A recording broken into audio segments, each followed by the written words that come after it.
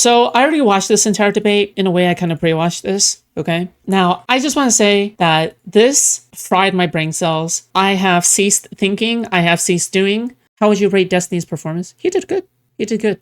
I'm happy about the points that he addressed. I think he nailed them pretty well. What was the debate even about? I thought Hutch and Destiny agree on 90% of things. You know what?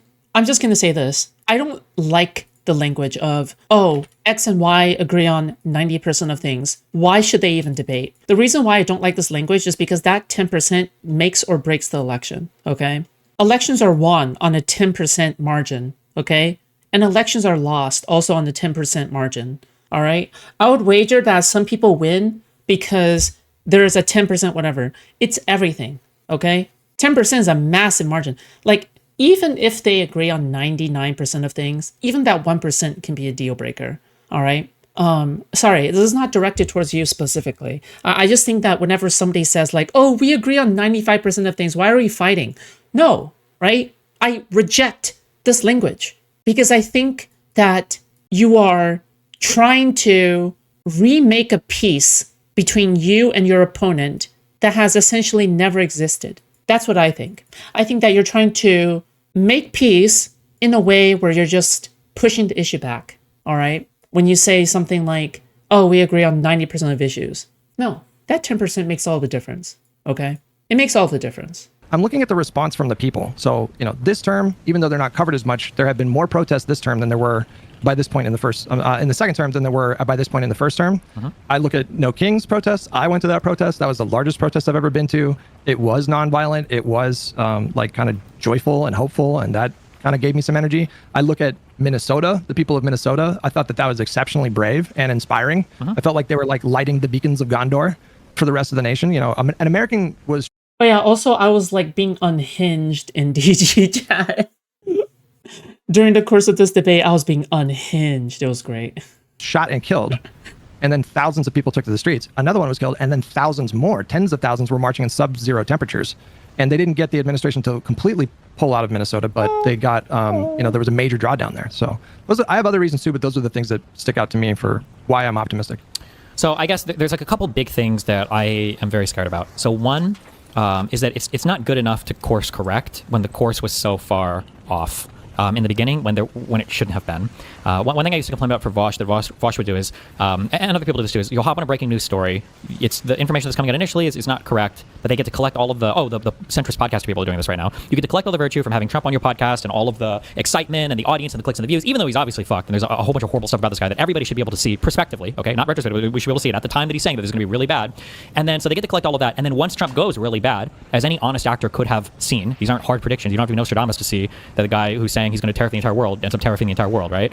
That now they're saying, well, I think that Trump is not good for this stuff. I disagree with this stuff. And now the audience is like, oh my God, like, well, he's an honest actor. It's cool that he actually is admitting that he was wrong on this. And it's like, no, that's not good enough. Like, this is stuff that we all could have seen ahead They made Hassan hiding his power level? Yeah, sure. of time. Why did it take so long for us to finally course correct, Like, so I guess, one is like the course correction is not good enough. There are some things that you can course correct on. Like, I'll be sympathetic to people who supported Trump in the first term because I think there was enough ambiguity there that who knows, maybe it could have gone good, maybe not.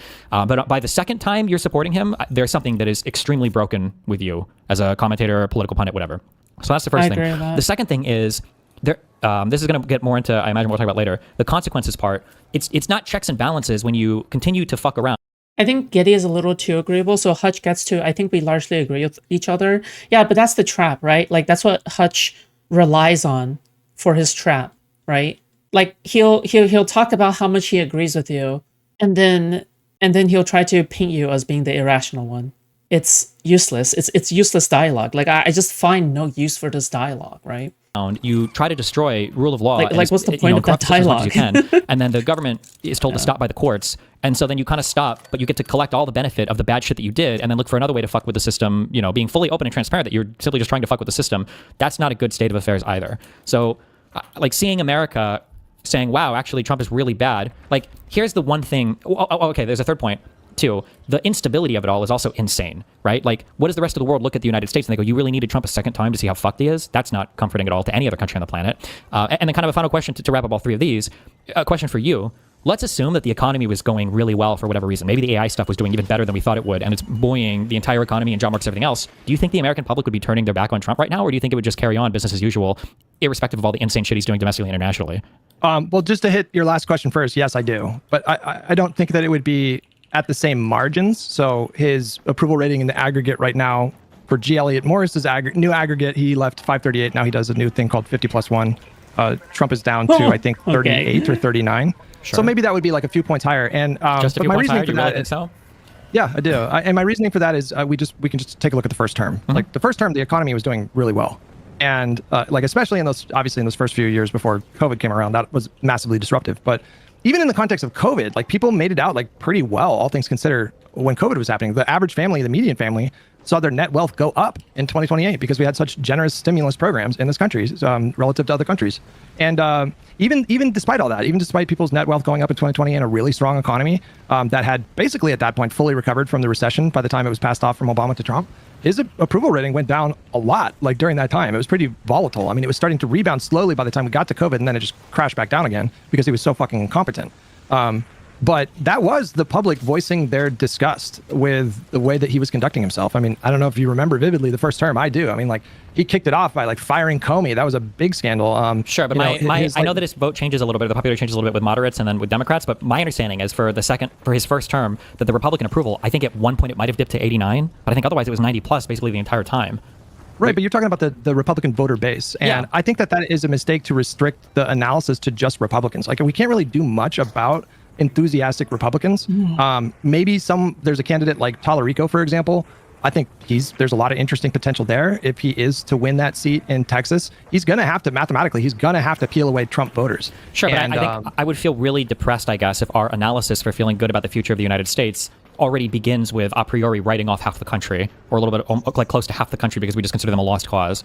Well, I mean, it just depends. It's a case by case. I'm not saying that you should entirely write Republican voters off. If there is a way to message to, get them to be open to supporting a Democrat, and we can get into Tallarico. I find him just really fascinating. I think there's a lot of potential there. He's running more kind of nonpartisan. He's doing populism, but he's framing it in a more biblical. This is really calm for now, but in just a little bit, they're gonna blow up at each other, and it's gonna be glorious. All right, you guys have no idea what you're in for. For the people who have not watched this yet, you have no idea what you're in for. It's gonna be great. It's gonna be amazing.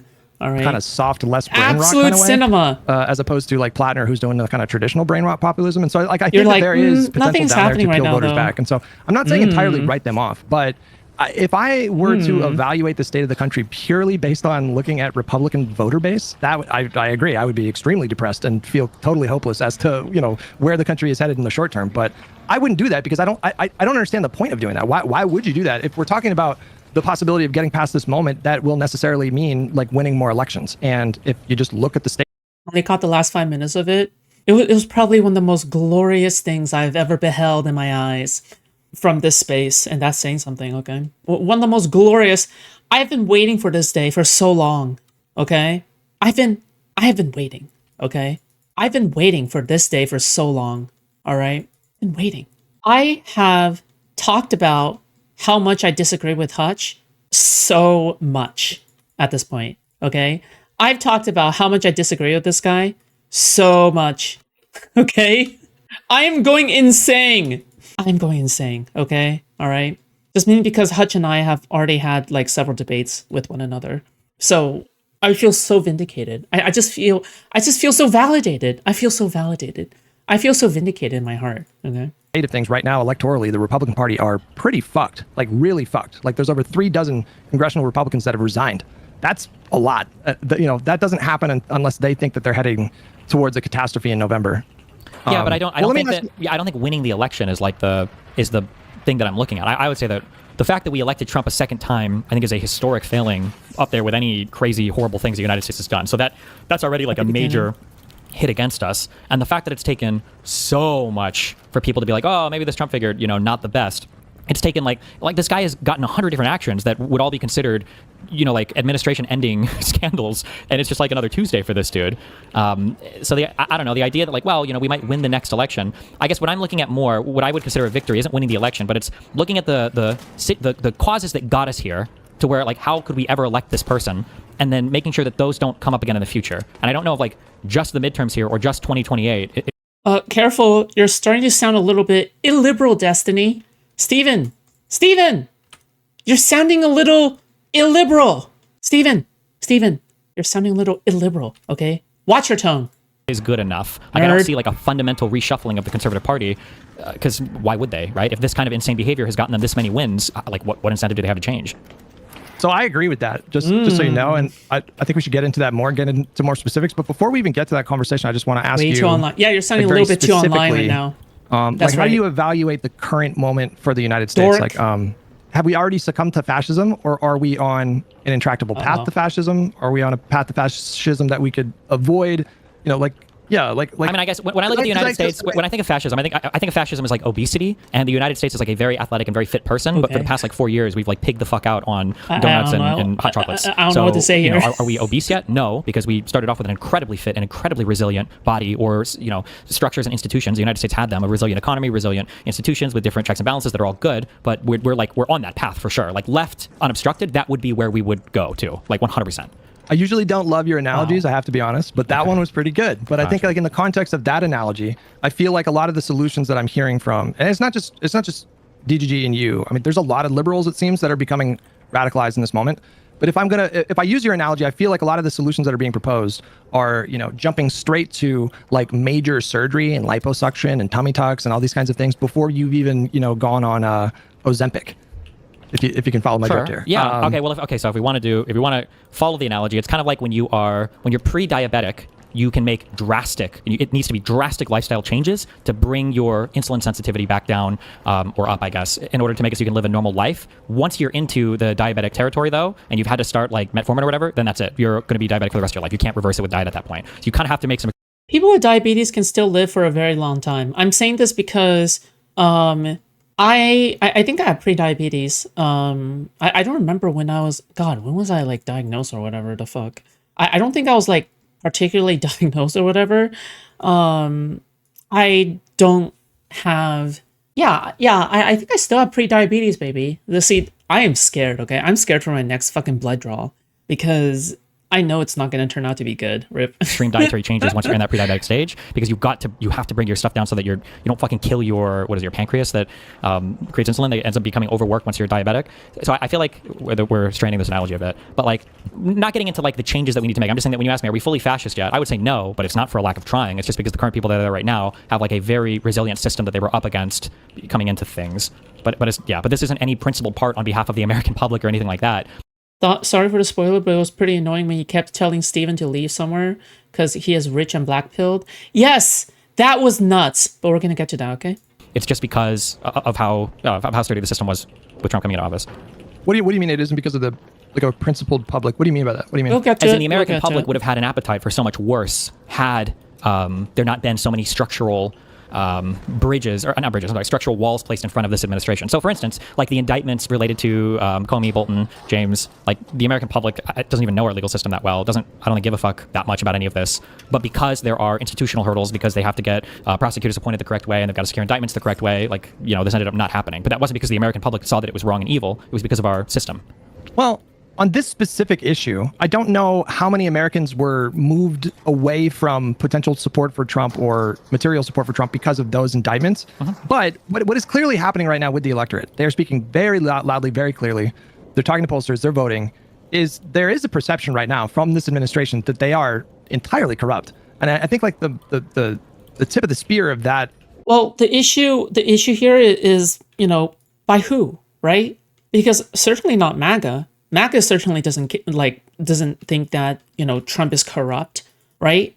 And even if the Democrats think Trump is corrupt, like it's just silly to me. Like this entire thing is just very silly to me. But the sentiment that's out there right now is the Epstein stuff, which I would argue is probably like, the least important. Like which Americans? Is it the moderates? Is it the Democrats? Which Americans? Important thing among all the issues of like him being completely corrupt and illiberal. That's probably like not even in the top 10. But that's a story that has broken to the mainstream and captured a lot of people's imagination. And it feeds into a lot of like latent conspiracy mongering kind of behavior from a lot of Americans that we've seen increase in the last decade.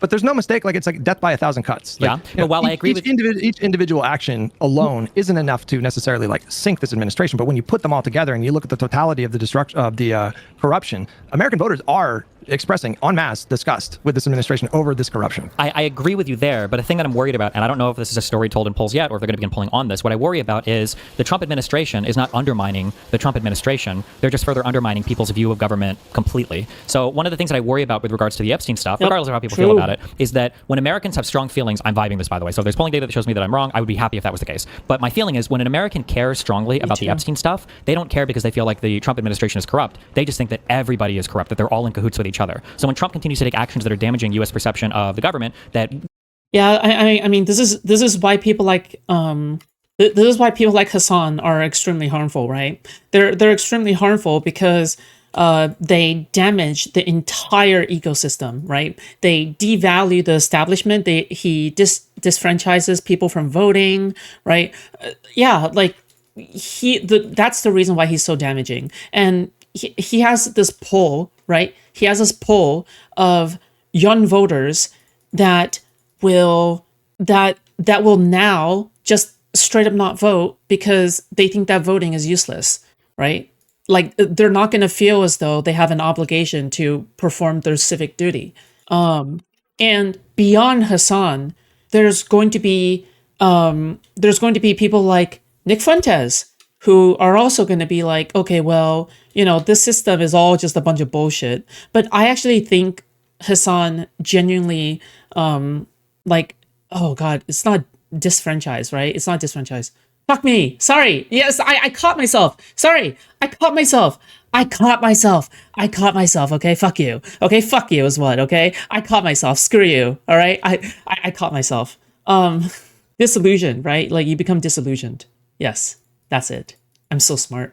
Even if this is hurting the popularity of the current regime, we've seen that the Democrats are still polling pretty low in popularity. It's just reinforcing people's opinions that, I guess the whole system is just broken and corrupt, which I think is also bad. It's not helping us at all.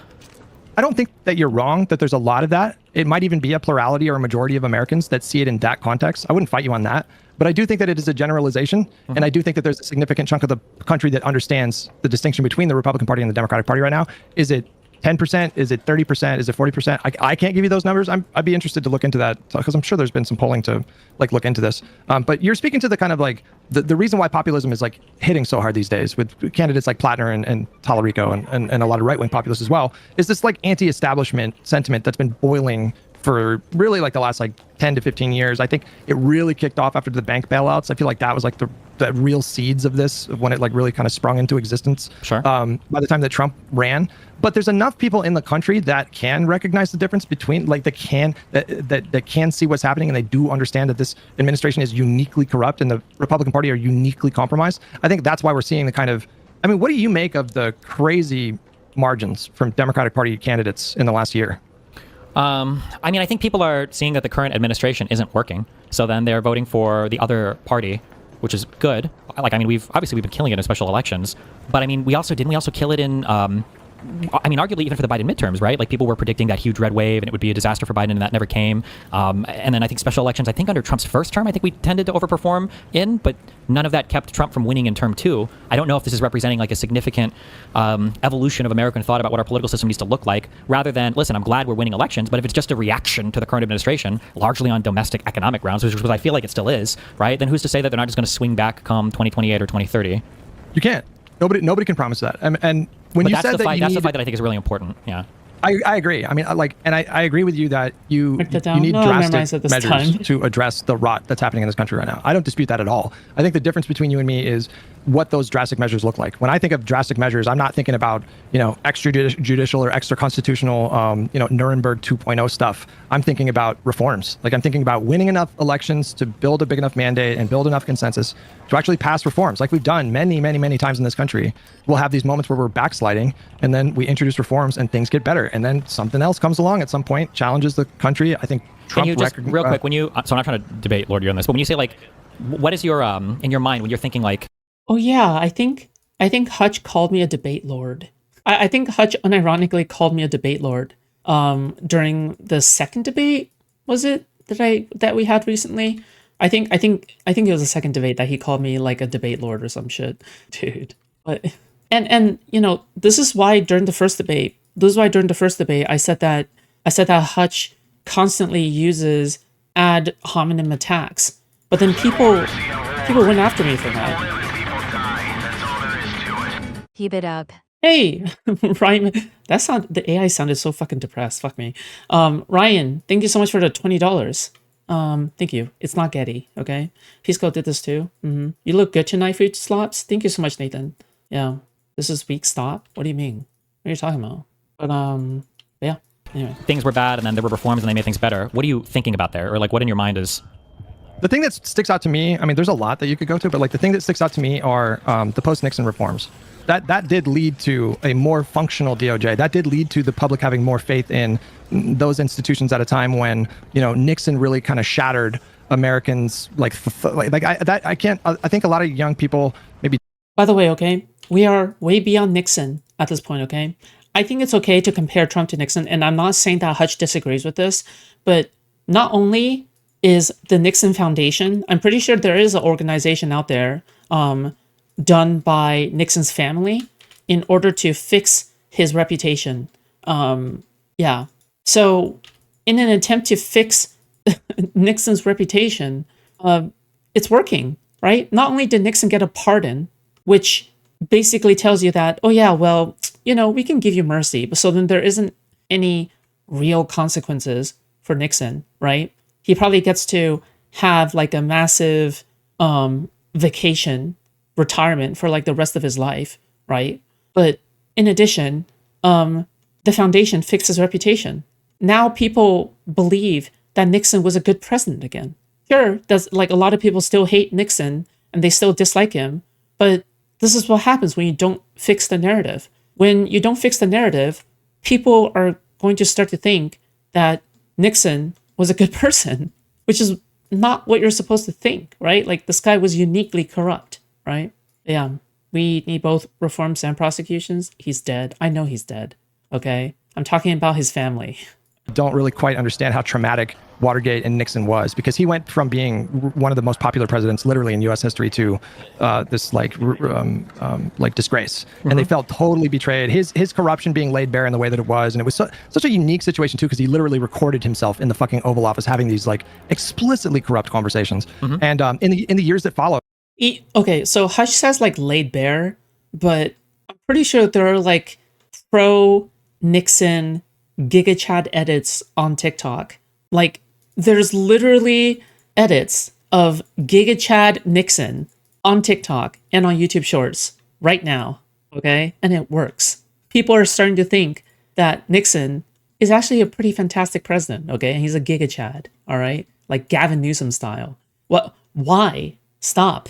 All right, like you can't just say, well, it looks like the American public is now like convinced on Nixon now. That's not true, okay?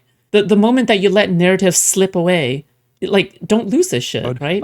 They codified some of these reforms. They adopted some of these reforms in an informal kind of way, like with the independent nature of DOJ, which is I'm sure is going to come up in the context of this conversation. But that did help things quite a bit. That did help get us back on a better path. That didn't mean we didn't have problems, but like.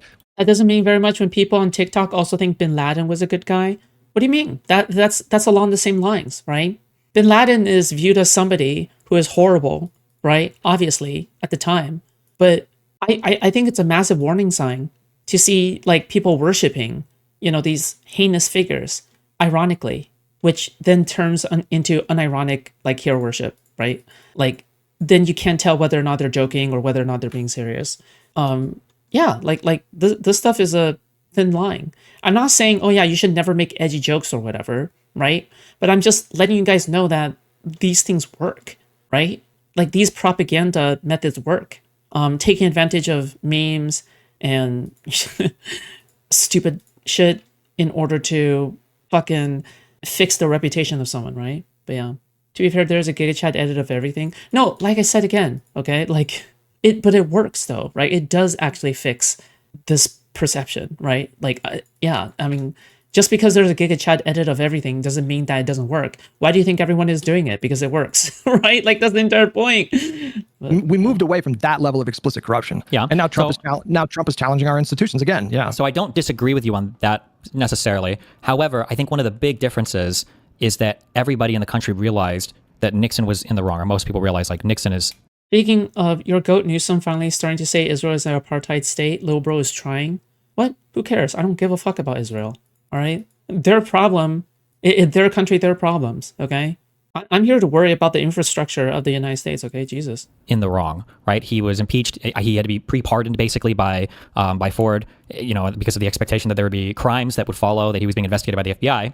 And we look at the difference between that and Trump, Epstein. where Trump didn't need. Okay, Epstein is so uniquely bad, like conceived by the general public, that I think that he is an exception. Okay, a pardon, or I'm just going to put it at that. Instead, he got immunity okay. from crimes from the Supreme Court. And rather than the whole country realizing like, ooh, this Nixon shit was pretty fucking bad, and he got impeached and everything over it, we have, I believe that, I think there was only one person in the current cabinet that was willing to admit during their Senate confirmation hearings that Trump even lost the 2020 election. I think it was one person. I don't remember who. I don't even Dr. I don't know. I don't think Oz is cabinet level. I don't remember who it was. But like nobody was even willing to admit that the president lost that election. I think that is a significant difference in terms of how the American public saw these situations. So when you look at Nixon, I'm like, okay, sure, I can buy you there. But there's been no recognition of wrongdoing from the Trump guy.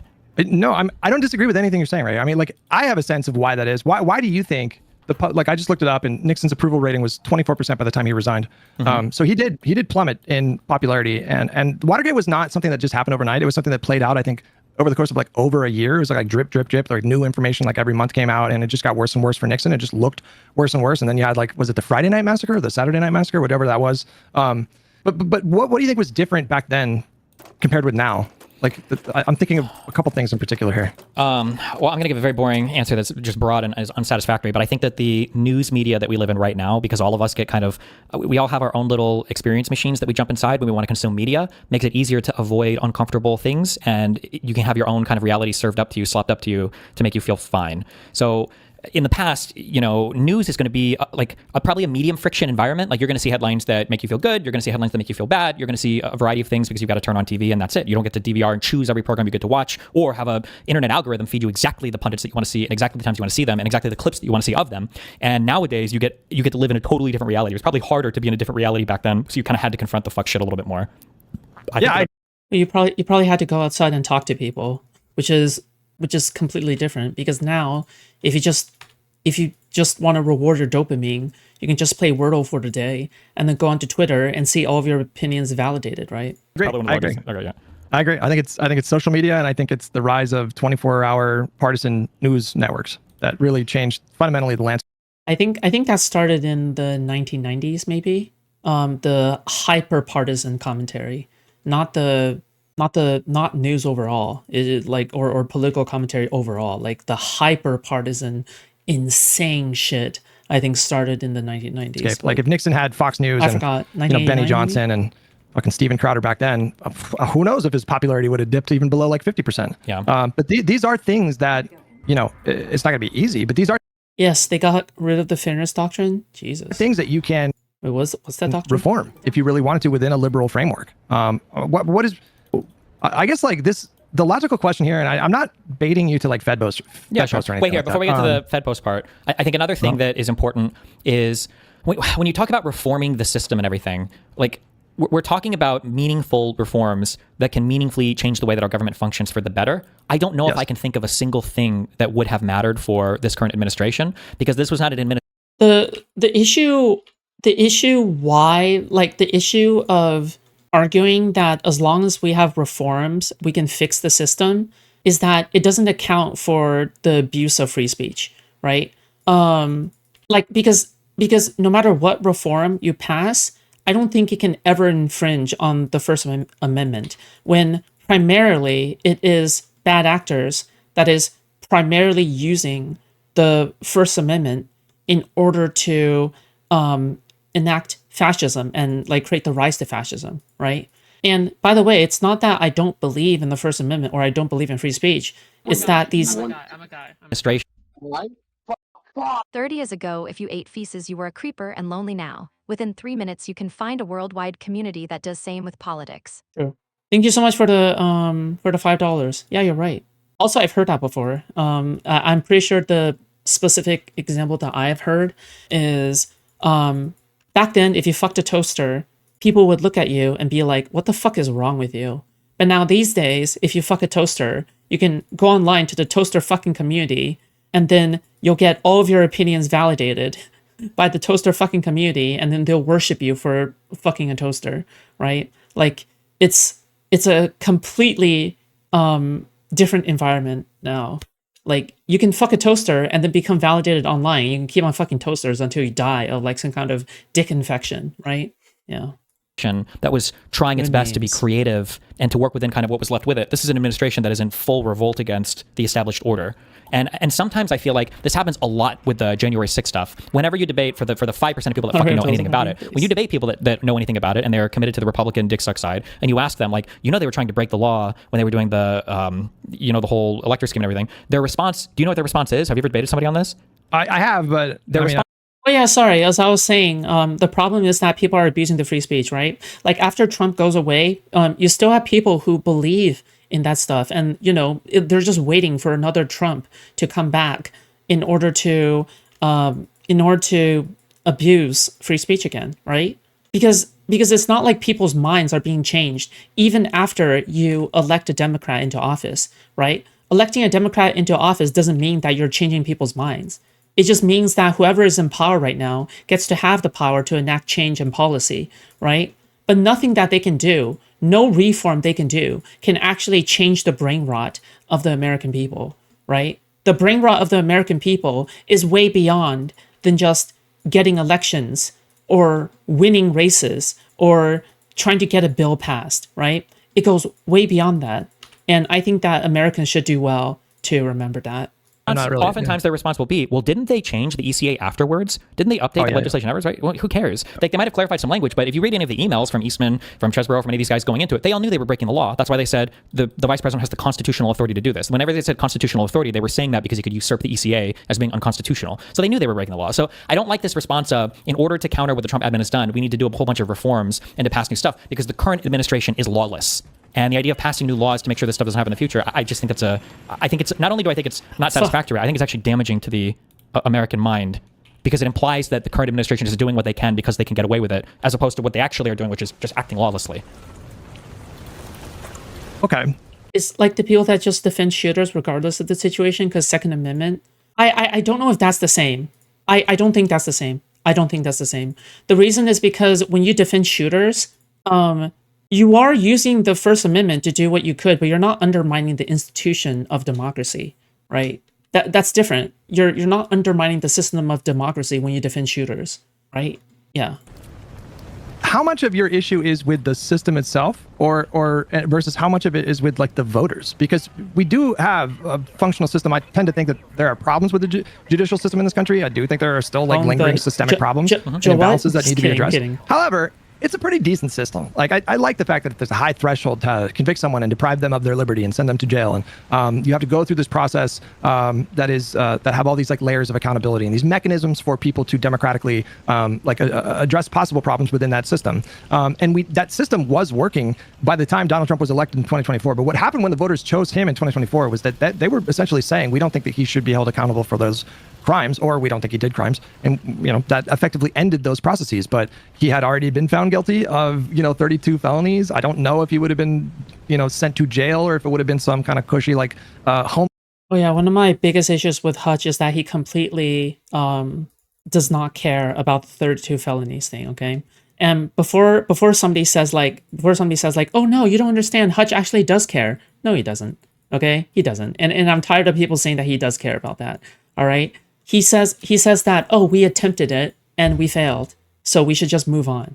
All right? That's his position on the 32 counts of felony. Okay? The 32 counts of felony, he isn't like, oh, we need to revisit the issue. We need to press the charges again because I believe that we had a corrupt Supreme Court, because we believe that, the ruling that they made on Trump not having jurisdictional oversight when it comes to executive office is wrong or whatever, right? He doesn't believe in that. He just simply believe, like, the only reason why he thought of like impeaching the Supreme Court judges is when somebody else brought it up, right? He wasn't the one that brought up impeaching the Supreme Court judges, right? He didn't even think of that. He didn't even think of a solution, right, to combat this illiberalism.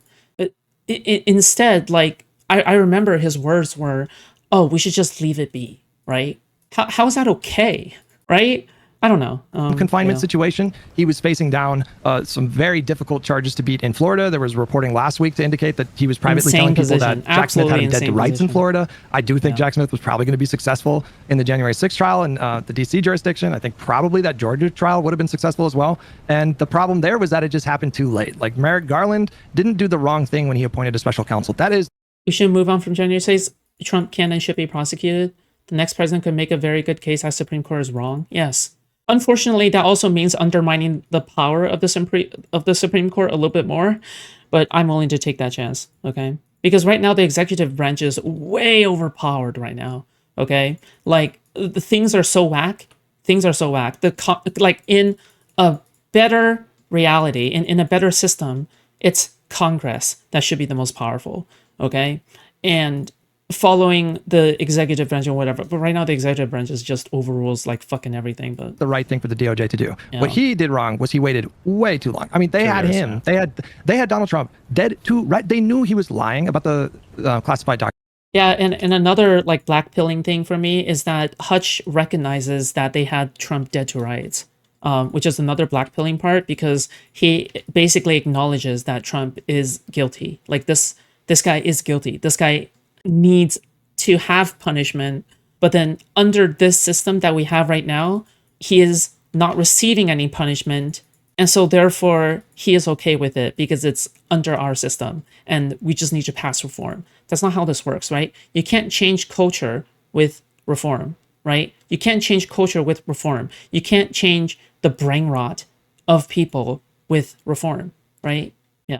They knew that he was telling his subordinates to destroy evidence. They knew that that's not 4 or 5 months into Biden's presidency. And I can't put myself into the mind of Merrick Garland, but I assume he was being really vigilant and giving Trump as many opportunities as he could to avoid the appearance of like political influence in that investigation. That I think that was a massive blunder. Like apart from that, Merrick Garland was a completely competent, professional, excellent attorney general. Apart from that decision.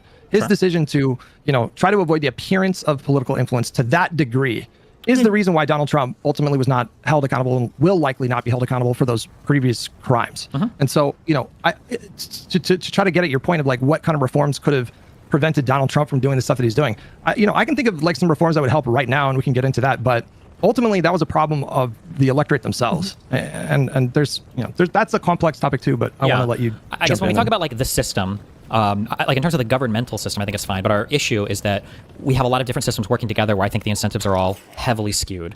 I prefer to think that most of the people are rational actors and aren't just acting compulsively or with some crazy emotional bend, and that most people are just kind of following, as I said, where the incentives align. So when I look at how Fox News acted with respect to the Dominion stuff, right, that was a pretty exceptional thing in Smartmatic, that they thought that it was beneficial for them to lie on behalf of Donald Trump to either curry favor with him or because they thought that's what their audience wanted to hear. So we have a huge issue with our media environment such that, like when I talk about normal people, I wouldn't expect an ordinary person to be able to sort through almost any like major media topics today. It's just too much, right? Like an ordinary person can be super well informed on pharmaceuticals or Iran or whatever, like it's just not. So you need the media to kind of break down these topics for you. And the media, the alt media especially, but even the mainstream media to some extent, seems to kind of have abandoned their role here. So that's one huge failure. And then the question is like, well, why does that incentive exist? Should there be, this is a part where that might be ripe for legislation, where maybe we need to regulate these environments better. I don't think the American people would go for it. We have a very naive and childlike concept of freedom of speech. So I don't think that there's going to be an appetite there for that. So that's the first thing. The second thing is like the lawmakers, the politicians themselves. Why do they feel like they can lie or assist Trump with acting lawless with impunity? For the Gen 6 stuff, there were a lot of lawmakers that were basically going along with them. They agreed that they would object in the, I think it's in the Senate, right? You had to object in the Senate to certify your vote. Yeah, all of the people doing that were part of the insurrection. They knew that there were no good grounds here to object on. They just did it in the hopes that they were buying time or some bullshit would happen, right? Why do they feel like, and all the people that can lie on behalf of this administration, all the cabinet members that are acting with wild impunity, why do they all feel like they can lie and get away with it? Whatever is driving that incentive, like, needs to be changed too. Like, that's not good. And I mean, for the president himself, right, we actually have literal criminal immunity now, and he's also a lame duck, so he's not going to be elected again.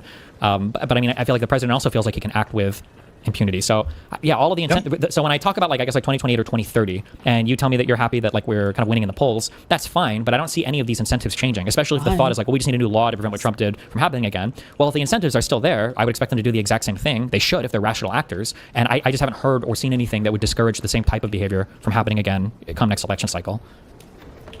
I think I don't get why Hutch doesn't want prosecutions. All he wants is to reform and just pass a law. No. See, that's the thing. Hutch does want prosecutions, but he'll only accept prosecutions when it happens naturally by itself. So if a prosecution of Donald Trump happens by itself, I believe that Hutch will support that, right? If the DOJ decides that they're going to prosecute Donald Trump, then he will accept that reality and he'll be like, yeah, you know what? I agree with that, right? But Hutch is against using the DOJ explicitly in order to go after the president, because that creates a bad precedence where now you can just basically utilize the judicial branch to do what you want. However, the issue is that Trump is already doing that, right? Like, the issue is that Trump is already doing what he is afraid of, right? He is afraid of the president weaponizing the DOJ, right, in order to go after political opponents that he does not like because he's spiteful, angry, and evil, right? But the issue is that that line has already been crossed, right? Like the real issue is that that line has already been crossed, yeah? I think it's generally good to be forward thinking about these things. I don't think I disagree with anything you just said right there.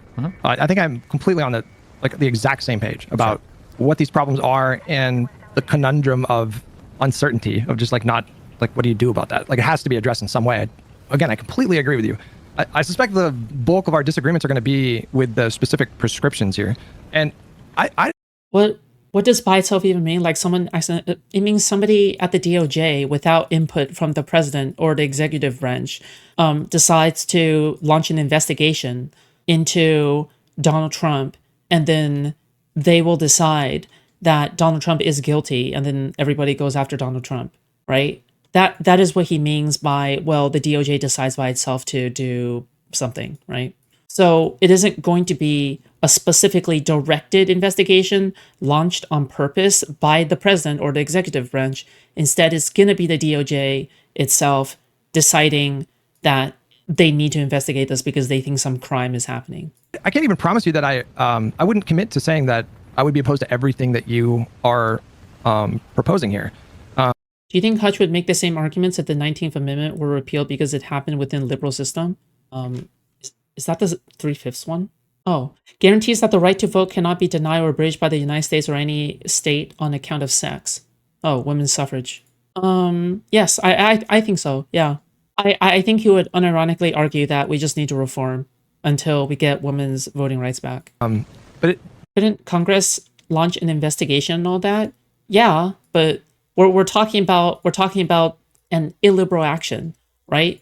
If Congress launched an investigation, that's not illiberal because Congress has the right to do that, right? If they decide to do it, then they can do it, right?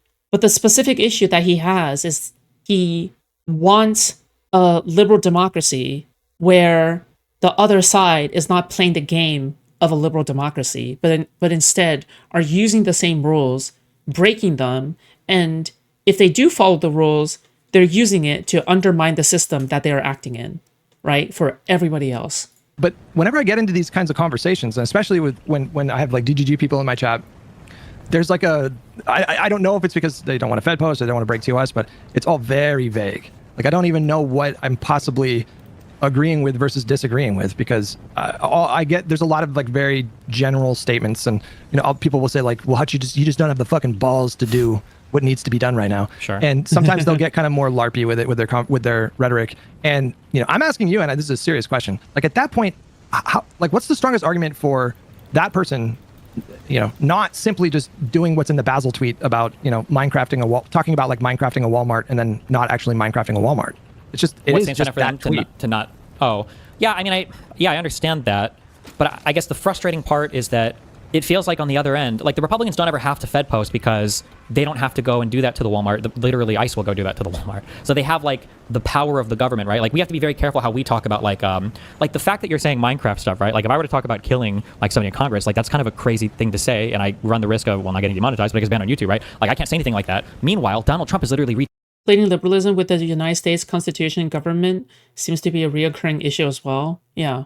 Yes. Yeah.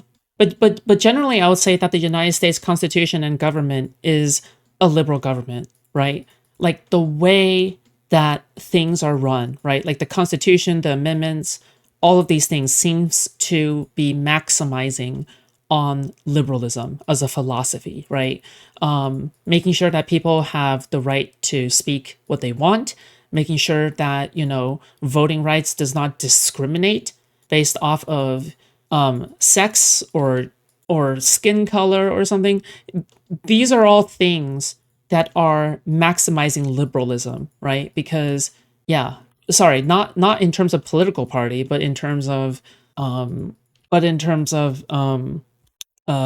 the philosophy, the concept, right? tweeting that like 6 members of Congress should be fucking executed, right? I think that when you have an asymmetry like that, then you have to make a lot of room for understanding why people would be so fucking ass-pained. Like it's very crazy to me that the president of the United States and then all the little sycophants around him can Fed post and then Fed act so insanely hard, so over the line. But like we have to be careful that we don't say things that are just like impolite or breaking norms. I had to reduce my Vyvanse dosage by 33%. I could literally feel it, okay? I could feel myself becoming dumber, okay?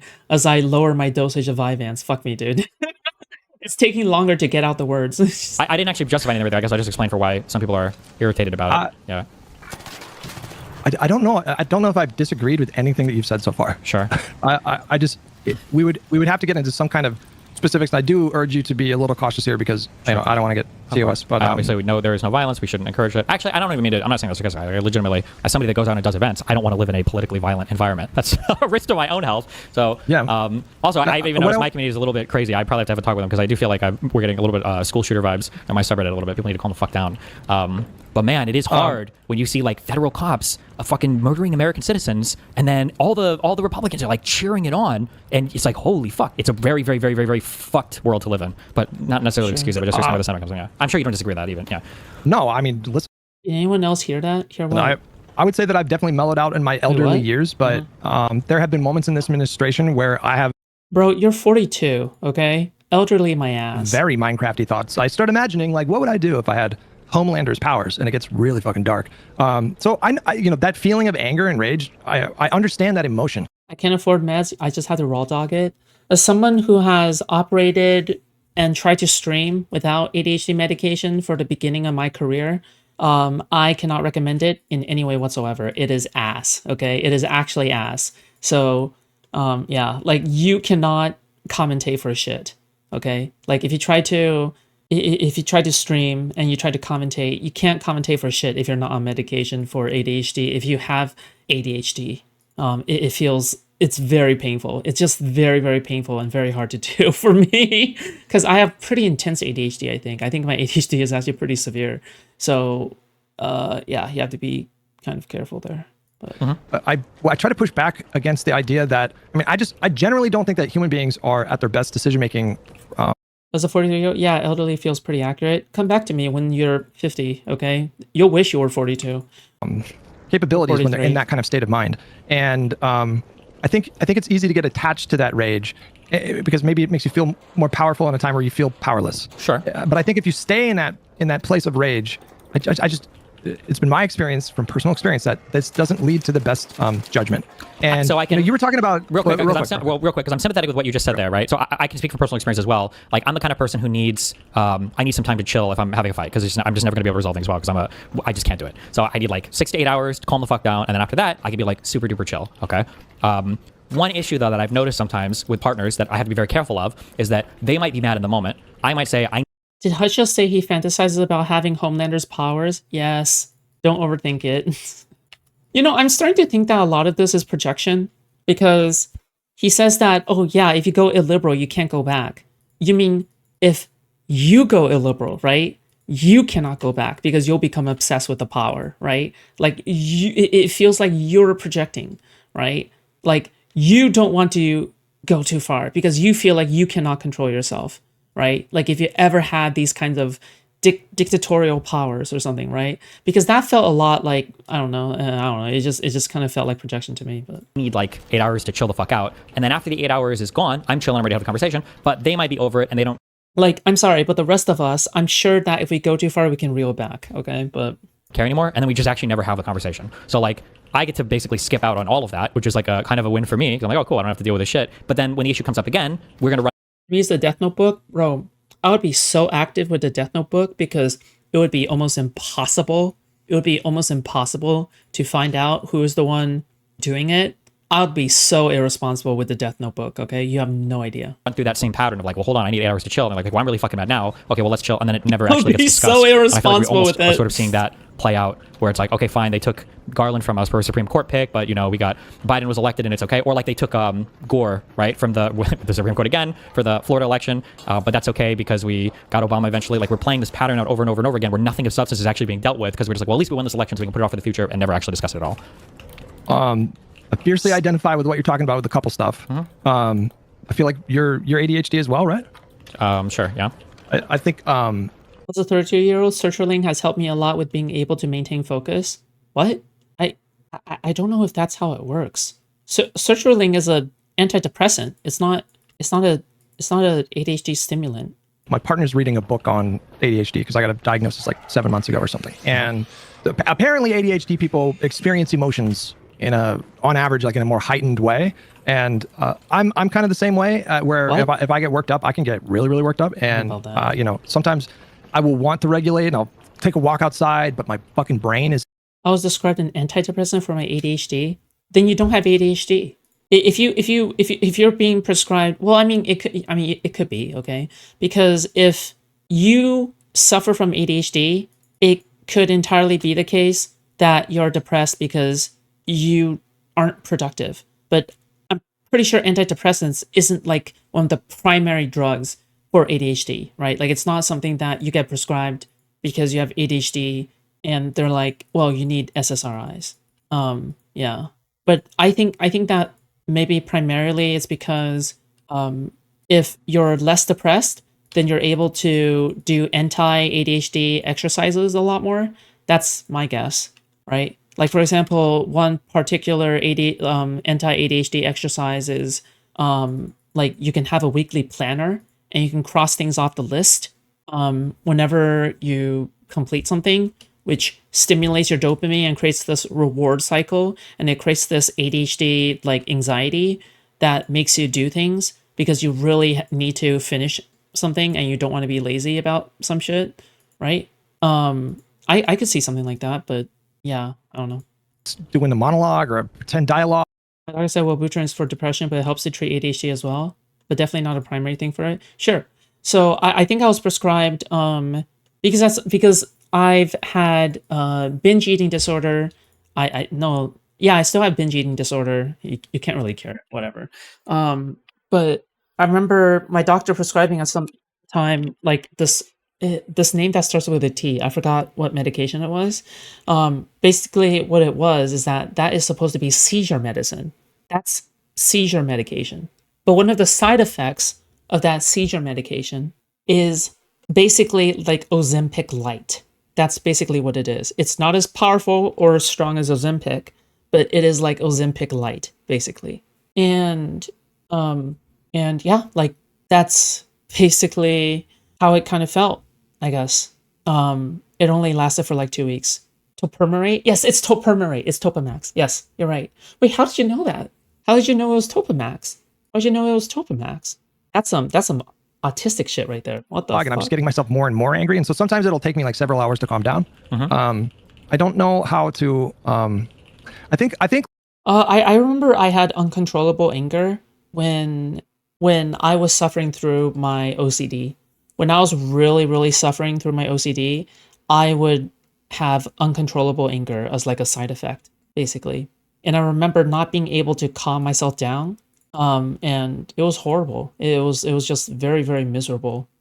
Because like I would also get mad at myself for not being able to control my anger, right? Like I would get angry and I would be like, I have no idea how, like why I can't get rid of this angry feeling. I don't know why this is happening. I don't know why I feel like this, right? So yeah, that was also kind of interesting.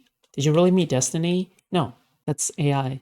Like, I self-medicate with vodka and energy drink. Yeah, but the problem is that these are not real medication, and anything to make up a lack of medication is not necessarily something that is healthy for you, right? Because ADHD medication taken under the supervision of a doctor is healthy, right? Because they're going to measure your blood pressure. They're going to measure, different fucking health stats that you have. Fucking video game terms, fuck me. But I remember, in order to cope with my ADHD back in college, I would buy a pack of Reese's cups every day, and that's how I got pre-diabetes. I got pre-diabetes because I was using Reese's cups to stimulate myself during class by eating like Reese's, and I would get pre-diabetes because of that. That's not good, right?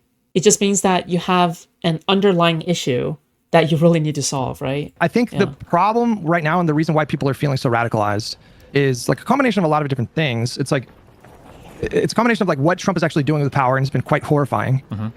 It's like every day, and it's also every day. You're describing a kind of a lack of faith in the American public right now. Yeah. And what I think gets lost in these kinds of conversations a lot of the time is it's not that there's a significant percentage of the country that are like really rigidly attached to Donald Trump for ideological reasons. I agree. think it's the case. I think it's it's the case that probably somewhere between 50 and 65% of the country are largely disengaged from politics, and to the extent that they do engage with politics, You're bugging? What? Yeah, I had problems. Like, what do you want me to say? I was depressed when I was in college. Like, I'm sorry. I was just depressed during college. I don't know what else to say. My bad, I guess. in a very superficial kind of way, as something pops up on their TikTok feed, they talk to a coworker or a family member about it, but they're not thinking about politics actively in the way that you and me and people in our audience do. I mean, I think about politics many hours every day. It's like literally my job at this point. And sure, I don't disagree with you, but I think that there's something to be said for an indifference that's almost as bad, right? To use a classic rape analogy, right? One person is raping or sexually abusing somebody, 9 people are standing by watching, and it's like, holy shit, this is terrible. It's like, well, it's not like all of them were participating. And it's like, okay, maybe not, but Jesus Christ, like, I would expect in the United States of America that we wouldn't stand by and listen to our leader threaten to invade allied countries. That would just be a non-starter. We wouldn't do that. Or that we would attack our trade relationship with our two closest and largest trading partners, Canada and Mexico. Or that we would commit ICE to doing the actions that they are against US citizens. Like, that would be a thing where it's not enough to just say, well, it's not like Americans support Trump ideology. Because I agree with you there. I don't think it matters that much. You can see, obviously, with stuff like the war with Iran, right? We've gone from the president of no new wars to the president of, oh my God, Hutch is like Batman. If he crosses the line of liberalism, he can't go back. What? I don't know what the fuck he just said. What is that supposed to mean? Based when he wants to go to war with everybody. I agree there's not a strong ideological commitment there, but I think the ideological indifference is almost as frightening from me in the United States, and I think to the rest of the world, I think it is as well. Because from now for the next 30 years, the whole rest of the world, like as soon as there is a shiver in the timbers of the American economy, everybody's like, holy fuck, is America about to elect another fascist because they're having a minor recession? Like, that's what everybody around the planet is going to be thinking for the next generation, you know? Yeah. I think that for a lot of people, there is indifference, and there's a kind of nihilism that I find to be quite disturbing. That's become more prevalent in recent years, especially among young people. It makes me pretty fucking sad to see people that young feeling that nihilistic. But I think there's another. So there are some that are seeing what seeing what is happening, and maybe some even like the chaos. They're in kind of like their Joker phase of their life or something like that. But I think for most people in the camp that we're talking about, it's not indifference necessarily. It's actually ignorance. Like maybe they can see the things that are happening, but they don't really fully understand like why it's bad or why it's wrong or the potential implications of those things. And I guess like hold on, just again to push on this because it depends on well, just real quick because like I understand what you're saying, but what I'm saying is that there's a second order responsibility that's almost as important as the first. Nobody likes these analogies, but that's why it's so funny, is because they're so absurd. Like he goes out of the way to make them as absurd as possible, which to be fair, that's what I did, right? Like that's what I also do. I also say like, it's like if you're running over a bunch of kids, except I'm the bunch of kids. I'm pretty sure I said that at some point. I don't know why I said that. I don't know for what debate I said that, but I'm pretty sure I said at some point that like, oh, it's as if you're running over a bunch of kids, except I'm the bunch of kids. Like what the fuck is that even supposed to mean? All right.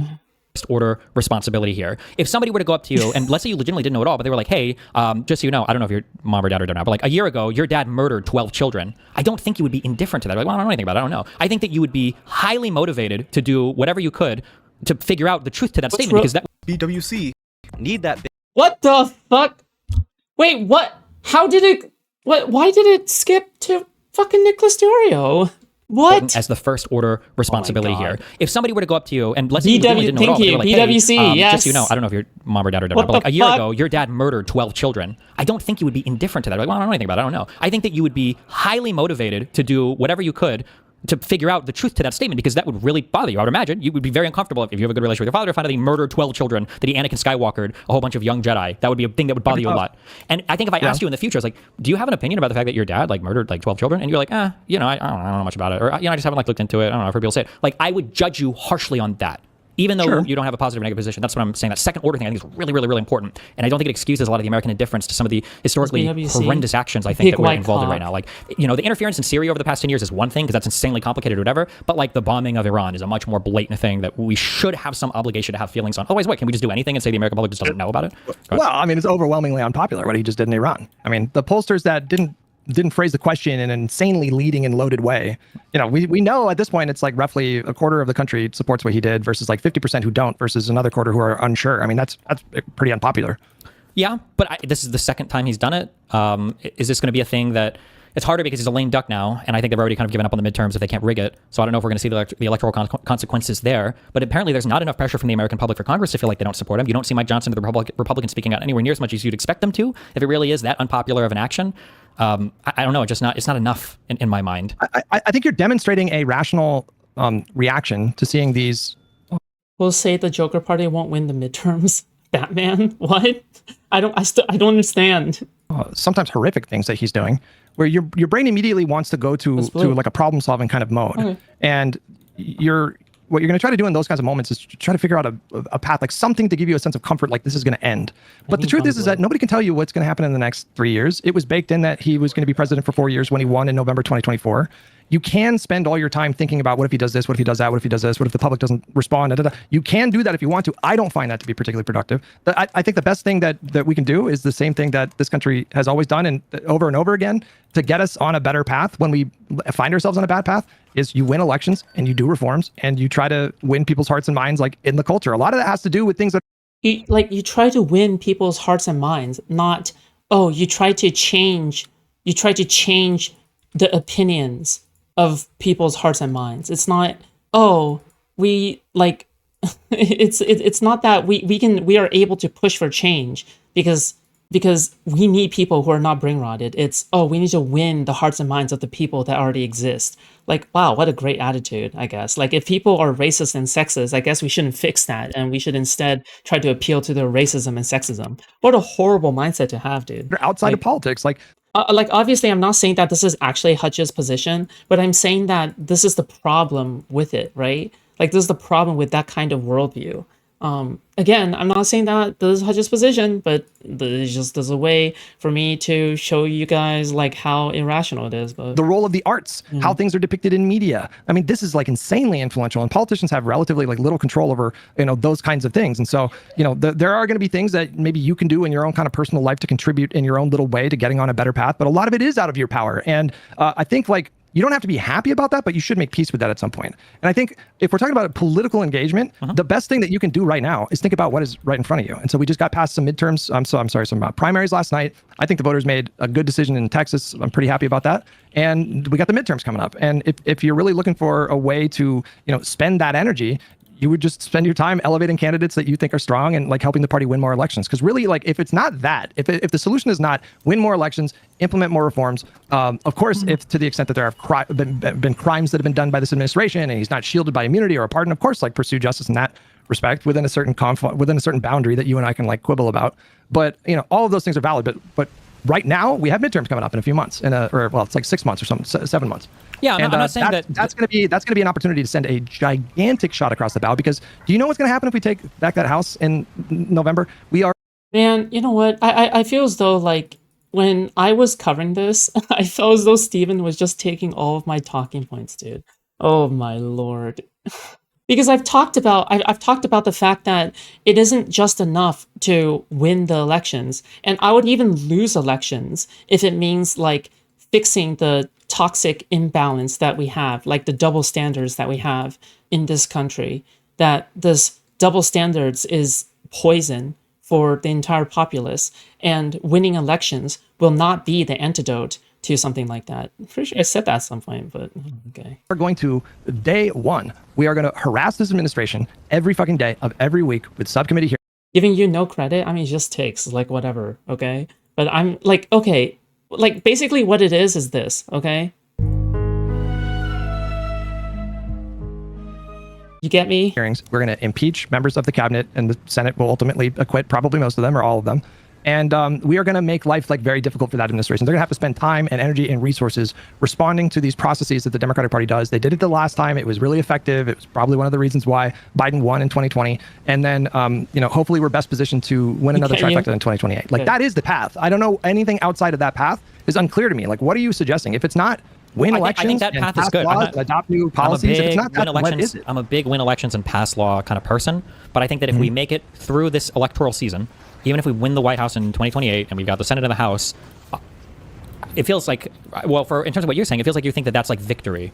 But like, I feel like we're just... It is. It is definitionally victory. I mean, it's not complete. I look at it as it's just loss mitigation. The fact that Trump won a second term is like the fucking Harvey Dent turned into a crazy psychopathic murderer, and now we're just trying to like mitigate losses at that point. I don't see how... You're trying to concoct a solution that is just not possible. There's nothing that you can say.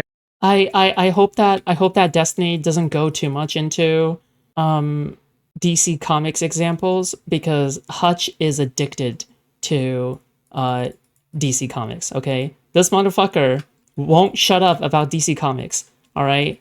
This guy, all right, Hutch, he won't shut up about DC Comics, okay? So, careful. Right now. All right? But I already watched this, okay? I mean, like, I already watched this, so, I know it's not going to happen, but that's a trap, okay? It's a trap. Guarantee Don't fall for it.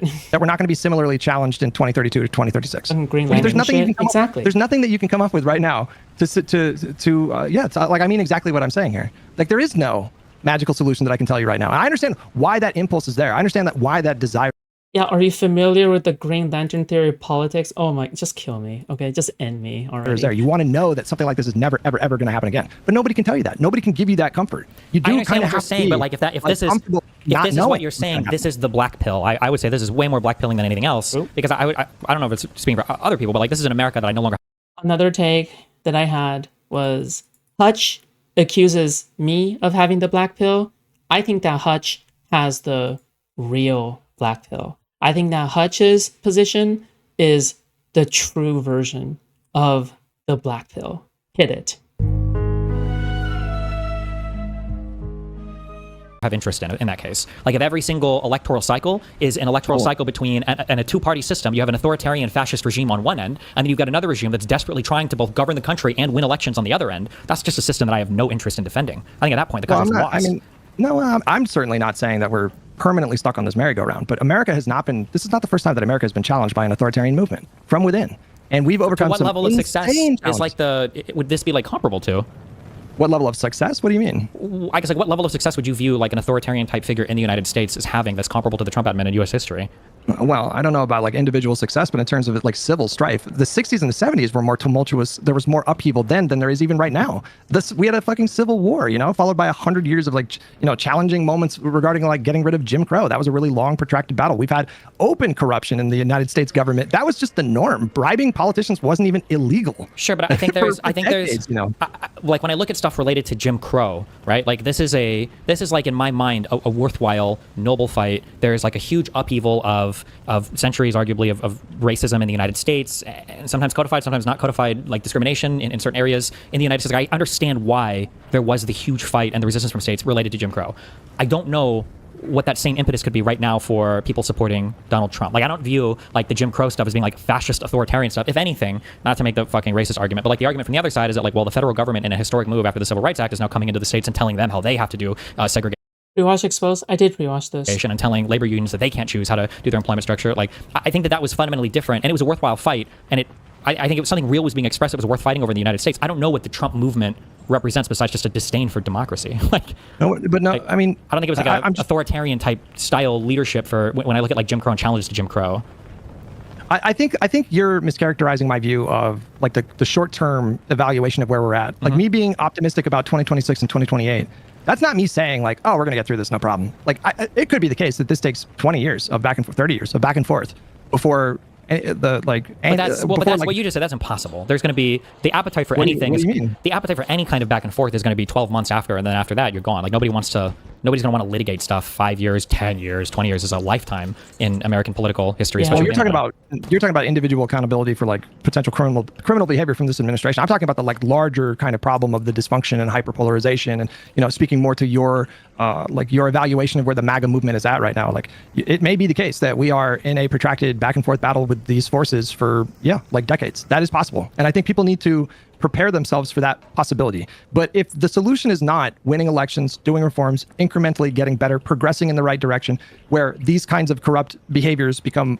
Corruption this era is by far the worst of the worst. We haven't seen this level of corruption in the United States since never. It is actually just straight up the worst. less and less possible through these reforms. If that's not the solution, then what is?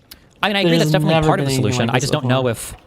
That's the solution, though. That's the solution. Within apart from civil war, right? Like that's how you do this. That's how you would address this situation. Yes. I guess what I'm curious. Rat there. Hey, look, it's Rat. Wait, are you the same Rat? That's like the spinning rat meme. Do you know what I'm talking about? It's just like what are the reforms that you're thinking of? The one that I always go that like would rat, rectify like the past 10 years of American political life. What do you mean rectify? What does that mean? Like address that in a way that makes it less possible in the future? That right the ship, basically, yeah. Right now, as it stands, there are going to be... do you have kids? You don't, right? Do you? No, I have 3 cats that I love very much. Based. Like, there are going to be children that are going to be learning 10 years from now that January 6th was like a protest by Antifa, or they're going to be learning that there were serious concerns over the stability or the validity of the 2020 election, that was an election that maybe was for the first time in all of U.S. history a rigged election. Like, there are going to be people learning this. I don't know how that changes, and I don't know what the process is for getting people... Nobody knows. Okay. Nobody knows. Nobody can make these promises that these problems are going to be fixed right away, and it might get worse before it gets better. Well, but I also feel like another issue I have is that these are not fights that I think are worth having to some extent. Is like the justifying the existence of your system. That this should be a thing that we're not really fighting or arguing over, right? I don't know if this was Chomsky or what, but there are certain moral debates that we don't have in society, right? Like nobody argues that you should be allowed to murder people or sexually abuse women, right? That's not we don't have to have those fights right now. Is it okay that a man should own a woman's body? We just don't have that fight. And I think people would agree this is largely not a fight that we should be wasting time on constantly because we're over that, right? We're fighting on other grounds now. But imagine if you had to every... Yeah, because you're unable to progress society if all you're fighting about is whether or not we should have a fascistic government, right? Yeah, that's a good point. Single day debate fundamentally moral things about the existence of your country, that we have to be fighting over whether or not a liberal style government is a good thing. I just feel like that's there are so many other issues that we have in society that if that's what we're fighting over, just justifying the existence of our style of government, that's it's a very dangerous pivotal moment in this country. Nobody would deny that, but I want to kind of probe your perspective a little bit more here. Sure. Even in the current moment, even everything being as it is exactly right now, do you think that America on balance has moved in a positive or negative direction in the last 50 years, 100 years, on 200 balance years? In 50, 100, 200, I would say definitely positive, yeah. Yeah, well, that gives me optimism and hope. Mm-hmm. I mean, I take all your points. I mean, I have the same concerns. This directs me and my family directly, this administration, in ways that I won't get into, but it's very stressful. And yeah, somebody in chat said that, oh yeah, I bet his family is ICE. It's a nightmare sometimes. I feel really horrible for people that are in my family that are directly impacted by this administration and have to think about things that I don't. And I'm not ignoring any of that. All of that matters. More likely it has to do with federal employment. And it needs to be addressed. And I'm not saying just sit back and just win the midterms. It's obviously not going to be that simple. But when I look at how far this country has come, I feel good about our chances. And I take a look at things I think social media is, and this is just beating a dead horse because this has been just talked about ad nauseum, but I think social media and the corporate media have given Americans a false sense of where things are at right now. Because when I look at those... His partner is Venezuelan? Oh yeah, okay, sorry, I forgot. Yeah. Bro, if his partner is Venezuelan, why does he have these takes, man? Whatever. Anybody can have any takes these days. State of like the religious right. Yes, they're entrenched in power right now after the I think 2024 it's Ice. elections. Hutch That married is a going to change in Latina. 2026. Oh no. Oh no. What if Hutch's partner is Latina, except that Hutch's partner is also an ICE? Bro, wouldn't that be such a big plot twist? I do feel optimistic about Holy 2028. But apart from that, absolute which matters, cinema. church attendance is down. Like explicit kind of racist, Nazi adjacent attitudes are down. By the way, okay, like all of these things that Hutch is saying right now, I just don't see what that has to do with literally any topic that they were talking about at all. Like, they were talking about like whether or not we should like assess the situation as extreme, and I don't know. Like, I don't think like church attendance being down has anything to do with anything. But yeah, it's just kind of silly. Opposition to more immigrants coming into the country has just been it peaked right after 9/11 at 55% in 2002, and it's just been trending down ever since. So it doesn't feel that way because the American voters, they gave Republicans control of the Congress, and they gave Donald Trump the presidency again. But support for more immigration has been going up now for several years. Support for immigration levels staying at the same rate, which is to say like that's a pro-immigration position because you want immigrants coming into the country. That has been slowly going up, and support for less immigration is trending down. And so I look at the state of things, and I think what we're seeing right now is, I don't want to jinx it and say it's like the death rattles of this really ugly kind of lingering remnant of pre-civil rights era in the United States. I don't want to make. Yeah, but by the way, okay, I hate bringing it back to this because it's such a meme at this point. But like, wasn't this kind of the case with the Weimar Republic that like it felt as though things were going to get better because you've kind of moved on from the 1800s, and the 1800s were like especially brutal. Like, wouldn't that be the same fallacy? Where you think things are getting better, but it's just waiting for another big disastrous event to happen, like the Holocaust. That bold of a proclamation, but they are losing this fight. They know they're losing this fight, and that's why their movement is as unhinged as it is. Sure, I don't disagree with you in the short term for now, but like you asked over the last 50 years, over the last 100 years, up to the last 200 years, what do you think about over like the last like 20 years? I'd say we were, well, that's a little different. Well, even then, yes. I like in so many ways, the country, I think, has moved in a really good direction. Like we went from like a really lackluster stimulus program during the Great Recession that did not go far enough. And lo and behold, the government seems to have learned their lesson, and they had a much better program this time around following the pandemic. And so I think our policies have gotten better. I think of like, there's a lot of anti-trans hysteria that's happening in this country right now, but there's no question that in the 21st century, attitudes out there in the culture and the zeitgeist about LGBTQ plus people and acceptance of these kinds of people in, society, just living publicly, authentically who they are, that is unquestionably moved in the right direction. And I think once we get past this moment, I think that we'll see movement move more in the direction of progress in that kind of way, while maybe like avoiding some of the trappings of like overly woke kind of language policing and that kind of thing. But yeah, there's no question, and when I look at like, yeah, I mean, there's all kinds of like metrics that I could look at. I mean, I take your point that right now with Trump in power, I mean, this is that is a hell of a backslide. But I'm not as hopeless as you are. Yeah, but like it could backslide into a second Holocaust, right? Like that. Like, dude, you know what? I should just ask this question from now on, okay? Every single time somebody like Hutch or I debate Hutch again, I'm just gonna ask, can you think of a possible timeline in which a second Holocaust could happen? Right? Like, could you possibly think of a timeline in which the Holocaust could happen? Could you possibly imagine it?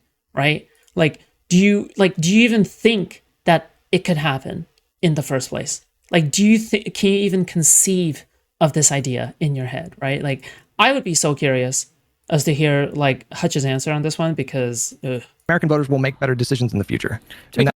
Like I'm starting to believe that he's so like positive to the point where it's become a toxic thing, and this is a part of the toxicity, right? Is this perception that nothing can ever go wrong, and even if things go wrong, only a little bit will go wrong, and anything that goes a little bit wrong can always be fixed with reforms and litigation, which is silly, right? No, I'm not hopeless. I'm trying to think of like what course corrects, because I agree that there are social issues that we have made progress on. I agree that a lot of progress, Destiny. Like a lot. You're old enough to remember just how like open homophobia was just completely normal in pop culture and movies and shows. And in the past 20, 30 years, yeah, for sure. But I mean, like we backslid hard on like abortion stuff, right? is it like 20 some states? I don't know how many states right now. You've got 6 weeks basically which is basically an abortion ban. You've got some states that are trying to extradite citizens from other states just for prescribing abortion medication. Say positivity is a real thing. Yes, it is. That was a pretty big backslide.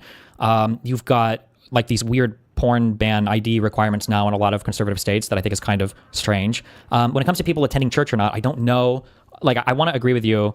I would say that should be pretty self-evidently obvious that it's getting people away from religious fervor if they're not attending the church. I don't know 100% how true that might be, though. I think evangelicals are the largest, because I know that there are Catholics, my parents, unfortunately, part of this, who got turned off from Catholic church-related stuff because they felt like the popes were too woke, as stupid as that is, especially, I think, the last one.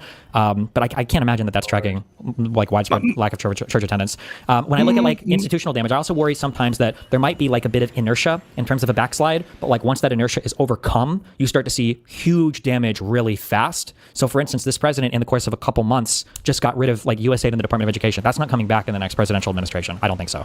I think it will. If it's a Democrat, I think it will. You think they're going to? No, I don't. I think this is copium. Okay, I think that's copium. And like Steven said, it is much more easier to tear things down than to build things back up, because you need to factor in things like infrastructure, employment, the network of the entire thing, right? Like there's so many things to factor in. There's so many things that you have to factor in when you're building up a structure like that, to the point where like you think that it's going to be built up that easily is delusional, right? You can't just instantly start rehiring everybody and then pretend like things are going to be back to normal, right? That's a very naive way of viewing things. But yeah. Reinstate the Department of Education? Yes. And I think they'll restart USAID. Yeah, I do. I think they'll run on that too. Yeah. Oh, I seriously doubt it. Maybe DOE stuff, maybe, but running on US, unfortunately, I just don't think a lot of Americans care enough to make that like an electoral issue. But I could be wrong. I hope I'm wrong on that. Maybe. I hope that you're like bragging to me about how stupid I was to assume that Americans don't give a fuck about other people, especially darker skinned people around the world. I hope I'm wrong on that. But I would be surprised really if USAID even comes up much other than like a quick yap talking point. I just think there's going to be so much other stuff politically that Democrats are going to want to do that sending political capital on that is going to be prohibitive. I mean, if I use your own logic, then I don't think it's going to matter too much, because this was like pennies on the dollar in terms of our investment. I think the next Democratic administration will bring it back because it was good policy that benefits America in numerous ways and sets us up. But I don't even know if the average American thinks that. It doesn't really matter. I mean, I think like maybe I agree with you that maybe they shouldn't run on it because there's a lot of like isolationism going on in America right now. But I do think they will reinstate it because it is just like unquestionably good policy, like really good foreign policy that bears fruit in a lot of different ways. So sure, it's just. I also think that another. Yeah, but you have to keep in mind that these relationships with countries, right, in terms of USAID, like even that takes a lot of time to rebuild, right? Like even that takes, because let's just say that USAID was cut and a lot of people just completely abandoned the program in some far off country, okay?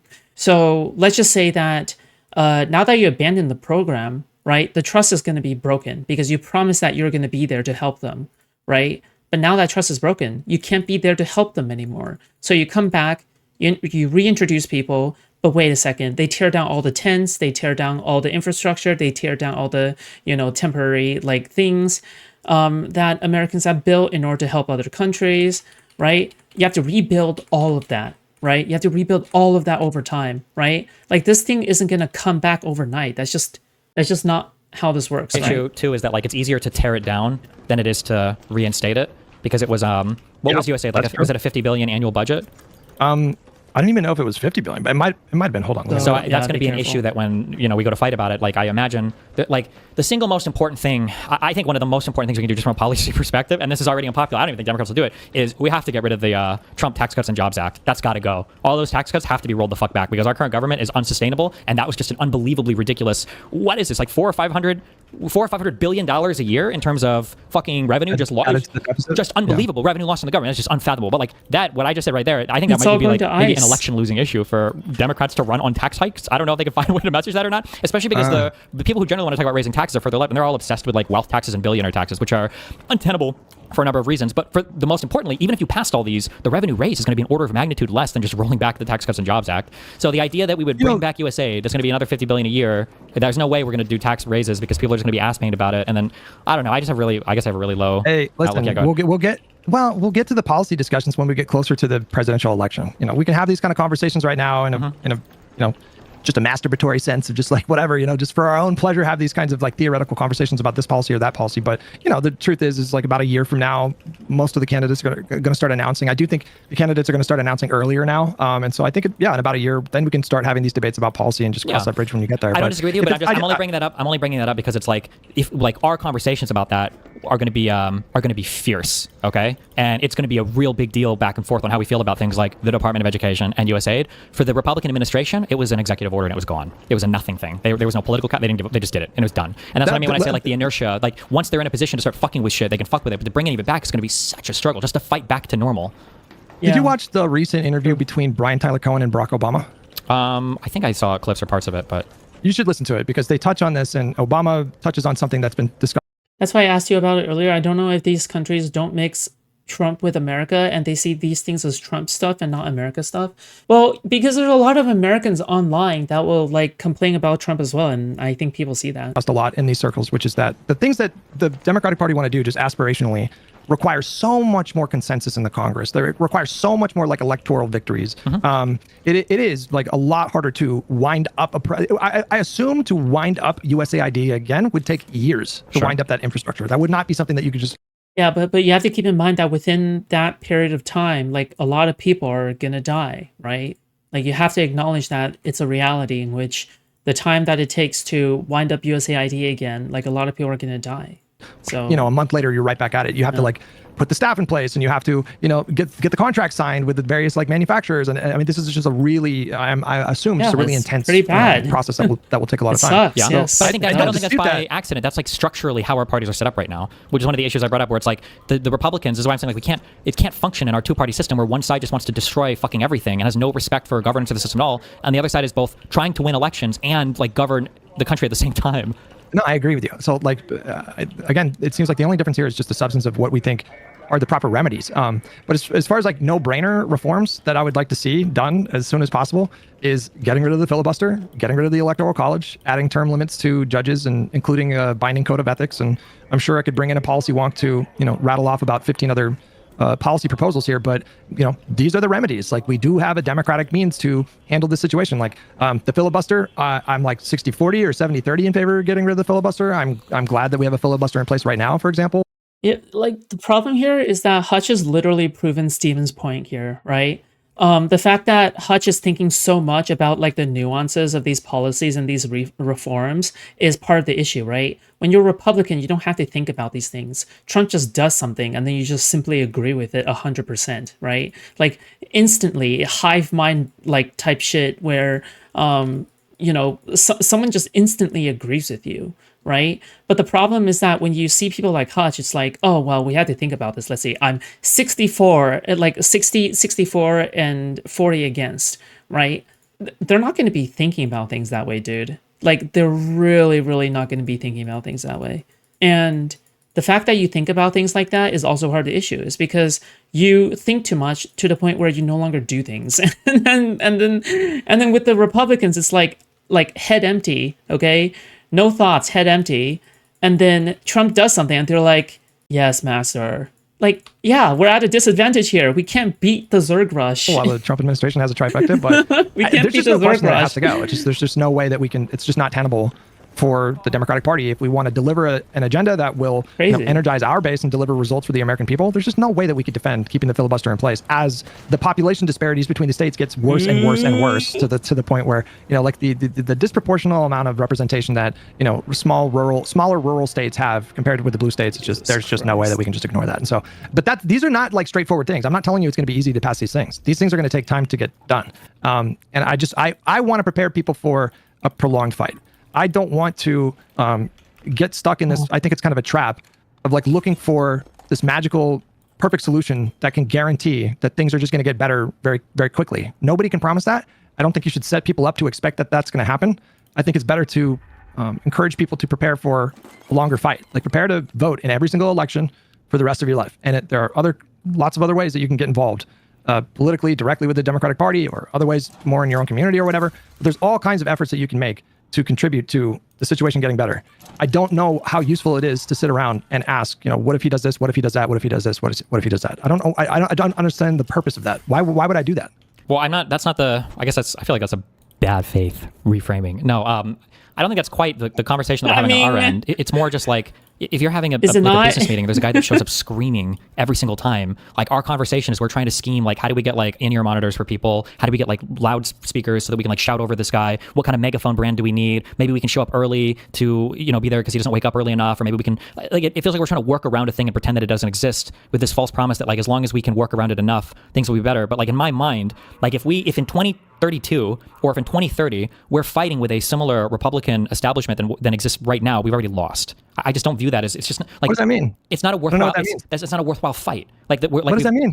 As in, we've lost ourselves as a country. We're no longer a functioning democracy. Oh my! Dude, stop! Why are things? Can we not? Stop! Why does YouTube do this thing where it just pulls up a bunch of recommended videos? Or if in 2030 we're fighting with a similar Republican establishment than exists right now, we've already lost. I just don't view that as, it's just like, what does that mean? It's not a worthwhile. It's not a worthwhile fight. Like that. What does that mean? As in, we've lost ourselves as a country. We're no longer a functioning democracy. What is it? Hang on. I don't understand what any of this means. How is it not possible that, let's say Rubio, there's some scandal that brings Newsom down and Rubio is sworn in 1932. Are you really telling me that that's it for the Republic? Like, how could you possibly confidently say something like that? Well, I would say right now. Oh yeah, this is the part of the debate in which things go really off the rails, okay? Like when I was listening, the debate was already like absolute cinema. Like, it was already amazing content for me. Okay, but this is the part where I was like, this is making it into my top 10. Like this was the moment where I was like, this is gonna make it into the top 10 Destiny debates for me. Not because Destiny did a particularly good job or he did a bad job or anything like that, but simply because of all of my pent up energy. Okay, it's like the sexual tension that was suddenly released.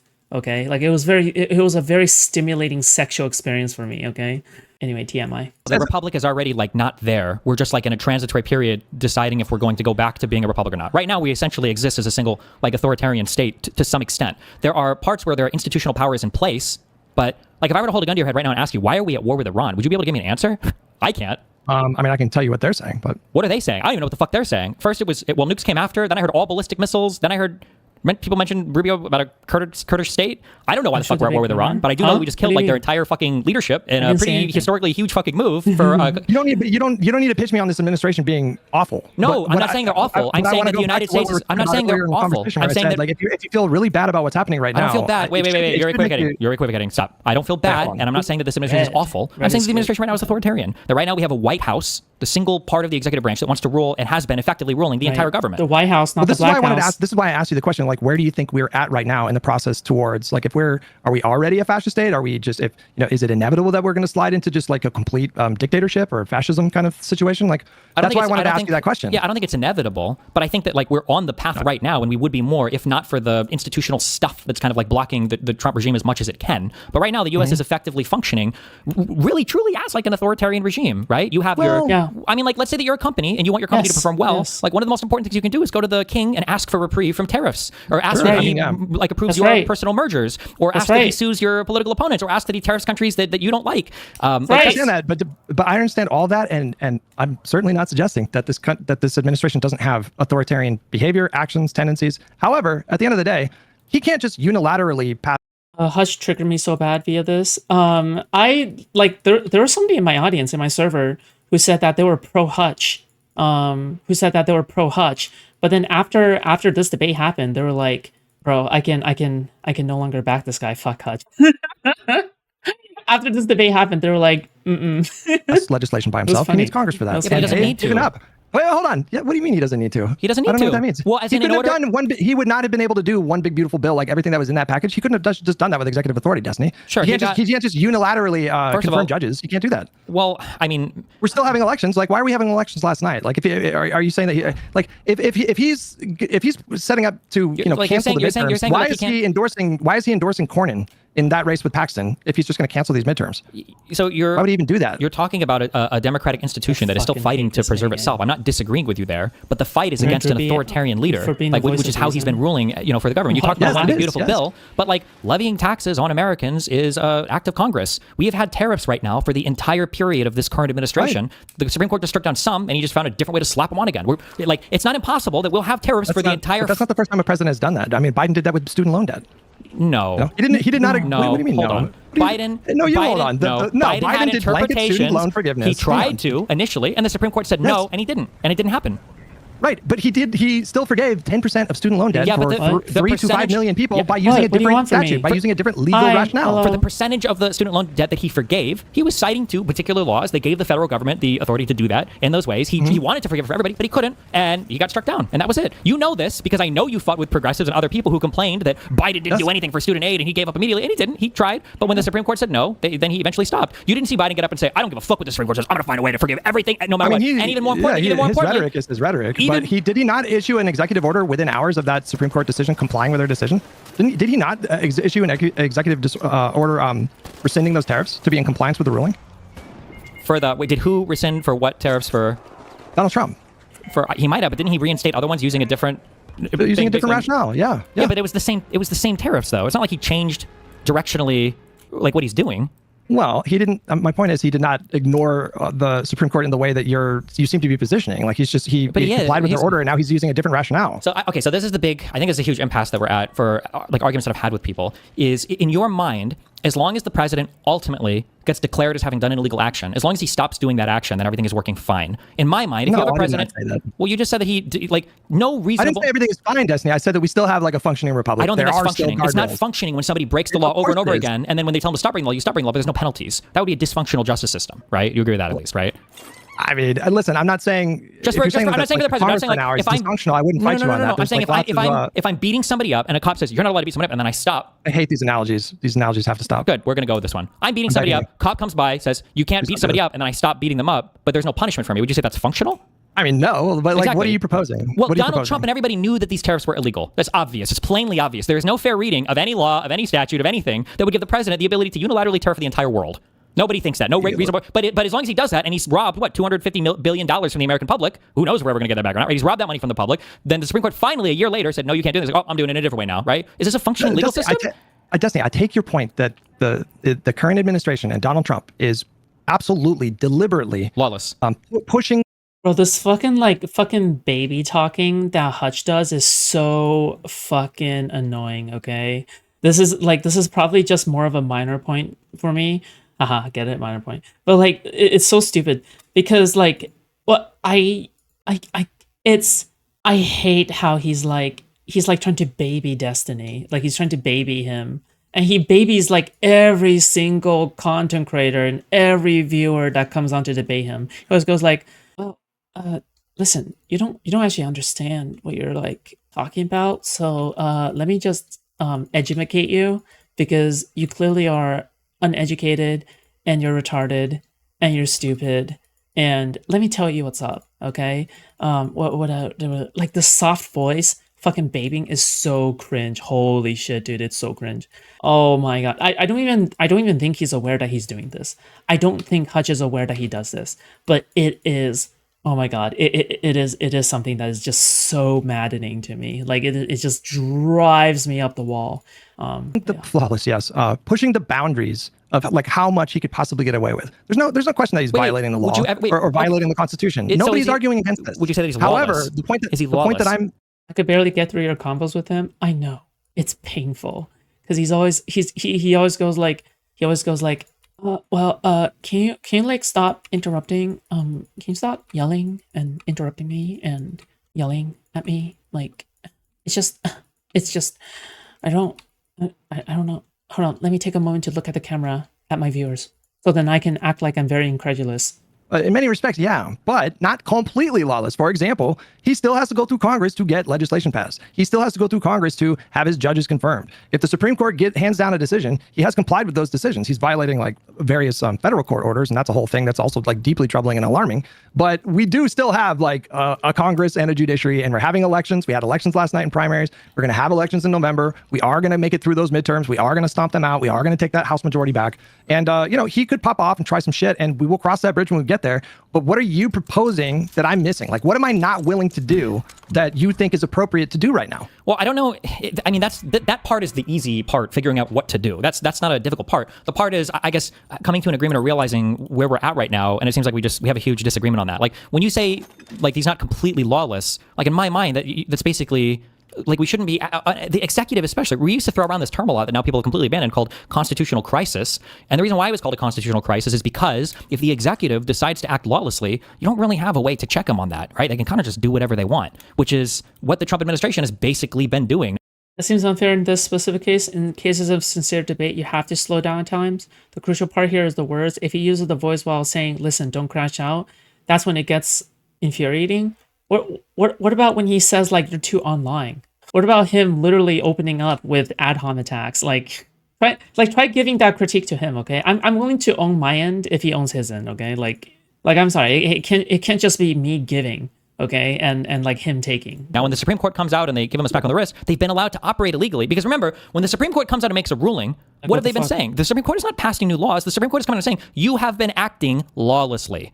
And then the administration has gotten away with it, though, for the past however long prior to that. And then the administration Isn't that the case with every president, though? Doesn't every president get faced with Supreme Court decisions that come down and the court essentially tells the president what you've been doing was violating the Constitution? I'm not sticking up for Trump. Listen, sure, I understand. Yes, I understand what you're saying. But we can have a fact of the matter conversation on whether or not somebody is within the bounds of the law or is totally lawless. Like, there have been times where the Supreme Court will check a president's behavior. I mean, it's like, okay, sure, he got checked there. But like, maybe this could have gone either way. Or there's a fair reading where for Biden, I don't remember the name of the Education Act, but the wording was ambiguous enough that it could have given broad deference to the president to do things related to financial aid in times of, I don't remember what the educational bill was cost, but like, there's like a reasonable argument to be made there. There is no reasonable interpretation of the president of the United States can tariff the entire world. So if the Supreme Court checks both of these presidents, I wouldn't say, oh, well, look, both presidents, are acting the same way and they both got checked by the Supreme Court, especially when for the Biden thing, there was a stay on that. He didn't get to forgive all the student loan stuff and then the Supreme Court undid it. There was no stay on the tariffs. Those got enacted. The harm was being done, continues to be done to this day, and will probably never be undone.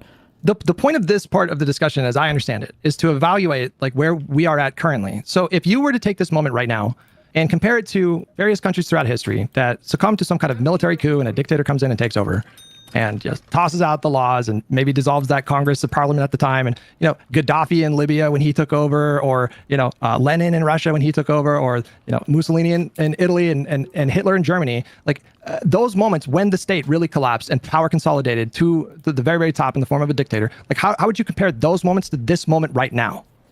I mean, we're pretty damn close, right? Judicial branch gave up their power. Congress also gave up their power.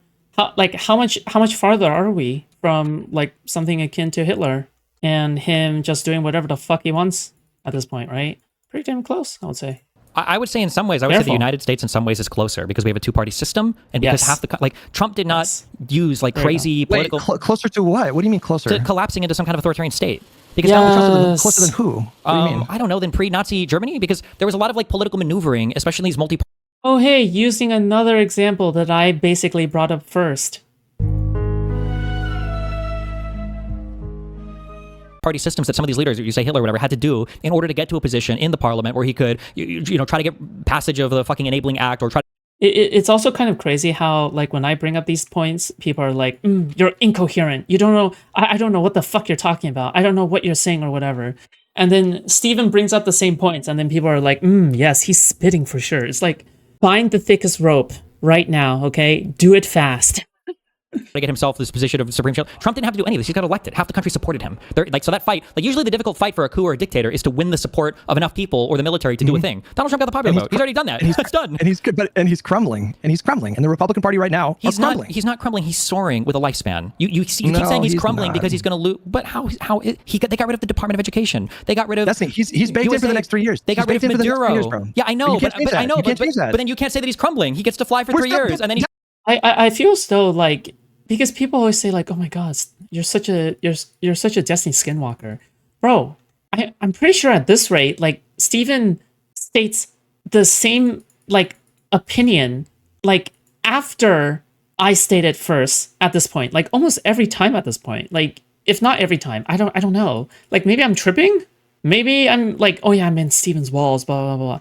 But at this point, like I genuinely like maybe I am tripping, okay, but like I genuinely feel as though like there is this thing where I say a take first and then I just hear it be repeated by Steven the stream afterwards, where it literally is impossible or whatever. It's we still the Republic is still here. We are still going to have elections. I don't care what people say. He's not going to cancel the midterms. If he tries to do some shit, it's not going to work. We're going to have midterms and we're going to win. And I feel pretty good about 2028. Okay. And you just said a moment ago, at some point, like an hour ago in the conversation, you said, he's a lame duck.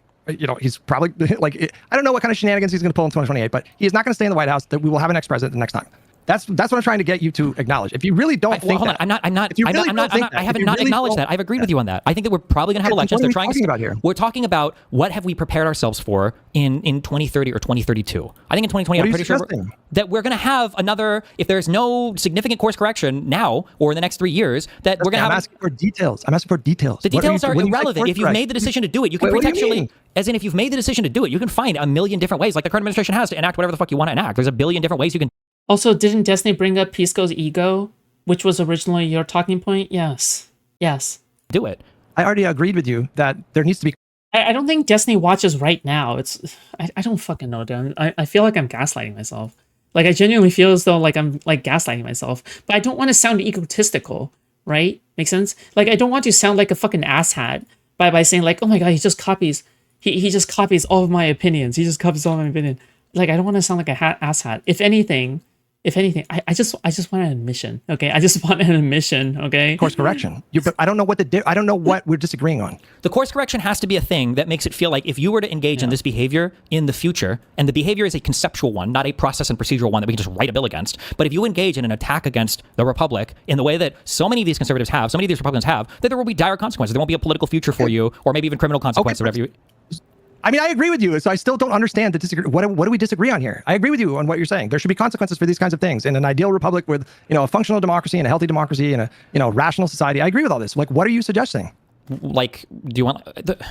when I say the suggestion is arbitrary, like, what I mean is that, like, if you've all made the decision for that, there's a billion different paths forward you could take. We could say, I've got 30...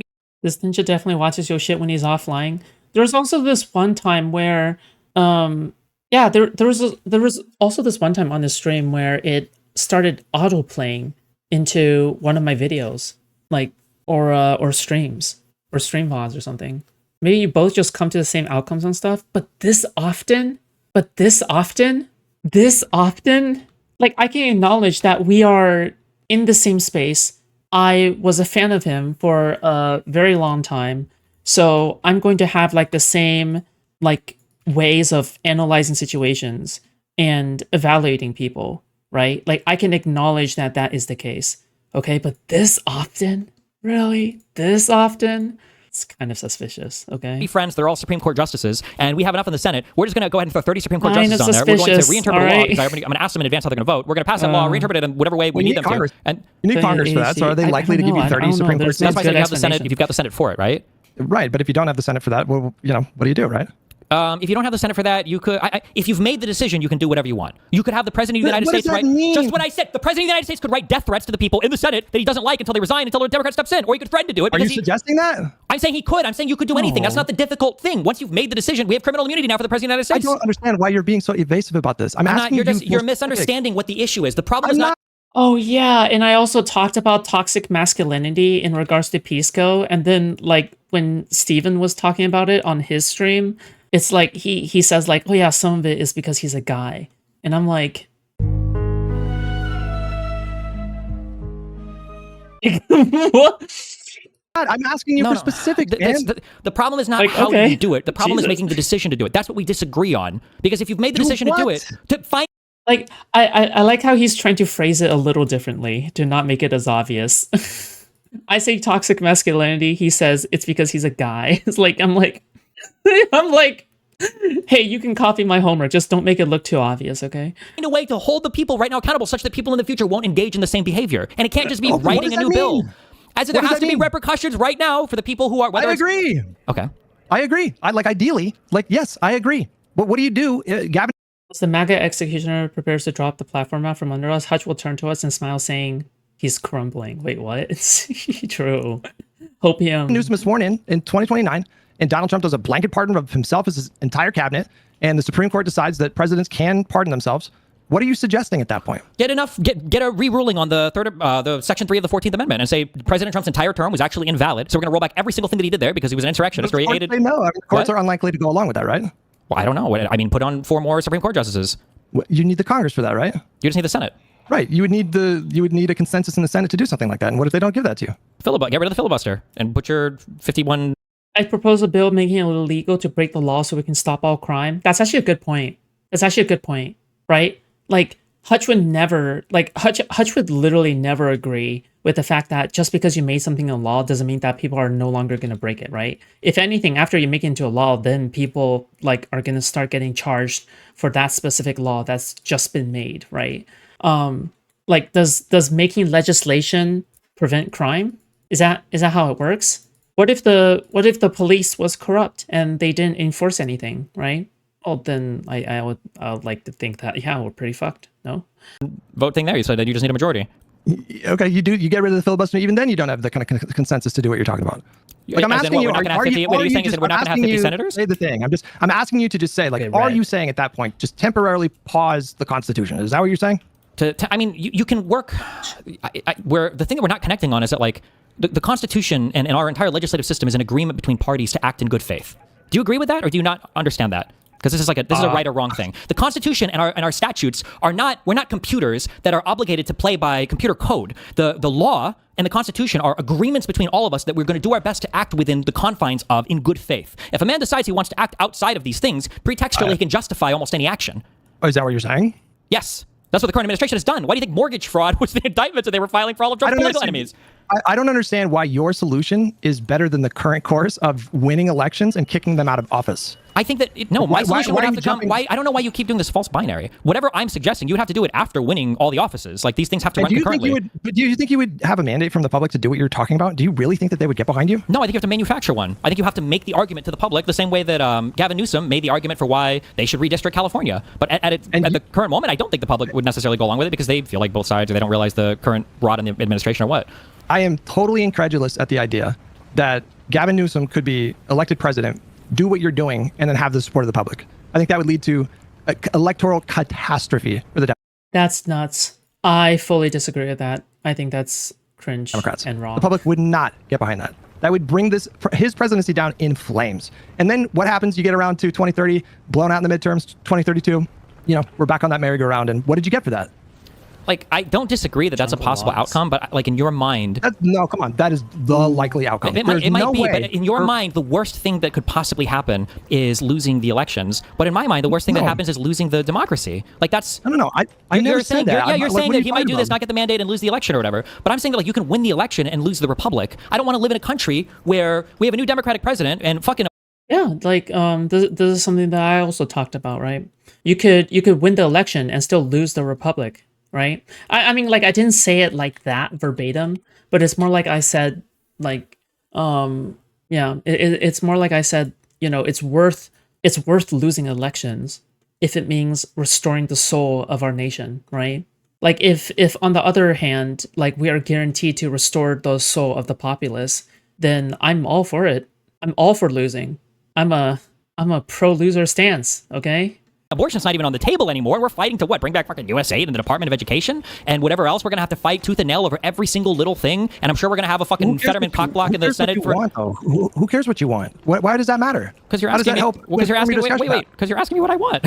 What do you mean? No, I want to live in a country where the Republican Party doesn't exist. But how is that relevant? What do you mean? We have to have we have a two-party system. We have to have some political opposition. As it currently is. I'm agreeing with you. As it currently is right now. I don't want to live in a country where like a full third of the population don't really believe in, like, a constitutional republic or America's version of democracy. I don't want to live in that country, but I do live in that country. And I also live in a country where about 40% of the people are registered independents. And a lot of these people are super disengaged. And a lot of these people don't really understand just how much worse the Republican Party has been. And they say things like, I want the partisan bickering to end. And it's all fucking ridiculous. I want those people to pay more attention to politics. And they don't. But how does that help to inform, like, my decision-making process? The things that you're suggesting that Gavin Newsom do, just come up with a pretext to just get whatever you want, it's not going to work out that way. You are going to lose, like, what? You're going to lose so many people doing this, Destiny. This is not going to have public support. Do you understand that the rationale that you're giving right now is arguably the same rationale that was powering Garland when he decided not to aggressively appoint a special prosecutor day one to go after Donald Trump? That this is a politically untenable thing, that it's going to make us look unpopular and biased. And, like, I agree that it might have, but, like, fuck, maybe some fights are worth having. Bro, but him appointing a special counsel is perfectly acceptable, totally legal, and it's perfectly acceptable and totally legal for Newsom to pursue the most aggressive punishment possible for the prior Republican regime. But this obsession with justice... He is going to need the Congress to do a lot of that, and the Congress is probably not going to give him the things that you're proposing here, man. It's not going to happen. Well, then fight for it. I think you can make the argument to the American people for it. I would hope so. But if you can't, like, my opinion just of the country as a whole just gets severely degraded. Like, that's just not a country that I guess I'm as interested in participating in. I don't know. And I feel like for people that have like strong feelings about like what a liberal democracy ought to look like, I feel like there's probably some. I'm pretty Hutch might have won this debate with Jester Max. How? Similar feelings there? Like, is that really, like, my democratic country, my shining beacon on a hill, is a country that has to fight over whether or not the president should be allowed to be the most corrupt, insane person ever every single 4 years? Like, that's the fight that we have? That media can literally lie on behalf of the president and take direct order? If you were born, Destiny, if you were born a black person like 80 years ago, living in the South, you were living in a country that said that you didn't have the right to fucking vote. Okay? So, like, this is not the first time that that American citizen... Yeah, and that's not good, right? Like, that's obviously not a good thing, right, Hutch? That's not something where, oh, it's a mild inconvenience that you have to live with, right? That's like obviously something that is catastrophically bad, right? Has had their ideal version of America threatened in their minds. Like people have had to like fight these fights for fucking decades. I understand. And you're saying that if Marco Rubio wins in 2032, well, that's it, bro. It's all over. I mean, at that point, are you not justifying like just going full Minecraft at that point? And if you really think that that's the case, why don't we start doing Minecraft stuff like right now? If you really feel that resigned to this outcome. Because I don't think that things are necessarily fucked yet. I mean, like there's still like a path back, but I mean, like it's not like black people were fighting ultimately for a full like century. Yeah, to have like equal rights to white people like that. Yeah, but in that century, right? In that century, how many people died because of lynchings? How many families suffered? How much suffering was there in the world, right? Because, yeah, liberalism is not perfect and it's awesome, even though it's not perfect.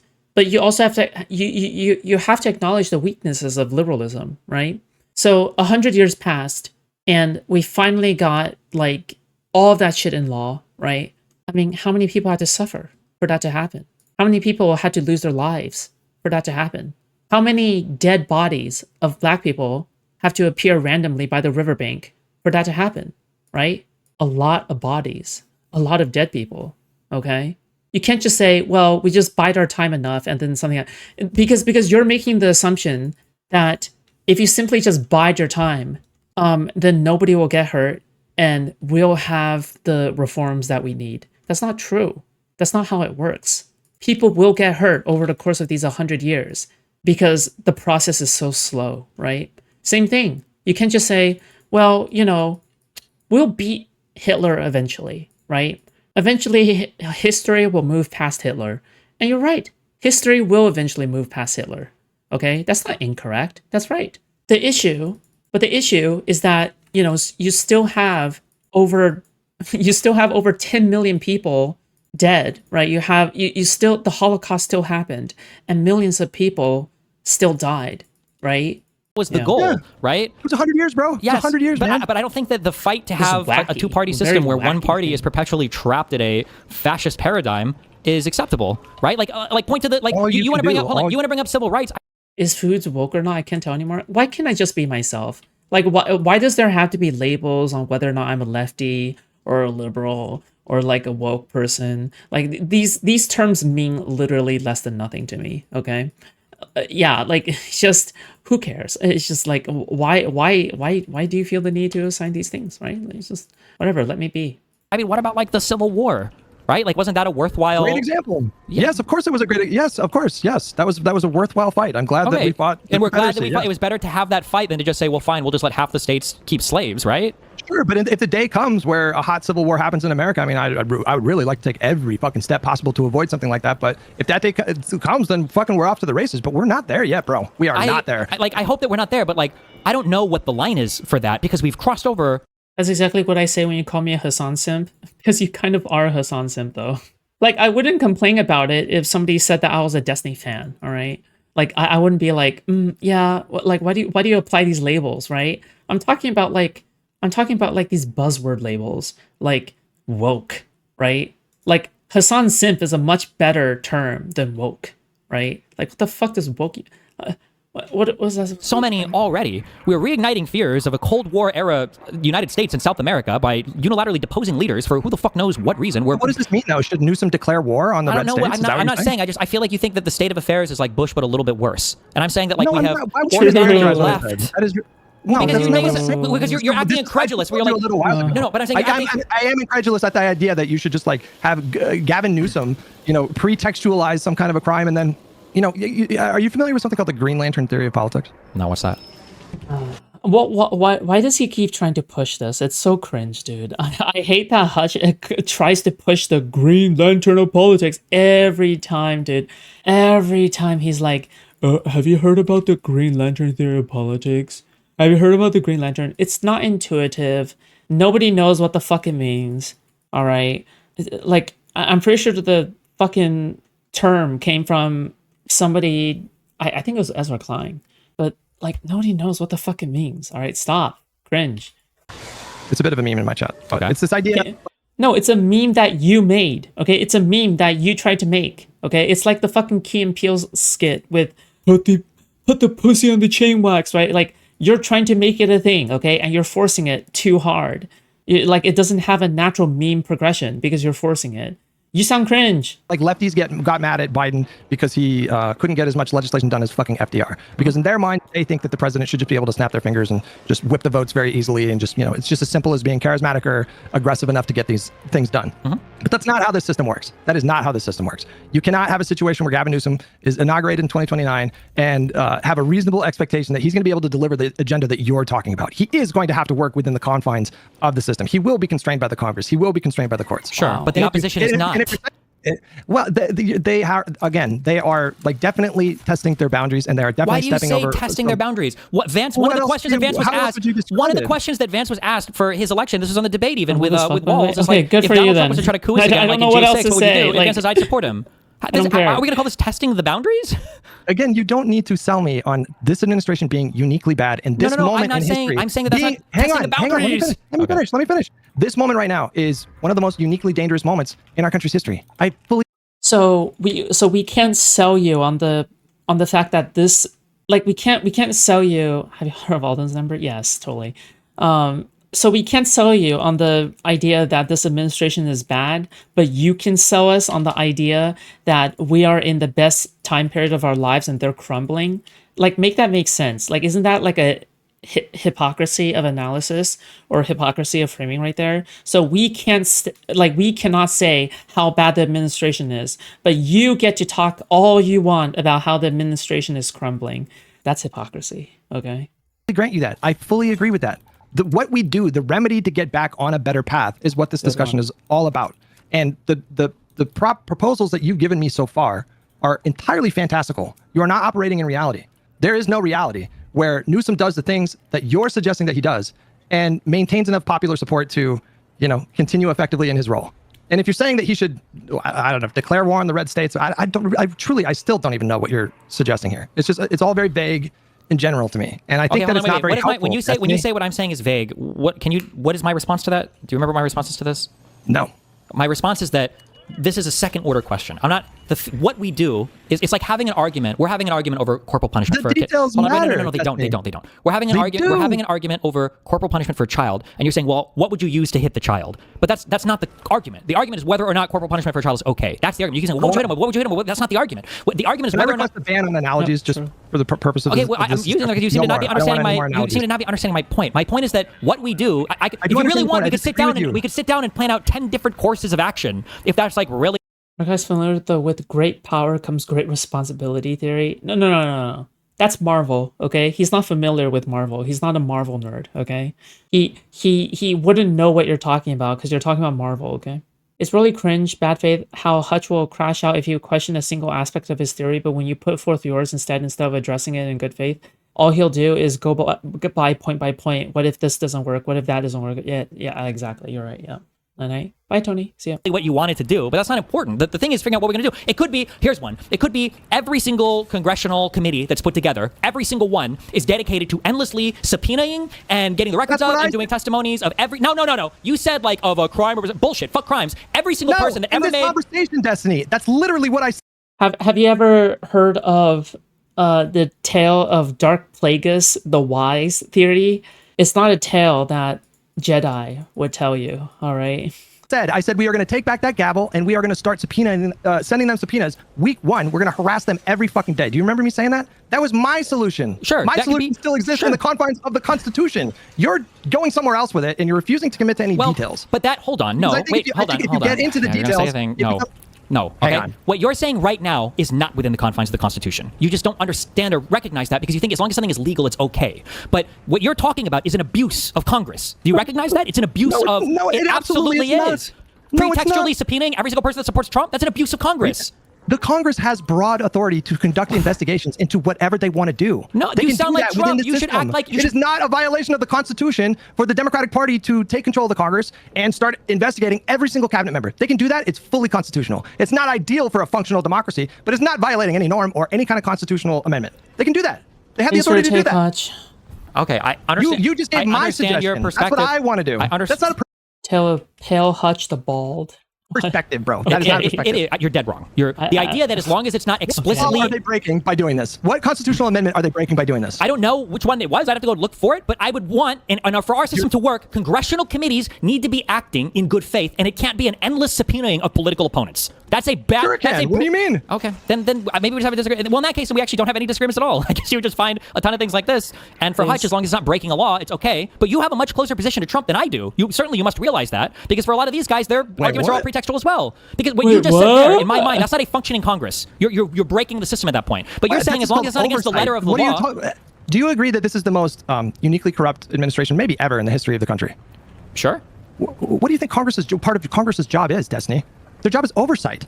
If this Yeah, is really the worst, Destiny. most corrupt administration ever, Dumbass. they should be doing hearings every fucking day. Okay, wait, That's hold not on. So is your- violating any norm or any Sure. law. So are you saying that their congressional oversight hearings or whatever should just be where they think that somebody has committed some kind of fraudulent act? No, you go wherever the information takes you. So if there's Okay, wait. already Okay. like 50 Then stories you're not suggesting that have anything. happened in the last Then year. you're not suggesting anything. You're just saying Congress should What do do its you- job what do when they you come mean? in and investigate people for doing their job. Yes, I think that Congress should do their job. Sure. Yes, that's not what I'm my. That saying. wasn't my suggestion. I said that Well, Congress, I still don't every even know single. your suggestion. I already said it, but you claimed it was yours. I said every single Republican should have every single fucking thing tied to them. Now do you understand why this is one of my favorite debates of all time?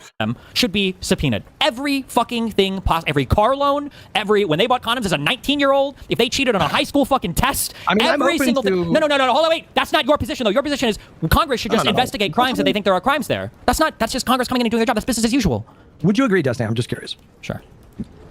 Would you agree that there's theoretically a level that you might consider to be too far that would result in the public losing confidence in what you're doing by virtue of the fact that you would be perceived as overreaching? Yeah, Do for you sure. agree? My position right now is Do you think probably that your over the public's acceptance. That's why I said you would have to make the case. Then why the fuck would you suggest that? Because you have to make the case to the American public that this is a fight worth having. It's worth trying to change the American public's Hutch ain't got that dog in him. Oh, he's got dogs in him, all opinion right. on it. I think that the You can reason. make that case. Yeah. You can make that case.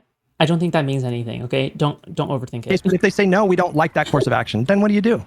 Then I believe that you would give up the fight. Don't overthink it, okay? This is democracy, okay? Democracy is not people of just the when public you are have gonna- elections. Hold on. Hang on. I agree. I never said that. I'm talking about democracy in action at the federal level, okay? You are going to have to deal with a Congress, and maybe some of your own senators are going to say no to some of the things that you suggest. You are going to deal with a public that is going to express their approval or disapproval in the form of special election participations, off-cycle elections, midterms. You have to consider all of that, okay? And I think in your mind, you've jumped to this conclusion where it's even theoretically possible to do the things that you're talking about, and I don't understand why you would arrive at that. I think you're projecting your anger and your rage at this administration on the broader electorate, and this is a misguided thing to do. This is what I'm talking about, okay? When I'm talking about Hutch's ad hom attacks, okay? Like, this is Hutch doing his ad hom attacks again, all right? Like, again, this is Hutch doing his ad hom attacks. Very good, Hutch. Thank you. Most of the public do not operate the way that we do. Awesome. They're not thinking about politics the way that we're thinking about. They're not consuming the news at the rate that we are every single day. And if you do the things that you're suggesting, they will turn on you very fast. They have already turned on this administration very fast. They think this administration is doing... The only good thing about this is seeing Hutch's own community starting to shit on him. Well, because Destiny has a very large voice. Yeah, he has a lot of influence. This is what happens when a medium-sized content creator goes up against a large content creator. Yeah, you kind of get obliterated. overreach. They think this administration is corrupt, and the Republican Party is currently paying a very It's a dog-eat-dog world. Okay? steep price for that. Why would I want to replicate that, Destiny? I feel like we're retreading a bunch of the same ground. Because there are just things that you're saying that I just disagree with. I don't think that the administration is paying a steep price. I think that this has been a Republican wet dream. Like, if Republicans lose the House and the Senate, and they lose the presidential election next year, at that, the Republicans would still write this term off as a massive victory. I don't agree. Okay, I don't 1 agree with that. trillion% agree. They've gotten so Why much have over stuff. three- Sure why about have, that? over I three don't think dozen so. Republicans resigned in Congress? Like, why do you think that's happening? Some of them were at the end of their political careers. Some of them come genuinely on. might have thought that it was going too far. But I mean, Destiny, you know why? Why? why? They are fleeing a sinking ship. That is what they are doing. They are getting slaughtered. I don't know what you mean when you say they're not paying a price. Do you agree that like losing seats is a political price? That's actually a pretty serious political price. It can be a price, but do you think that? Yes. Hold on. Do you think that Trump can do permanent damage to our system, or at least like damage that would require a significant amount of stuff to repair, like getting rid of USA or Yes. getting rid of the Department of Education? Yes.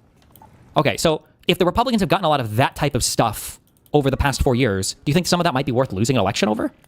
For them, like they might say, like, oh, fuck it, maybe fuck it, maybe this is worth, we lost this election, but we got stuff that like getting rid of the abortion thing. That's worth at least a few dozen retirements. No, isn't that crazy? We can't do anything about that. That was decided I'm not asking. in 2016. You just pivoted. That was a hard pivot. I'm asking you. Do you think it might be worth losing part of my some? larger point. Well, no. This is part of my larger point. If you literally could play God and you were Republicans, mine. listen, you can get You can get rid of 20 seats in the House, but you get to get rid of the Supreme Court's protection on abortion. Would you take that deal? We have a perfect example of this. You just said no. You just said no more metaphors and analogies. I'm asking you specifically on that point, and then you go. Answer this, and then you can go to your point. Just answer this, and then you can go to the next thing. I'm just asking you if you could push a button to nuke 20 Republican seats, but get rid of the Supreme Court's ruling on abortion. Do you think most Republicans say, yeah, fuck it, let's go? Ask that question one more time. If a Republican could push a button and get Destiny. rid of 20 seats in the House, they lose 20 seats, but they know they can unwind the Supreme Court's protections for abortion. Do you think most Republican lawmakers would take that deal? Like, oh, fuck it, we lose 20 seats, but we No. You don't think? No. Okay, all right. I think we have I fundamental don't think- disagreement. You think this is purely ideological? I actually think to some degree that some of it is purely ideological, yes. The reason why I think it's somewhat purely ideological is because Hutch seems to be, oh God, I don't want to say this because I'm also a very strong liberal. Like I am a very, very strong liberal, but like Hutch just seems like a liberal fanatic. Okay, fuck. That makes it sound like I'm a lefty. I'm not a lefty, okay? Like I don't want to paint myself as like someone who's like a lefty. All right, like that's the issue by me describing Hutch as like a liberal fanatic. But I think that is like a accurate way to describe Hutch because no matter what, his ultimate opinion is completely reliant upon being a purist, right? Being a purist with liberal democracy, right? Like no compromise, no anything. You only compromise in the name of passing bills and policies, but you do not compromise in any way whatsoever on the very concept of liberal democracy. It's very cringe. I don't know. It's very anti-productive. I don't think these politicians, I mean, you do permanent tax cuts. I think that's a better carrot to dangle in front of them. I don't think these politicians are like principally, like most of them are principally attached to pro-life stuff. I think they cynically play into like the religious right. But I think a better example of this is something that actually happened with the Democratic Party. You had a situation where several, like dozen Democrats, and it wasn't even just in the Congress. I mean, it was a bloodbath all over the country, at the state level, at the local level, lost their seats because they passed the ACA. And they knew they were going to lose those seats by voting for the ACA. And they did it anyways. That is an example of what I would say is like a worthy sacrifice. You accept some short-term losses. I mean, Blackjack and it took $1 7 bits. years, I think, for the Sure. ACA to become popular with the public. Popular enough where it was impossible for the Republicans to get rid of it during their first term. But right now, like when you look at what Trump has done, maybe some Republicans feel good about like his escalation in Iran or Wait, hold on. Can you walk me through? I don't understand how that If you wake up to a Majority Report subscription tomorrow, know that it was me. No, thank supported you. your point. I'm good. That seems like a thing that supports my point. It's worth losing seats No, I'm agreeing that sometimes it is appropriate and good in the long run to accept this temporary sacrifice. But Okay. as far as this administration goes, this term right now, this is just. I mean, like you would have a stronger case, I think, during the first term than this term because you got the Supreme Court justice. What's the legacy of the Trump second term going to be in terms of like Republicans 20 years from now are going to look back on this term and be like, well, we got fucking absolutely obliterated in the midterms and we got blown out in 2028, but we got the one big beautiful bill ending the Department of Education. Like, what are we talking about? So ending the Department of Education, I think, is a pretty huge W for them. I think they all hate the concept of the Department of Education. So I think that's a big W. That can be reversed, though. You don't even need Congress to reverse that. I would be surprised if the DOE came back in the next administration. But we'll see. But I would be surprised. So that's one thing. So that in USAID, I think they feel good about that. I think that how long is it 5 or 10 years that this ICE funding was negotiated for? I don't know. That's the thing that they're going to feel pretty happy about. But none of hang on, Dustin. None of these are like codified, permanent, lasting things like the Fair Housing Act or Social Security, Medicare, the ACA. These are all Yeah, but you're talking about policies. You're not talking about the infrastructure of the United States, right? Like right now, you're talking about policy. You're not talking about like like a dictator. A dictator could come up with universal healthcare, right? A fascist could come up with welfare, right? Like these are all things that can be implemented within a fascist government, a fascist authoritarian government, right? But the reason why that's not important is because we're not talking about the fundamental nature of the system, right? You're talking about the policy, not the system itself. All like temporary Where are things. we And at it for will be the difficult to. where are we at for the cuts that we made for Medicaid for the one big beautiful bill I don't stuff? know. And then we've got the ACA. The ACA subsidies are yeah.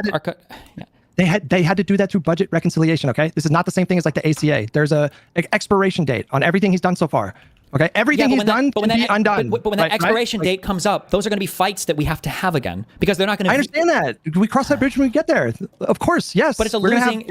But now we have to fight to go back to the status because they're going to say, oh well, look, they want to raise your whatever rates. They want to do this, right? They're going to say that, and now we're going to have to be willing to what, give or sacrifice on these points of the future just to fight back to normalcy. These are victories in the Trump administration. Here's what I'm saying: if we manage to roll back ICE funding in the future because it was not like a permanent thing or whatever, but you know that when the renewal for that or whatever comes up, they're going to say, oh, the Democrats want to cut ICE funding by 30 billion to make America less safe. We better pray we don't have any terror attacks between now and then because that makes Americans feel a certain type of way about it, right? But if now when they go to do that, we're going to have to give something that we would want otherwise, and then we're going to be celebrating like, oh look, we managed to roll back the ICE funding, so that was good. No, that's a holdover victory from the Trump admin that we had to give on a future agenda just to be able to roll back. Even though you just said to yourself that like, well, it'll go back automatically. It doesn't go back automatically. These new things always turn into fights. That's definitionally how it works. Destiny, who the fuck told you that this was going to be easy? Who the fuck told you that like empty like? This isn't going to be easy. I've never. You're like, what if they do this? What if they do this? They're going to do this. Like, what am I supposed to say to that? Wait. Yes. When I say get bad again. Yes. When I continue to vote and continue to stay engaged. Yes. That is what it means to like participate in a fucking democracy. This is glorious. It's beautiful. Okay. There's not much for me to say here because I've already I sound like a broken record whenever I talk about Hutch. Like there's only so much insight that I can give about Hutch, but I think maybe to some degree this is also toxic masculinity. I don't want to no. I don't think this is toxic masculinity. I think this is I think Hutch is being a bottom. That sounds so bad. I'm so sorry. Like it sounds so bad. I know, okay? I know, it sounds so bad, okay? He's being a bottom, all right? Yes, that sounds homophobic as shit, okay? But there's just no other way to describe it. Like, he is being submissive. He's looking submissive and breedable, all right? Like, that's the issue. The issue is that he looks submissive and breedable, all right? This is not a time to be submissive and breedable, all right? You have to be breeding and dominant. When I say, what if they do this? What I'm trying to do is illustrate to you that your point of these things don't last forever, you're presenting that as a victory, but that's not a victory. That's a future fight. And the fact that you're having the He does talk about Soy Pill's ass all the time. See, men will always, straight men will always talk about, how gay they are because it's dude bro jokes and stuff like that. But what if... But you know what he should do? He should talk about Soy Pill's penis, okay? Maybe he should do that instead, okay? See how he feels. See what you look like when you do something like that, okay? Yes, a Bepis. Fight means you've already lost because you're not going to get it for free. What is wrong with me? Never mind. I mean, you can make sure that you don't have to have these fights in the future by just resorting to, authoritarian measures and just tossing out the principles, the bedrock principles. You can do that if you want to do that. Well, right now we have to have the fight in the future because the current administration resorted to authoritarianism. I don't know of too many examples in history where this happened and it led to really good outcomes. It's usually really fucking horrible outcomes. But yeah, you can do that if you want to do that. I would like to avoid the kind of backsliding that I think your methods would just Wait, I don't understand what you're talking about. Fascist regimes were replaced with wars. The Revolutionary War we fought against the monarchy was a war. The Civil War to bring the South back under rulership of the United States was a war. What do you mean? All right. Well, if you're proposing a civil war, I'm not proposing a civil war. I'm just saying that your statement of you don't typically, win in this way by, whatever you said is not true. You typically it is done by war. Unfortunately, that sucks, but that is typically how it works in the past. I think sucks is underselling it. I mean, I think it would be catastrophic. A modern American civil war. Can you imagine? I agree, but do you know what would even be worse than a civil war is? Bratty Bottom. What is wrong with you, dude? Living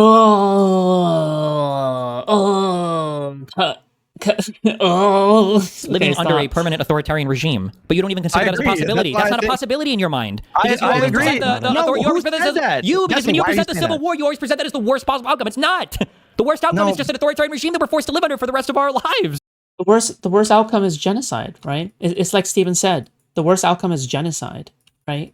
The worst outcome is genocide. It's better to have a civil war than it is to have genocide, right? Tell me one thing that I've said in this entire conversation that has hinted even remotely that I think that it's off the table that America backslides completely into a fascist state. When have I ever said anything to suggest this? I'm not on Representing that genocide? now for the next 10 elections, that on the ballot is going to be Sexist. democracy or fascism, and then just alluding to, well, this is just going to be a rough fight. No one said it was going to be easy, Destiny, LOL. That shouldn't be on the ballot, it really ever, but especially not for all of our future elections. We have to govern this other shit we have to do in the country. I don't care about like should or shouldn't. Like I don't Why think about not? being, because Yeah, why not? What? You don't have ideological ideas? You don't want to develop liberalism as a philosophy? I don't care with dude, this is okay. When I say that Hutch is a liberal fanatic, okay? By the way, this is extremely rare, okay? I just want to clarify that people like Hutch is extremely rare, okay? I live in the world No. as it is, Destiny. Yeah, like but- I don't but waste in- my time that's saying fine. it shouldn't be this way. You literally That is a do. waste We're of political time. pundits. We talk about what things should be like all the time. That's the whole goal of Not in the politics. way is to that you're enforce- no, but not in the way that you're suggesting. Like I can't. Nobody can make Sorry, I just had to make a tweet. you these promises. You claim to have this thing that you think is going to be this like permanent long-term fix, and when I press you on the details, you get cagey about it, and you say, "Well, the details don't What am matter." I It's like, talking well, about? fucking, of course they matter. What do you mean they don't matter? What do like, I say? How is Wait. Governor, What do how I is say Newsom when I- actually going to do these things? That is like these are really important questions. It's like asking Bernie Sanders how he's going to pay for fucking Medicare for all. It is a relevant question to ask you. Like, how do you actually do these things as President Newsom? And you're like, "Well, just figure it out Wow. when you get there. You can come up with any reason." No, it's like I that's don't know what crazy, that means. Hutch. You still need Congress. You still need like the courts. You If still we need do- voters. Man, the filibuster. Oh man. If you Oh, wanted to have your you filibuster, are because not you're repeating, going I to don't complain answer. about I can't that. respond to your question You because you're are not filibustering. going to complain. Why? I Filibustering. answered directly so fast. What do you mean? I can't complain about it.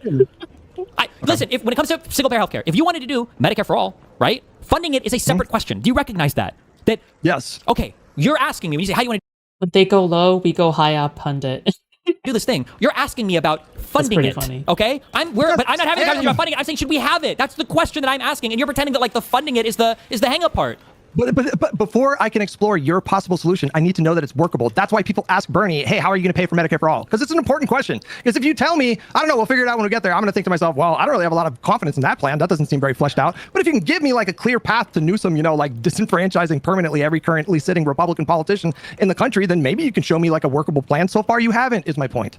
Okay, what if my plan was I will find 30 Supreme Court justices that I personally know that agree with me, make sure I've got 51 in the Senate, kill the filibuster and approve these guys, and then just have them reinterpret some law to let me do what I want? That's a legal path. What's your problem with that path? Because that legal path still requires the consent of the governed, the consent of the Congress, and then you need the Wait, courts to why do you rule keep that that is saying something that? that I you can keep saying do. that you have 51 senators. You can do this, so the Senate will be there. If you have 51 senators and you want to pack the court with 30 judges, yes, you can do that. Okay. Yes. So then that would be my idea. Okay. I've never expressed a principled opposition to packing the courts. I do think that you should probably focus on term limits and a binding code of ethics before you talk about packing the courts. But I've never said that I would be opposed to that. Okay, then what is Wow. what is our principal disagreement? Or are we in 100% That's alignment on crazy, everything? Hutch. Because I don't think you agree with the point that I just brought up. I think you would say we shouldn't pack the courts with the express purpose of holding the last No. regime accountable. No, that's who the fuck said this? Who the fuck said that I don't want to see this administration held accountable? Who actually Hold on. fucking said this? Poll our chats. You can poll your chat too. I mean, you say you want to hold the administration accountable, but all of your prescriptive statements point otherwise, right? Like, you say you want to hold... I mean, the only conclusion must be that you don't want it badly enough, right? Like, that's the only conclusion I can draw, right? Oh my god, let me just live tweet this again. Sorry. That if I were to, I know. if I were to ask the I question, understand. wait, if I were to ask the Your question, no, subreddit has been strawmanning the living it's, you shit say out of me, strawmanning, bro. but if I were to say I want to use creative ways to hold the past administration accountable, including a massive court packing spree with the express intent to reinterpret some law to hold them accountable, you think that most of even the people that listen to you would say, oh yeah, I think that Hutch would be okay with that. I would be okay with it in the sense that I wouldn't call that like the end of the republic, but I would recommend about 10 other things before you even got to that point. I've never, ever, ever said that I think we should avoid holding this administration accountable for like the health of the republic. It's utter nonsense. No, you I've just never said this. equivocated. I know you haven't said that, but you want to do it in the strictly norms abiding, like whatever abiding ways that the Republicans have been ignoring for the entirety of everything they're doing. I mean, like, again, if this administration, on his way out, he just blanket pardons himself and everybody in the cabinet, like, what do you do? Like, what You get a mean, like reinterpretation on Section 3 of the 14th Amendment, say Trump was never a real president in the first place. No, hang on. I'm not asking for like a pie in the sky, fantastical, theoretical. That's why it's a pie in the sky. Because you're not going to have the support to do that. You get the Supreme Court to do it. You get the Supreme Court to do it. What does that mean? As in, you find 30 judges that say in advance, yeah, I'll rule that way, and then you put them on the Supreme Court, and you get them to rule with it. You are not going to have the support from Congress that you would need to do that. You only need the Senate. You need 51 in the Senate. How else can I say this? You would not have the support of enough senators to do what you're suggesting. They're not going to vote for this. I promise you. It's not going to happen.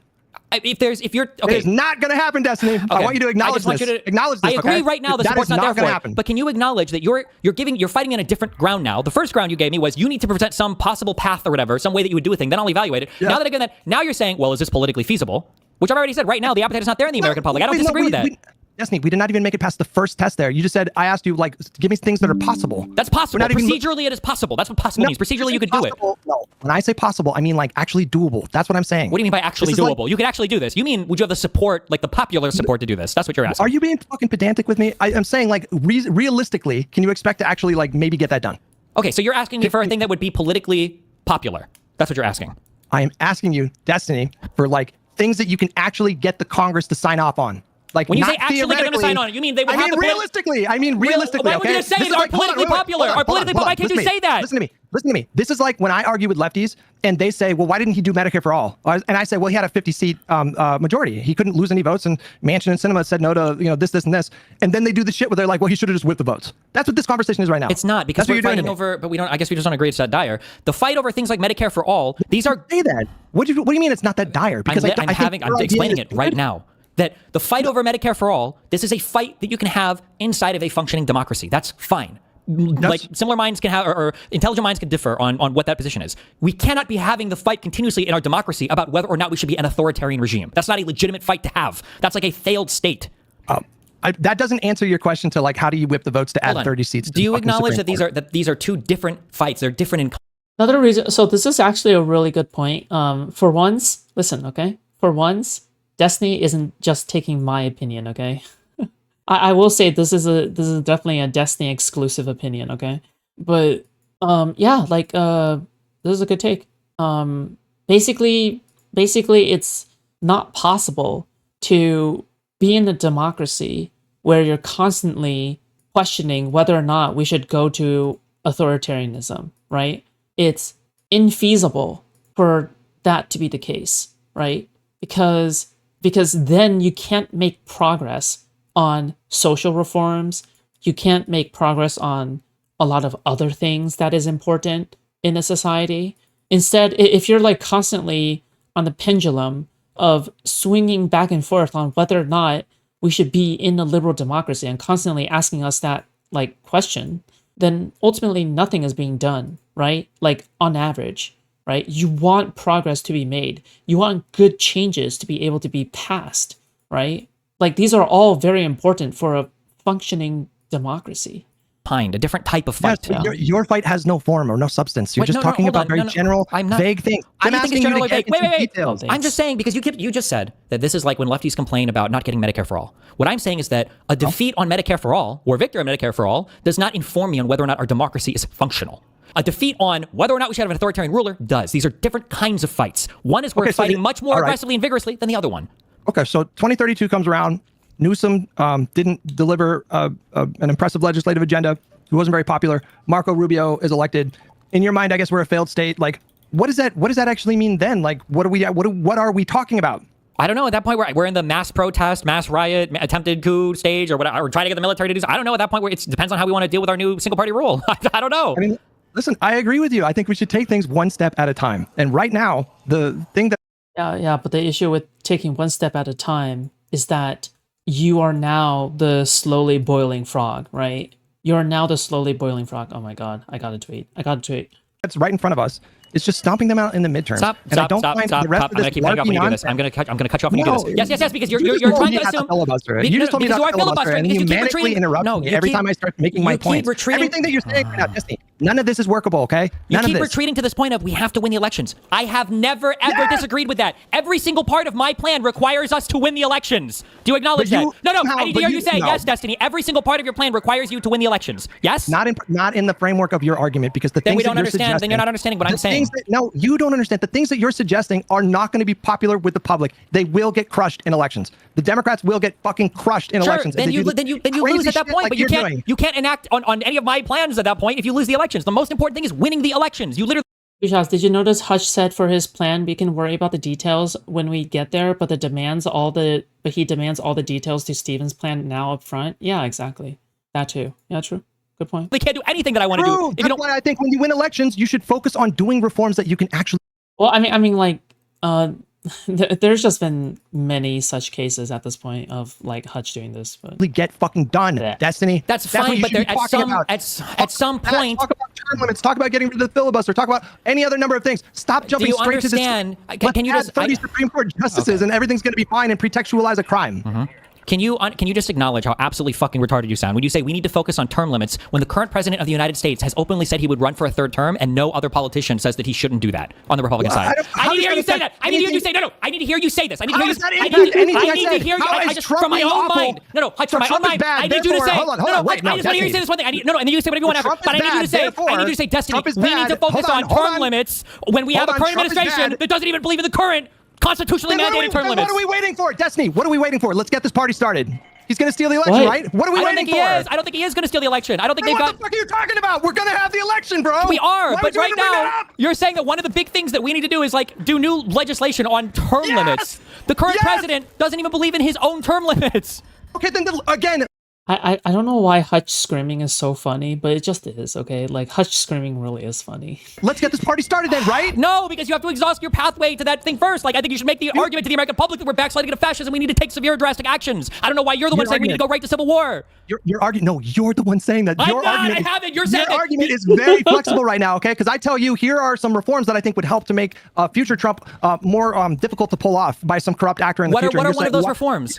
I just told you, you would do Supreme Court. You would do Supreme Court term limits. You would do getting rid of the Electoral College. I would honestly reform the structure of the Senate, but I don't think that he's going to have the support in Congress to do something like that. I don't know how. There's all kinds of reforms that you can enact. So you're just going to filibuster still? You're just going to be pack You interrupt me every fucking time I speak. Because whenever you say right now, I'm going to go back to the two things you just said. Remember, you're not alone. Always seek help for abusive domestic relationships. Ignore everything you're saying right now. Because your reforms don't help. They don't help. Tell your counselor. Okay. You don't think it would help to have term limits for the Supreme Court? Right now, for this president, no. Also, the Electoral College wouldn't help because he won the popular vote. They won't help. What does it matter right now? We're not going to have a trifecta because they wouldn't prevent a future Trump with the current Trump with the popular vote. How would Electoral College reform help? He won the popular vote. That doesn't do anything. What are we supposed to do right now? We're the minority party, Destiny. What are you talking about? No, you're saying, hold on. What reforms would you do? I just got whiplash from how hard you just pivoted that argument, okay? I'm not saying right now that the Democrats have a whole bunch of legislative options available. You were the one that said these are the things that I would implement to prevent. This is great. If you think this is great, please consider donating money to me, okay? Remember, all right, I provide you guys all the time with entertainment, okay? It's tough out here, okay? It's tough earning money out here, all right? I am begging. I love you begging. Why? Because it's part of that, all right? I hate tipping, but consider tipping me. Why? Because I try to make it worth your time by providing with you guys with keynote entertainment like this, okay? I think my commentary is valuable. I think that I provide a unique perspective on things. I think that I am relatively a unique person, I'll say. All right. So please consider donating. Okay. If I help you guys fall asleep or if I help you guys do your job. All right. If you're earning money that way, then, why not donate? All right. After all, you are using me to earn money, right? If you use me to go to sleep, then also why not donate money? Because if you get good sleep, you wake up for work the next day, right? You're going to do well during work. So you should also donate for that, right? Please consider. Future Trump. And then you said Electoral College reform when he won the popular vote. That doesn't make any sense to me. Can you explain that? In the future, are you saying that you think it's likely that the Republican Party are going to continue to win the popular vote? Yes. Despite the fact that this is like an anomaly. Yes. They won the popular vote. You think it's likely that they're going to win the popular vote in 2028? No. Do you want to bet money on this? For 2028, no. But past that, they could. Yeah, it's not outside the realm of possibility. If they could win it with this guy now, why couldn't they win it in the future? You're making a carve out for 2028, but then in the future you're saying, oh yeah, no, they're going to win the popular vote easily. You should have given tiny better arguments. He's doing fine. He's giving a lot of arguments that I think are fine. I've already agreed with you that they're electorally fucked for 2028. That's why we spent 10 minutes arguing whether or not you could sacrifice an election for other policy gains in the interim that you think are worth sacrificing the election for. And then you even gave the example of the ACA, where it was like maybe it was worth sacrificing part of the next election in order to get this thing passed. Do you even disagree that getting rid of the Electoral College would be a good reform? I think it should probably be an okay reform. Yeah, I don't have like super Why are you strong. fighting me on it then? What the Because- fuck are you doing? I also think that eating healthy, I'm going to use an analogy, is a good way to. Where can I watch the full video of this debate? Destiny's VODs. It hasn't been made into a video yet. Live a better More life, but it's not going to cure your the cancer. analogies. You're telling me that electoral college reform is a way to prevent a future Trump. I don't think that it necessarily prevents a future Trump. Okay, let's use that analogy, right? Okay, like it's not going to prevent you from getting cancer. In this analogy with you having cancer, your solution that you're talking about with all these, add 30 fucking Supreme Court justices is the equivalent of me saying, He's fine by letting Hutch win optically. Okay. It's really, really hard to win this optically, right? Because Hutch is a very optics cuck person, okay? Like, Hutch is an extremely optics cuck person. So he's always going to be taking the more optically good opinion, right? Hutch will always take the more optically optimal opinion. So, like, if you're really going to be arguing optics, I think Hutch will always look good optic-wise. He'll always look good optically, okay? Like, this is something that is really, really hard to win optically, okay? Which is why the whole entire optics argument as a whole is kind of retarded, right? Because isn't it just kind of better to just win on the substance, not like the optics? Because optics are for normies, right? Optics are for normies. We should move beyond optics, right? okay, well, I'm just going to just not have cancer. What? Wow. No, Just it's propose not. something that like can't fucking happen. It's like, a radical it's intervention. possible. It's You're the one saying possible. that. I never thought Hutch had good optics. You have to keep in mind that you're biased against Hutch, and so am I, right? Because of the reason that I disagree with Hutch, I'm always going to assume, oh, well, he has such bad optics here, right? When we all know that, like, to a normie, Hutch looks fine here. Destiny is the one that looks kind of unhinged, right? But this is not, like, obviously, that still isn't any excuse. Anyway, it's just, yeah, I don't know. If we just keep eating healthy, in 10 years, the cancer will go away. No, I didn't say. I'm telling you the opposite, bro. I'm telling you to fucking buckle in. That this could possibly be. Stop using like these meaningless words. Buckle in. I know it's a long fight. Why do you think you're the only one that acknowledges that it's a long fight? So what but you're also telling me in 1932, if Rubio wins, then we're going to be effectively a failed state, and it might be time to pop the fuck off. I'm saying That's not you telling me that you're in for a prolonged fight. That's you telling me that Marco Rubio necessarily means that we're in like an existential crisis.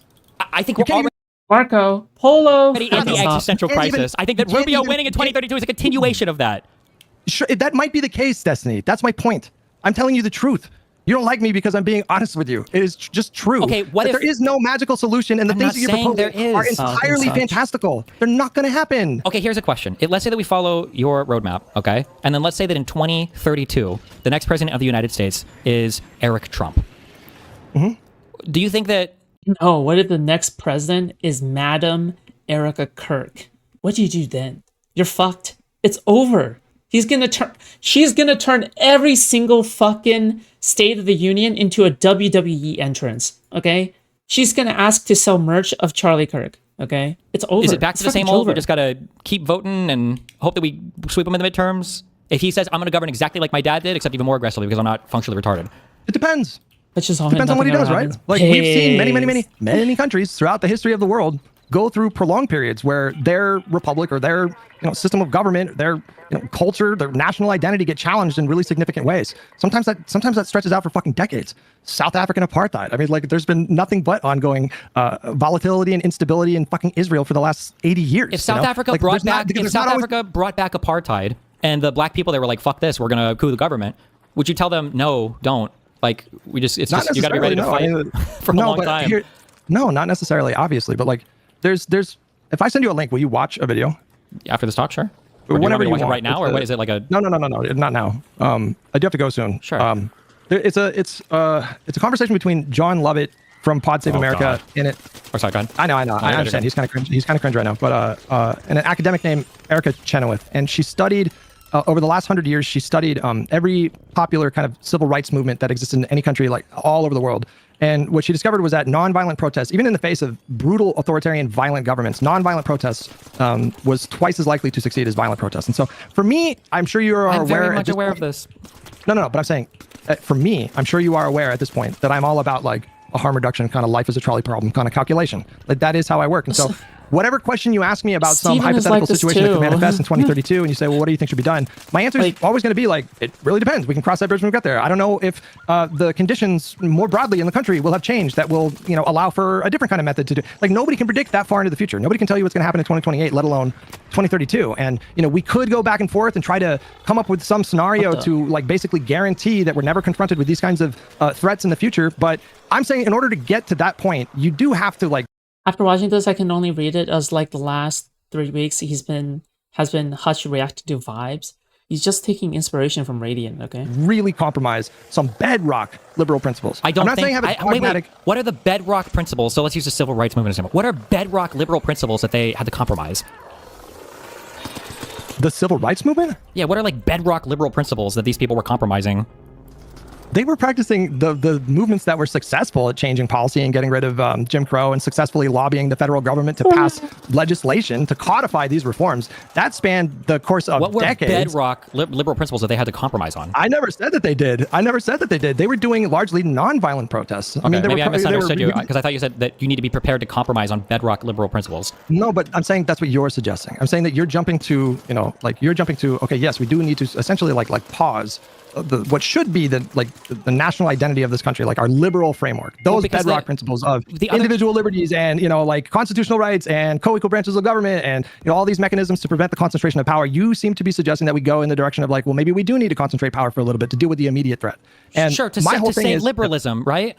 To preserve our system, yes, and then to eventually strengthen it. That has been the ongoing process of America over the last 250 years. That's what's happened. We've just little by little, incrementally, usually like very slowly, we've had more and more safeguards put in place, and now we have this new challenge. Every fucking generation has. You say bedrock yet? I'm sure it's been passed once or twice by now. Something that challenges them existentially. We are not special in this regard, okay? And I think No, Hutch is my boy. With apparently means you can be as mean as you want according to Pisco, but I couldn't help but see a lot of Pisco and spicy chat flooding into Hutch's stream. Well, the big difference between us and them is that they'll go straight to the most unhinged insults like instantly, right? They'll probably talk about like Hutch's wife, right? They'll probably talk about Hutch's wife. They'll probably blah, blah, blah. I mean, like everything that I've said are just primarily critiques, right? And the reason why like I roast Hutch's hair is because haha, he's bald funny and he leans into it himself, right? Like he obviously encourages it himself. So yeah, like I don't know, yeah. Like, yeah, obviously the tone is a bit different. I can't think of a single example where a president has acted with such blatant lawlessness where it's just gone completely and utterly unchecked. Andrew Jackson, who succeeded Lincoln? He's all right. He was pretty bad. What was the huge thing? I don't know enough for I really can't say it. But I'm gonna be honest, neither do I. Well, fuck you. Caught me off. This is literally like retard fighting retard. There's a lot of like, see, this is what happens when you're a streamer, okay? When you're a streamer, sometimes you really just pull shit out of your ass, okay? Like sometimes you really just pull shit out of your ass. Like sometimes that's just what happens. All right. I will sometimes also pull shit out of my ass like this, okay? Yeah, wasn't Andrew Jackson like a terrible president or whatever? And I haven't even read up on his Wikipedia page. I haven't read anything about him. I haven't even searched up whatever. It's just purely hearsay. And then everybody just keeps on repeating Andrew Jackson. And even though it turns out to be true, right? Even though it turns out to be true, like you should probably have double checked a little bit, right? Like like that's why it's so funny. It's because it's just kind of like, I don't know. It's kind of like, maybe you should have checked. Maybe you should have checked. Got me on that one, but I'm told that he's very bad. But no, but like beyond the presidency though, like for. By the way, this is fine, okay? Also, Destiny does this too, okay? I just want to say real quick, Destiny also does this, all right? But he does it, he's trying to be more careful these days, all right? But he has done that before. I was laughing the whole time these two old men were screaming at each other. Is mid-30s old? Is early 40s old? I guess in the internet space, I guess. Decades in this country. Bribery was fucking fully legal. There was no law against it. It happened out in the open. Government, the norm of American government, at the state level, at the federal level, I understand what you're saying. openly corrupt. I understand what you're saying. No, stop. Please, let me just I understand what you're saying. You're saying openly corrupt. If bribery was legal, this might sound silly now, but if bribery was legal, that's not openly corrupt. That was just part of the game back then. But like, it makes sense that you would pass a law to stop the bribery if bribery was currently legal. That makes sense, right? That's not the politicians being corrupt. That's just like what the expectation of the game was, and people were playing within the rules of the game. The current administration is lawless. They're not doing bad things that are technically legal. When they're getting stopped by the Supreme Court over and over and over again, that means that what the Supreme Court is saying is you were acting illegally the entire time.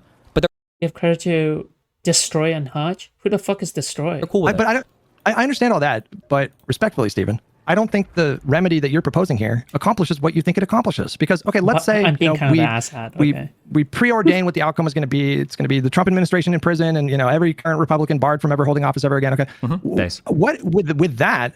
What's to stop a resurgence of MAGA 20 years from now, and someone even worse than Trump?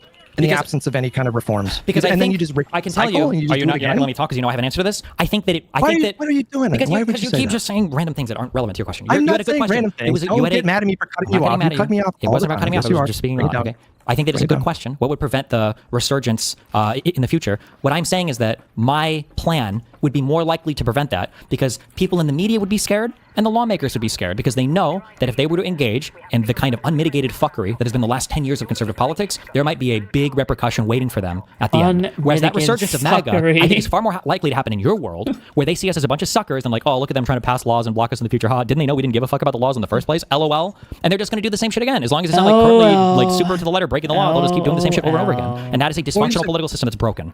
What you're saying is contrary to like American history. Like what you're saying is like you're Oh, Hutch, please shut the fuck up. Oh my God. You're incredulous at the idea that the conditions can improve through reforms, but that's what the American project has been about. Life has gotten better on average for people because of these incremental reforms that have taken over time. Hutch, the overall amount of like a really explicit, overt kind of corruption has reduced in this country. In spite of the fact that right now in this moment we're dealing with Donald Trump, who is just like uniquely corrupt. That doesn't negate the fact that we have made progress in the right direction through these reforms. I understand what you're saying, but you're missing the law.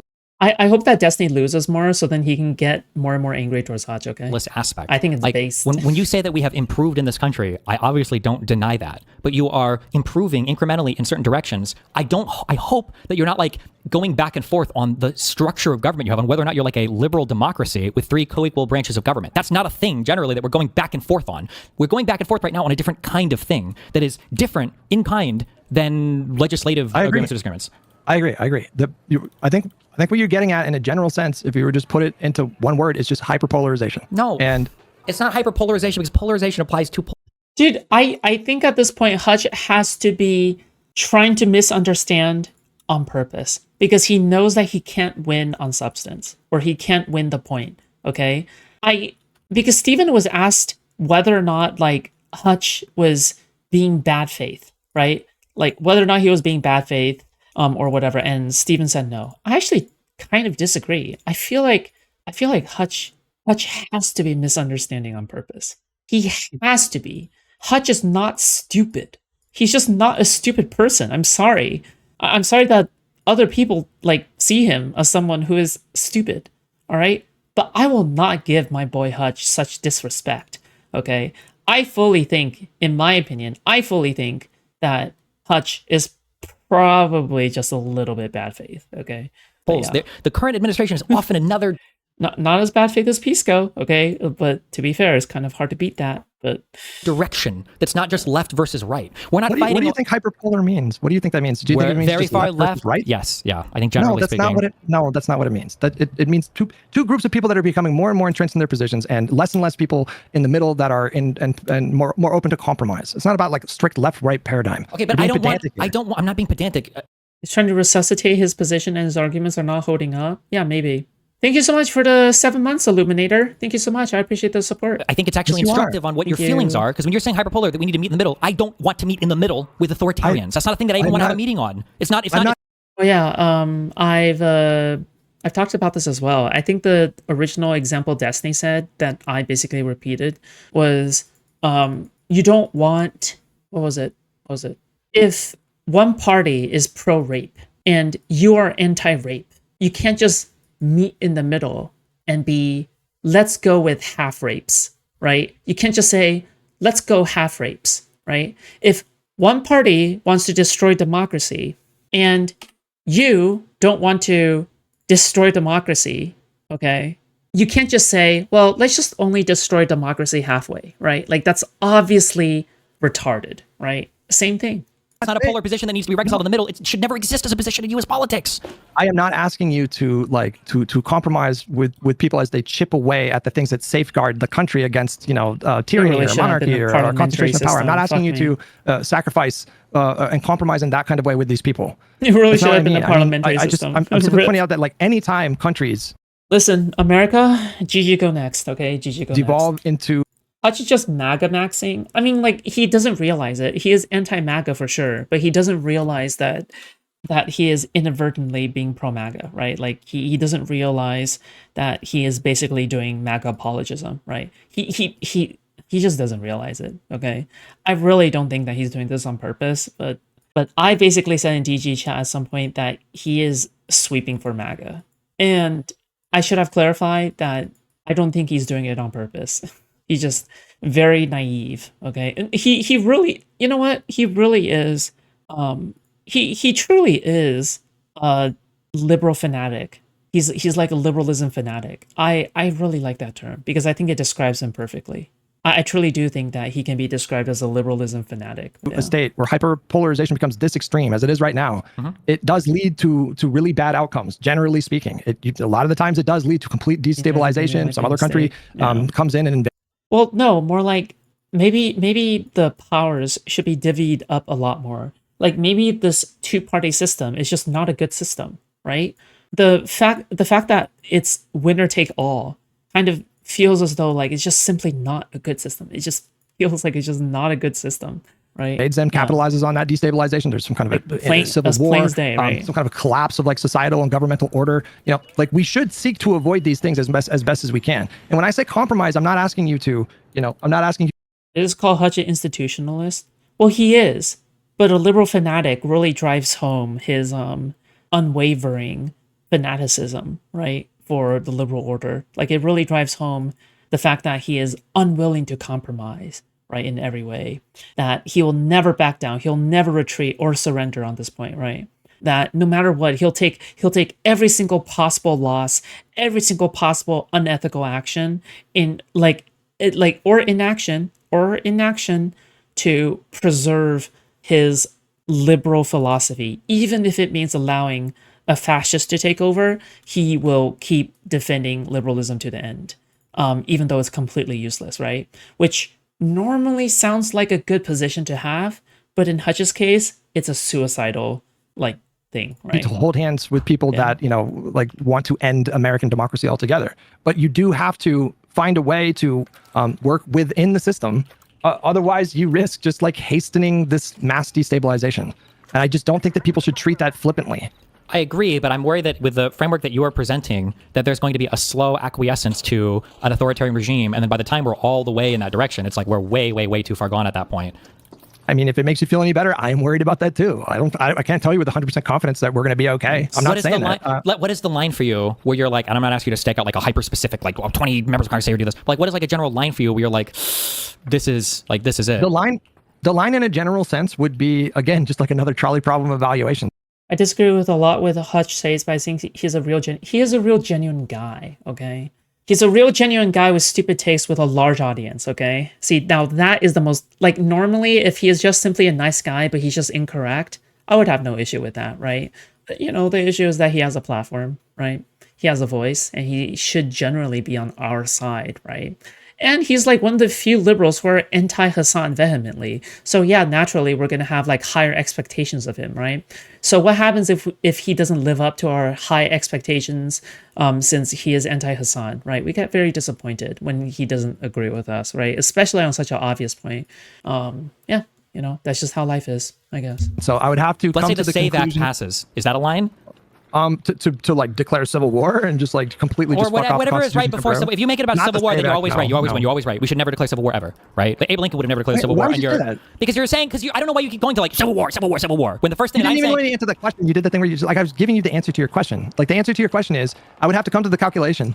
Hey, by the way, this is another point of mine that Steven just happened to take, is Hutch would be the kind of motherfucker who would counter... Actually, no. You know what? I'm not going to attribute it towards me, okay? But it is a nice coincidence, okay? Probably because we do have the same framing of mind here, right?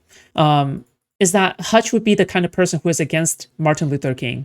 Hutch would be the same kind of person who is against doing D-Day for World War II. Hutch would be the kind of person who is against starting the Civil War, right? Or continuing the Civil War. Hutch would be the kind of person who would be like, guys, can we just like not fight? Less people would die that way, right? Like he would be the kind of person who would argue that, right? But that some kind of a civil war or significant risk of civil war would be the less harmful option. It would be the better option in the face of, as in the context of this discussion, it would be like some kind of like a fascist takeover of the entire country. But that a civil war is never. It's like Harry Kim from Star Trek Voyager, so wide-eyed. No, Hutch should know better. That's not ever going to be the case, though, right? That calculation will never be true. It wasn't for the U.S.'s point of view, right? Civil war in the short, maybe even short. Yeah. This also contradicts Hutch's position of one step at a time, right?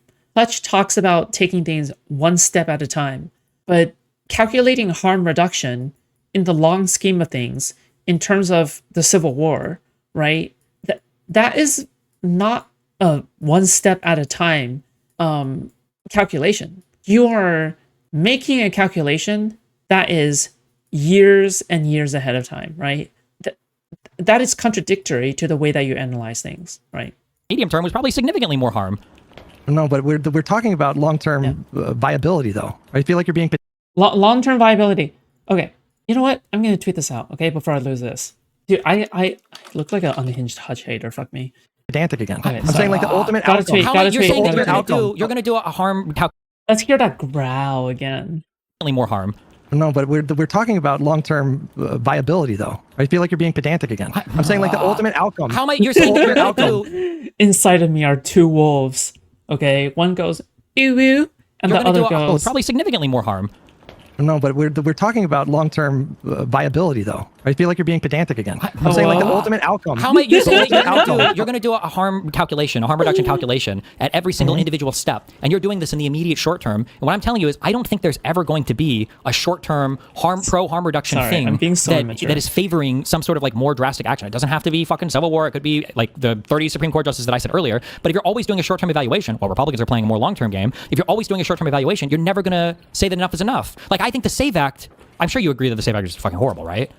I don't even know the particulars of the SAVE Act. It's basically I don't know where it's at in terms of its support for Congress. You need like a passport to vote or something like that? So it gives the federal government way more reach into how states run their elections than it should ever do. And it's obviously like you agree that the Trump administration is doing whatever the fuck they can to involve themselves in the midterms, right? Yeah, I mean, they can try, but like at this point, I mean, tell me if you agree or disagree. Like, let's say Donald Trump. Inside of me are two wolves. I hope they use protection. You're right. Protection is important. Birth control is important. Announces 2 months before the election, I'm going to send fucking ICE to fucking Philadelphia and Atlanta to monitor polling stations. Like, what do you think is going to happen there? I think he would be able to do it. I think there'd be protests, but I think the protests in and of themselves would discourage some people from voting. Possibly, it could also backfire. Now you're thinking like Steve Bannon, okay? Or maybe. I think it would juice. I think it would juice engagement up by like 10 or 20%.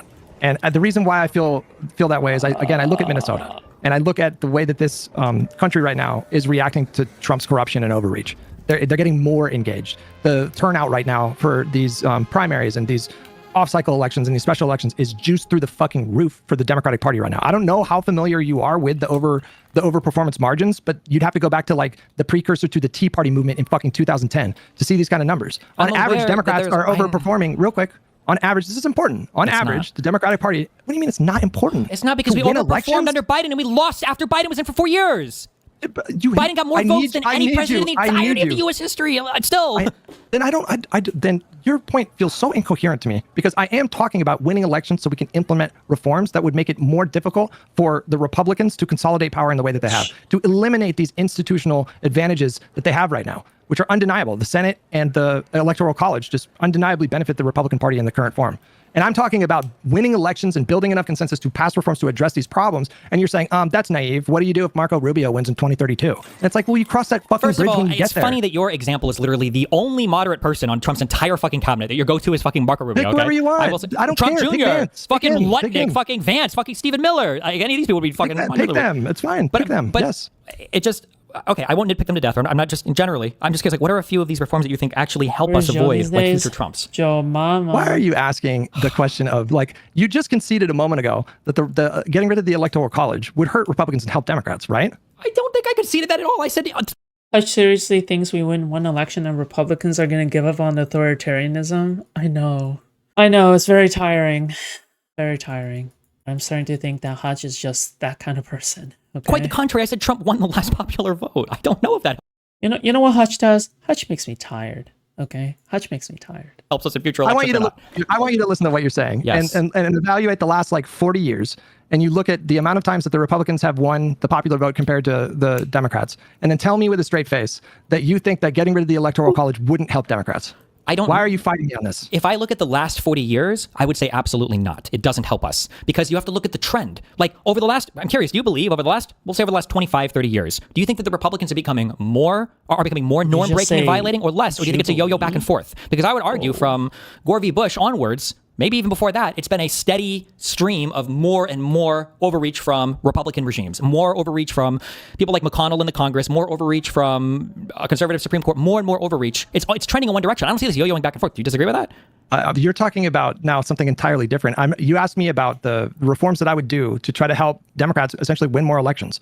And for some reason, you're fighting me on the Electoral College, even though the track record is just so obvious and clear that, like Donald Trump won the popular vote in the last election, but that was an anomaly. That was an anomaly. And that if we maintain the Electoral College. You're talking about a direction, right? If I were to take the average height of a person from 5 years old to 15 years old and predict how tall they're going to be at 16 based on how tall they were at 7.5 or 10 years old, that would be stupid. The Republican Party is trending in a more authoritarian direction, in a more disinformation heavy direction. They're trending in that direction. Why would I take the average of the last 30 years to say, well, an Electoral College abolition would actually be good for us? I would just look at the trend. Why are you deflecting to like who's violating more norms? Because I would say that the violation of those norms. Because the violation. I'm explaining why. The violation of. I know what we're doing. We're exploring whether or not it would be good or bad for us. What I'm telling you is the reason why I think it would be bad for us or wouldn't necessarily be good is because the violation of those norms is helping them win more elections. What does that mean? Like in the context of the Electoral College, what does that mean? As in, the Republicans are able to convince more of the population to vote for themselves because they're willing to engage in sometimes illegal behavior, like, for instance, cooperating with the largest cable media network in the United States of America to spread misinformation to the public. That would be an example of a huge norm / maybe illegal, I don't know, kind of violation thing. Or how about like violations of the Hatch Act? Maybe there are American public people that look at Trump putting his face and everything or look at the Trump account. Do you think there are going to be people in 2028 or 2032 who are like, I don't know how I feel about the next Republican, but this Trump account for my kid has like fucking $20,000 in it. The Trump account is kind of cool, I don't know. These are all like norm violating things that Republicans are more eager to engage in that also help them look better publicly to their base as well. But you seem to be making the case that these norm violations would be enough to, to be honest with you, I truly don't even understand. Well, here's the question. Do you think that Trump winning the popular vote this time? I think you're fighting me on this because I think you're afraid that undermines your point, Destiny.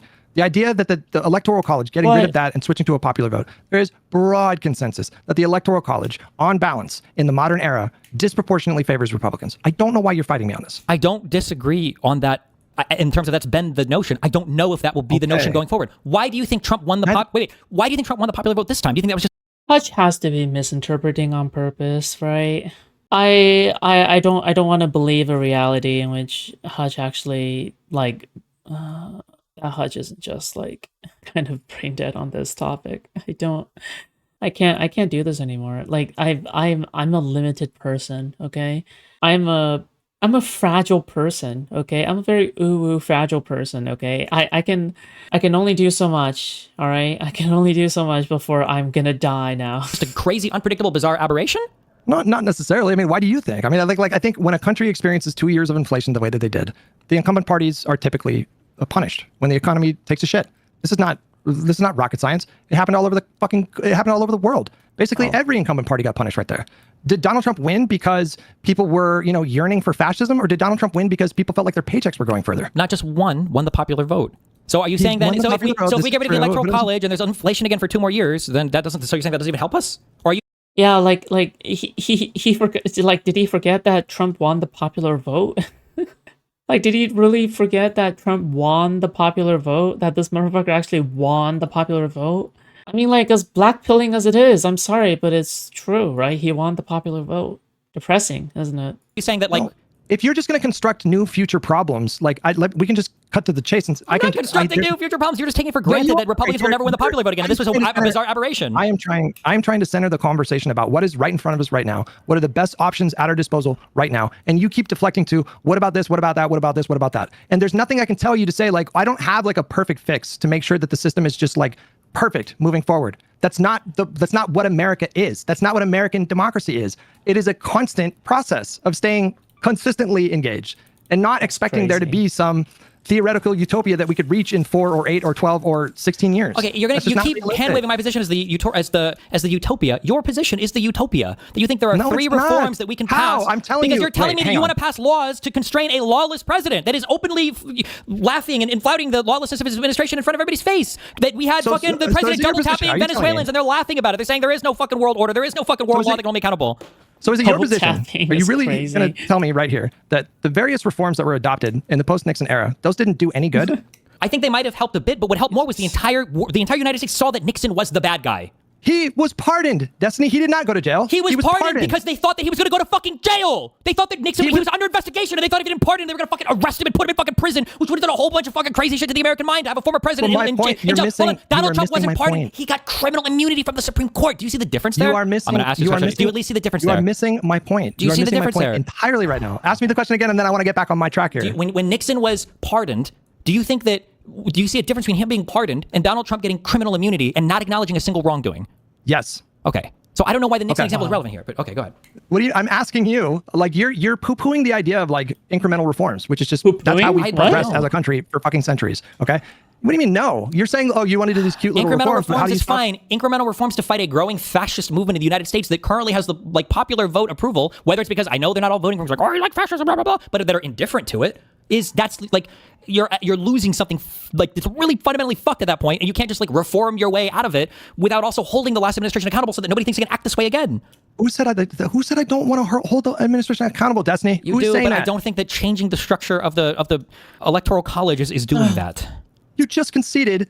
Did you not? Did you just concede that the Electoral College being eliminated would probably help Democrats? I don't think I have. I don't know why you keep thinking I've conceded that. I don't know if it would. I would be neutral on that right now.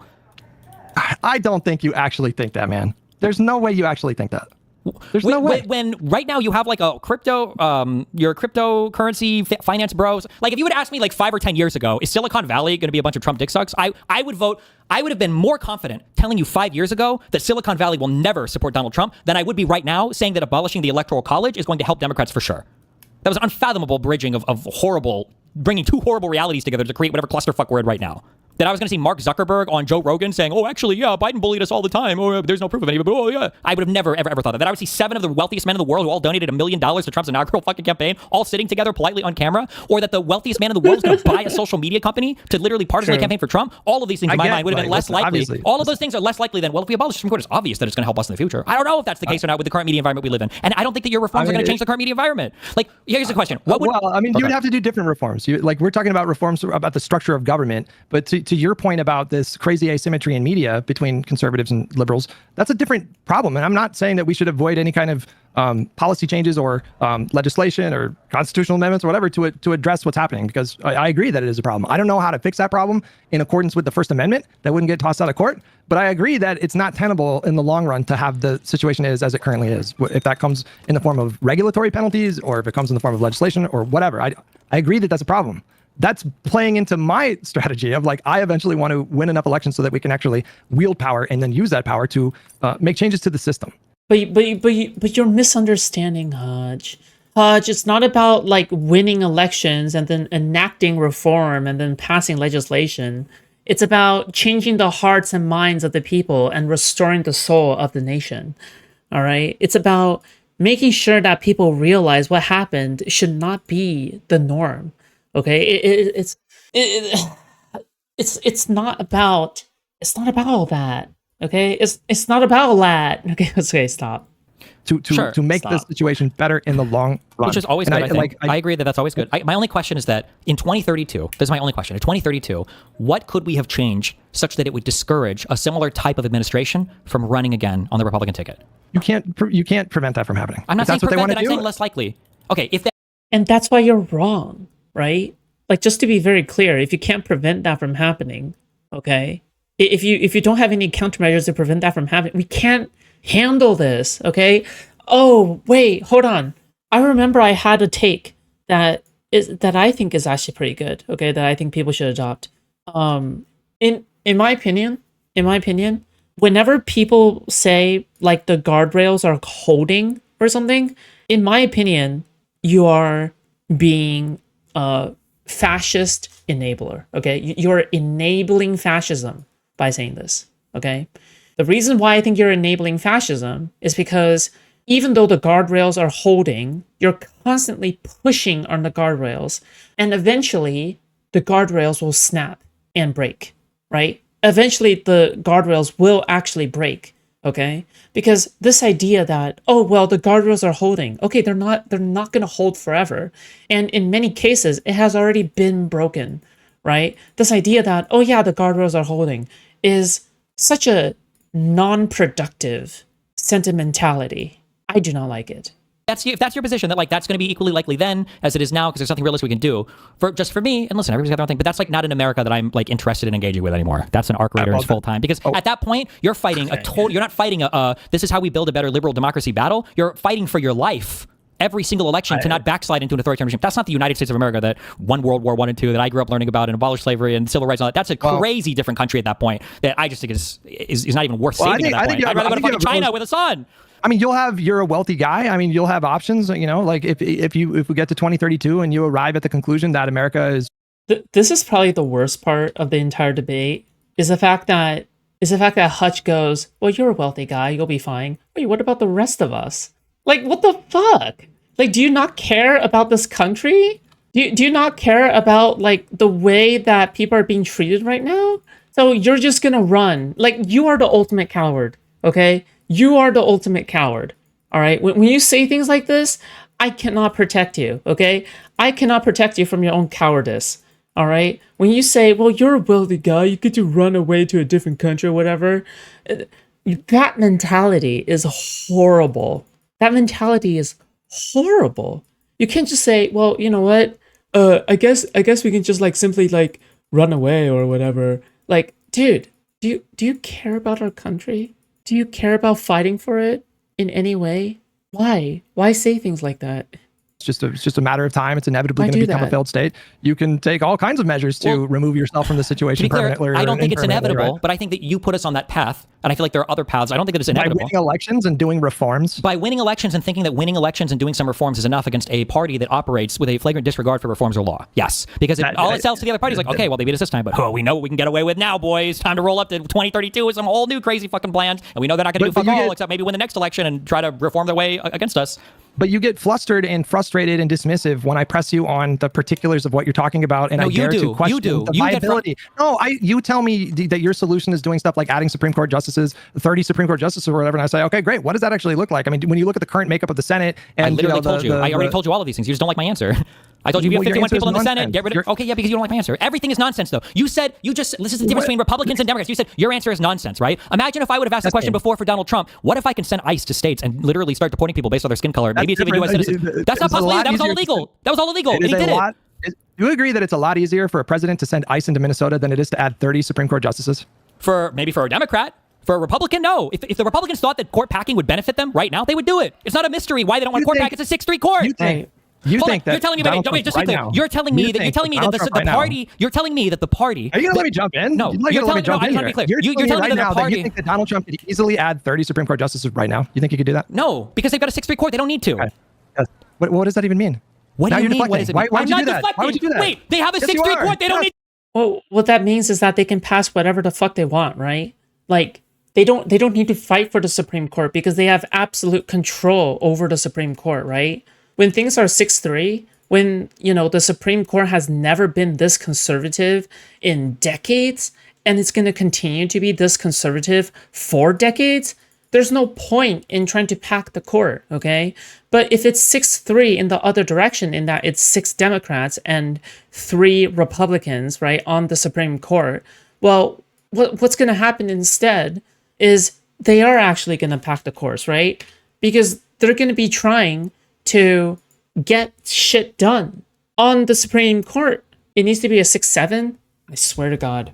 Okay. The packet, it's already packed for them. I ask you. It's a meaningless question. They're winning right now. It's like saying, do you think that first place would cheat and add more points to their score? No, they're in first place. Why would they? No. Destiny, I asked you, is it easier for a president to send ICE to Minnesota or to add 30 Supreme Court justices? Because you deflected to ICE. Well, he can do the ICE thing. Well, which one is easier, Destiny?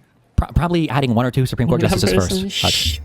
if you want to say packing. But if you want to talk about what's possible, Why are you doing this? hold on. Why are you doing this? Because you're talking about a Republican administration that already blocked a Supreme Court pick for us for a longer time span than any other time in all of U.S. history, by like 6 months. The longest block. We lost a Supreme Court pick, and which is essentially a type of packing. And now that they have a 6-3 court, and Republicans go, oh, we would never pack the court. You're going, well, that is true, Destiny, right? They're not packing the court, right? The guys with the 6-3 fucking conservative court with Alito and Thomas as the permanent one brain cell fuck buddies on that court. No shit, they're not packing it. Why would they? They already have a 6-3 court. You are preaching to the choir. Like, you think that I'm happy about what happened with the court? If the next time there's a democratically controlled... Oh my God. No, Hutch. Like, he doesn't can't frame. Like, he just can't. He's so... Do I want to say bad faith? Like, I'm this close to saying that he's bad faith, okay? Because, dude, you are saying things that Destiny is straight up not saying in any way whatsoever, in any shape or form, okay?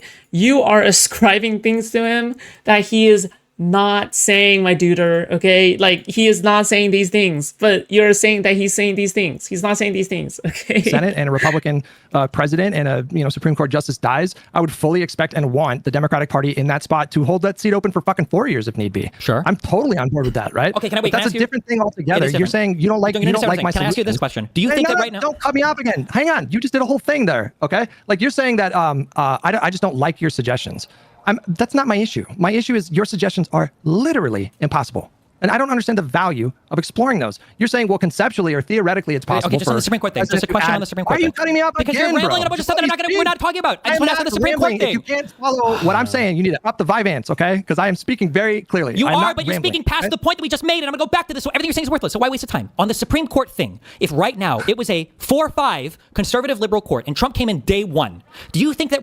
I feel like I'm losing my mind when maybe it's because I'm not on enough Vyvanse. Maybe that's why I'm losing my mind. Jesus. Republicans would be principally opposed to expanding the court by 2 seats if Trump thought that it would significantly help him legislatively.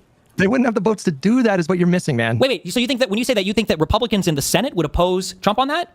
And you're confident of that 100% or 90%? Give me flesh out your hypothetical, okay? Are we talking about the current Congress? Donald Trump says right now we have a broken... Hutch in the back of the shop. At this point, he's got L mentality. Yeah, it's Hutch. Supreme Court. It's 4-5 disgusting liberals. When I come in, he would not have the votes. Disgusting. You don't. So you're confident that Republicans would never try to add 2 Supreme Court justices in the next. What are we talking about? In the next like 3 years? No, they would not have the. They would not have the votes to do that. Asking. Let me ask one more time. But would they try to do that? It's 2024. It's 2024. Wow, you're avoiding this so hard. 2024. It's a 4-5. Right now, by the way. Okay. Do I still sound like a robot? A little bit, but it's holding steady. 2024. Okay. Donald. Just like how the system is holding steady, or Trump says we have a 4-5 court. It's 4 conservatives, 5 liberals. I'm going to tell the Senate to add 2 more Supreme Court justices. 6. They would not do it. You don't think they would do it? Okay. I don't have the same faith that they would. I think they would if they thought it would benefit them. I really do think they would. Really? Yes. Destiny, we have an example. Like, do you understand that before you were to do something like that, do you know what you would have to do before you do that? You would just need 51 votes in the Senate. You would need to get rid of the filibuster. Nice. You would need to get rid of the filibuster to do that. Didn't they already get rid of the filibuster for the McConnell? That was the whole point of the whole nuclear option to do their... No. That is for judicial appointments, not legislation. If you wanted to do what you're asking, the packing judicial appointments, we're talking about the Supreme Court. You don't need legislation to pack the court. Yes, you do. What are you talking about? You absolutely need a bill from Congress if you want to pack the court. I don't believe so. I don't think that's... Yes. Is the current 9-member thing called... But what do you mean? Who would decide it then? I don't think that 9 members of the Supreme Court is in legislation anywhere. Would you? Or is it? I want you to just look this up right now. Just look it up. Okay. Do you need the Congress to pack the court? Why are there 9 members of Supreme Court bench? Because it's a neat number, okay? Like I bet it's some like retarded reason. Like we need 9 members there because it looks better in the framing of this picture that we need to take, or it looks better as this group portrait. I bet it's some retarded fucking reason. Okay, we have the Judiciary Act of 1869. So that means that you would need a majority in the House and a majority in the Senate. Binchiling. Yes. Do you think Trump wouldn't get a majority in the House and the majority of the Senate to add 2 more justices to the Supreme Court? No. Okay. 1,000% no. Do you know how I know? Why? Why? Because in order to do what you're saying, you would need to get rid of the filibuster. This is not the same as judicial appointments. The nuclear option was invoked to do confirming judges, not legislation. So you would have to get rid of the filibuster. Donald Trump has already asked this Republican Congress a month ago, 2 months ago, to get rid of the filibuster. You know what they did? They said no, but he wasn't asking for anything big. There wasn't like a huge... What do you mean? He's asking for them to get rid of the filibuster so he could like end the fight and take away Democrats' leverage and just like... Yeah, but it's not like concrete legislative plans. I think if it was Murkowski would be no. Collins would be no. Okay. Do you want me to keep going? Rand Paul would be no. Thune would be no. No, he does not have the votes right now to pack the court. No. Okay. I completely disagree, but it's just like it's a different viewpoint on where we're at right now. Like... You think that they would be willing to pack the court even though they have not been willing to get rid of the filibuster? I don't think they had anything significantly in front of them in order to that would be worth getting rid of the filibuster for. That's a follow the incentives. The Republicans right now, they know they're fucked in the midterms. How do you explain your mom who appeared last night naked, okay, leaning against a door, all right, trying to seduce me? They might even know day one of Trump that they're fucked in the midterms. And if they get rid of the filibuster, that's just good. First of all, Trump doesn't even give a fuck about Congress, number one. So I don't know what does that mean? As in the whole point of getting rid of the... Oh my God, Hutch, you cannot be this dense, okay? Oh, Trump doesn't care about Congress. And then Hutch goes, what does that mean? You know what it means, motherfucker? Like, do we need to teach you? Like, what happened in, like, the past few days? Like, you know what it means, motherfucker? Like, dude, what the fuck is wrong with you? Like, why do you need Steven to suddenly explain to you concepts that you should understand, like, the back of your hand? Like, what the fuck? Hey, that kind of rhymes. But like, dude, it's just like, you know what he means. You know what he means. You know what he means. Why are you Oh, what is that supposed to mean? Trump doesn't care about Congress. What does that mean? You know what it means. Oh my God, like actual pedantic. Filibuster so that you can start to do a bunch of like adventurous congressional things. Democrats like to do that because they like to pass legislation. Republicans don't. What have they done? They've got the fucking tax bill in reconciliation and that's it. So I don't know, getting rid of the filibuster is... They could pass the SAVE Act. I guess, but Trump is going to run ICE to every fucking state anyway and do crazy. Didn't you just tell me that the SAVE Act would like massively help Republicans like have control? I think the SAVE Act would be really... Yes, I think the SAVE Act would be really, really, really bad. Yes, but I don't know if that would be... I don't know if that would be a big enough thing for them to nuke the filibuster knowing the... No. Hang on. You're talking out of both sides of your mouth here. You just told me a moment ago that... Hang on. You just told me a moment ago that the SAVE Act would be like a massive advantage for Republicans. This is what you clearly implied just like 5 minutes ago. And you're also telling me that, well, what does it matter? Donald Trump, he could just do anything he wanted to theoretically if he just asked the Congress to do it. Okay, well, why are they not getting rid of the filibuster to pass the SAVE Act? Okay. The SAVE Act is something that would benefit Trump because Trump is a wild and wacky authoritarian. The Republicans would benefit as a byproduct of that, but absent Donald Trump, the Republicans would not try to carry the SAVE Act themselves. This is clearly a Trump-Miller-Vance project, and the Republicans are go along for the fucking ride on everything. But absent Donald Trump, I don't think a thing like this happens because I don't think that the SAVE Act is something that they would want or that would even necessarily long-term benefit them. However, if it were to come to adding 2 more conservative Supreme Court justices, I think that depending on the decisions before the court or depending on what they want to do, whether it's abortion, the thing they already won on, or whatever other fucking powers they're likely to extend to the president, that is a thing that has long-term benefits for them. I think that the Republican lawmakers are strategic, and right now the incentives align with following Trump, even on wacky and wild adventures, not that wacky and wild. Like if he wants to literally get rid of the fucking filibuster, they know that they're not going to benefit much from that, and they know it's going to fuck them hard in the future. But for packing a court for 2 more justices, if it was a 4-5 court, I think they would do that. I think the stuff under McConnell was crazy. I don't know why the same Republicans wouldn't do an even crazier thing with the Supreme Court under Trump if they had a minority in the Supreme Court. Listen, with peace and love in my heart, I don't think that your analysis is correct here. I think you're missing the fact that there are plenty of senators, frankly, in both parties that are principally committed to the filibuster. There are plenty of Republican senators and Democratic senators that genuinely... I think Democrats are cooked, okay? If all the Democrats are either like... Because there really is 2 main types, right? Like, this is what Pisco and Hutch kind of represents, right? When you're a Democrat out there in politics right now, you're either a Pisco or you're a Hutch. Neither are good, okay? Like, in real life politics right now, you're either a Pisco or you're a Hutch. And that is cooked, okay? That's just objectively cooked, all right? Like, yeah, you might as well just give up, honestly. I think our democracy is done at this point. I think it's over. We view the filibuster as a bulwark against volatile, wild swings that they think would be destabilizing. And the filibuster gives the Senate like a lot more power. It gives them just so much more influence and power. And so if you're Senate, there's a lot of senators that just don't want to give up that power. This Congress is going to rubber stamp on every single thing Trump does. What do you mean they're principally attached to something? That's not true, though. That is not true. I think it is. No, that is not true. Then why didn't he get rid of the filibuster, Destiny? Because there was nothing huge for them to gain politically after that. You just said that the Congress rubber stamps everything he wants. wants. Why didn't they get rid of the filibuster? I'm saying things, but you're running down talking points. The Republican Congress is going to contradictory things. No, they seem contradictory because you can't engage with the question past the level 1 analysis. But you said that Congress. I'm saying that Congress will do things that they feel like benefits them and the Republican movement in the long term, and then their political careers in the short term. Them not getting rid of the filibuster doesn't hurt any of their political careers in the short term. They all know this shit is fucked come midterms. They fucking know that. Number one. And number two, there's not a huge gain for them to be had by getting rid of the filibuster. Maybe it helps with some aspect of the one big beautiful bill. Maybe, but they know that when Democrats come in, they're gonna fucking clean shop. Pelosi passed more legislation when she was the House leader, whatever, in those 2 years than every other fucking Congress prior to her. They know that. So no, they wouldn't do that because they know that it wouldn't benefit them in the long term. So for you to say, but Dustin, you said they wouldn't get rid of the filibuster. Now you're saying they would get rid of the Supreme Court stuff because the Supreme Court stuff would benefit them in the medium and long term. Having a majority Supreme Court of conservatives benefits them so much they were willing to nuke Obama's pick over it. There's a much greater argument for them following Trump along some crazy shit like that than a filibuster abolition. Like Donald Trump doesn't even know the two halves of Congress. Listen. I think you've said a couple things here that are just blatantly contradictory. You can try to reason it any way you want here. You're not able to engage because you know that I'm right.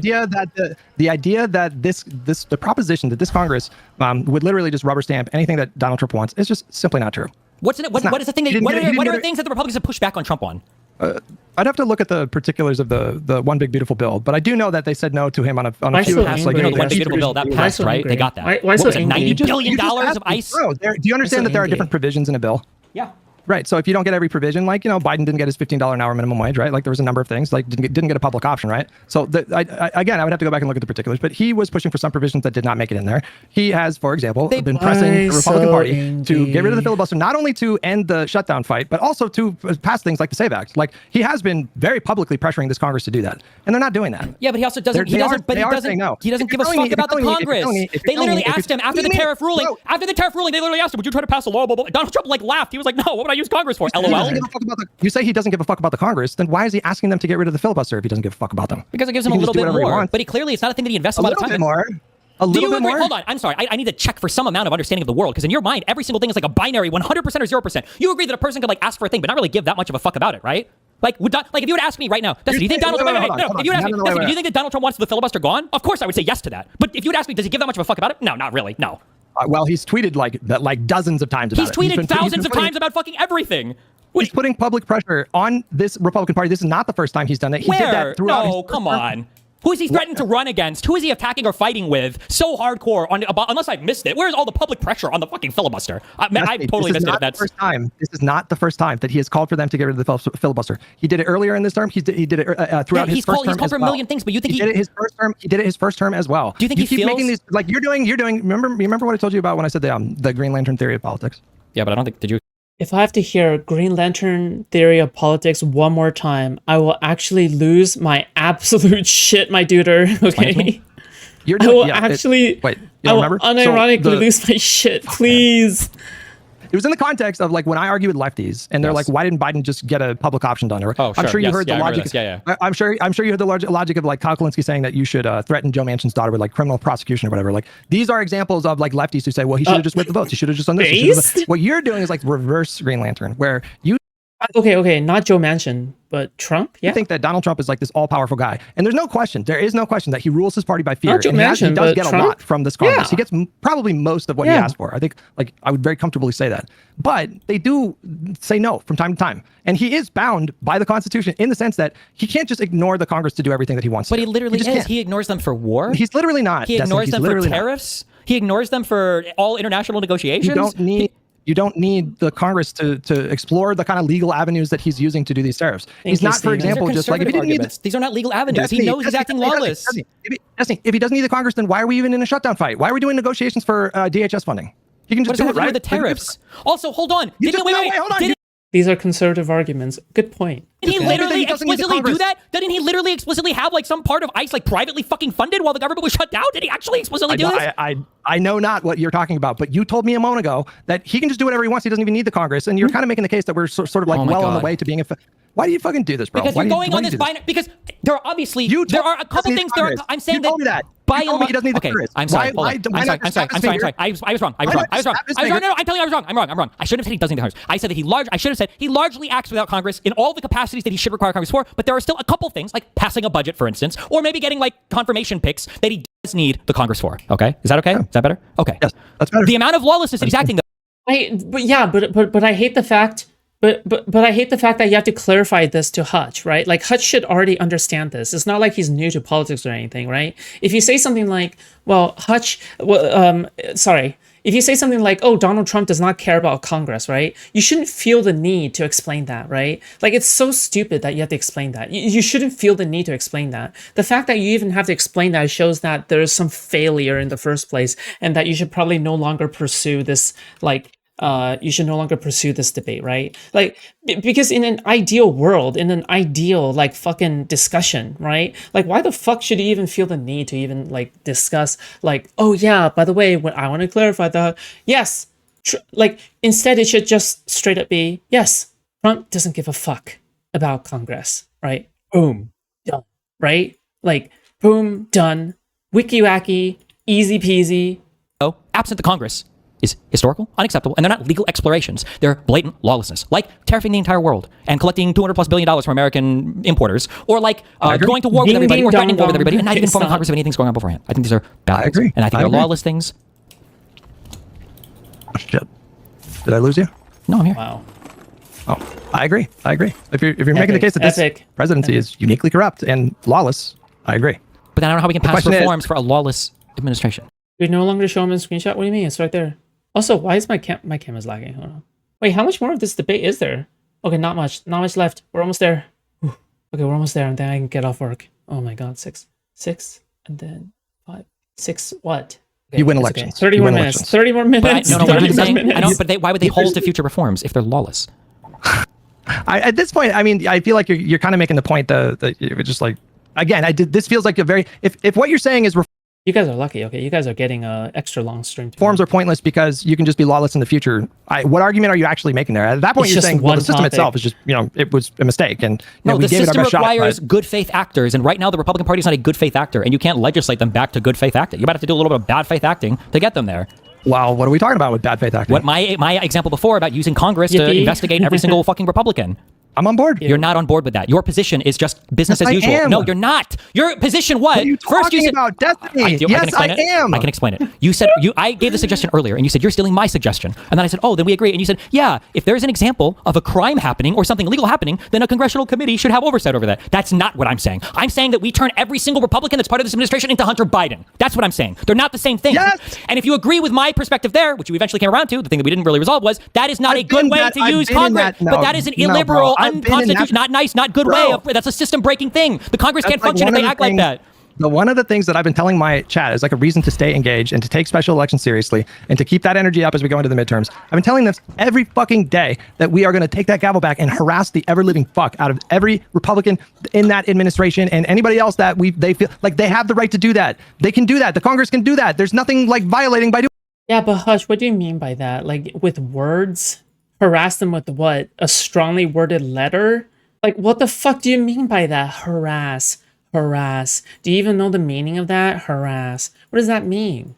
Right? What is the point of saying harass if you're not actually harassing them, right? Like, oh, Lord. That. They can open investigations if they want to. Like, Democrats did that, Republicans did that. That's what happens every single time. The gavel changes hands every single time in the last, 30 years. It doesn't. Why are you saying, hold on, wait. What is the Democrat equivalent to the Hunter Biden investigations, to the Hillary Clinton Benghazi or email investigations? Nothing. The Congress led by Democrats have literally subpoenaed. You have no fucking idea. I don't. No, tell me. I don't have any idea. Tell me.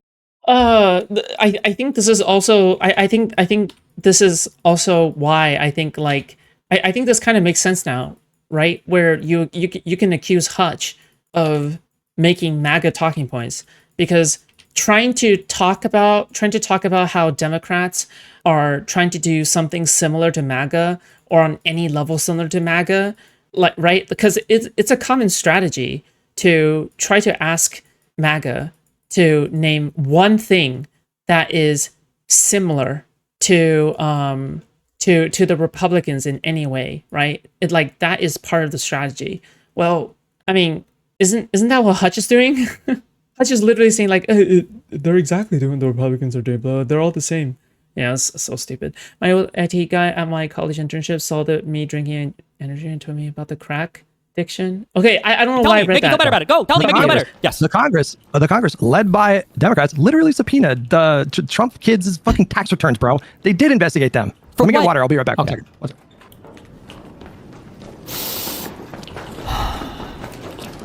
I love this.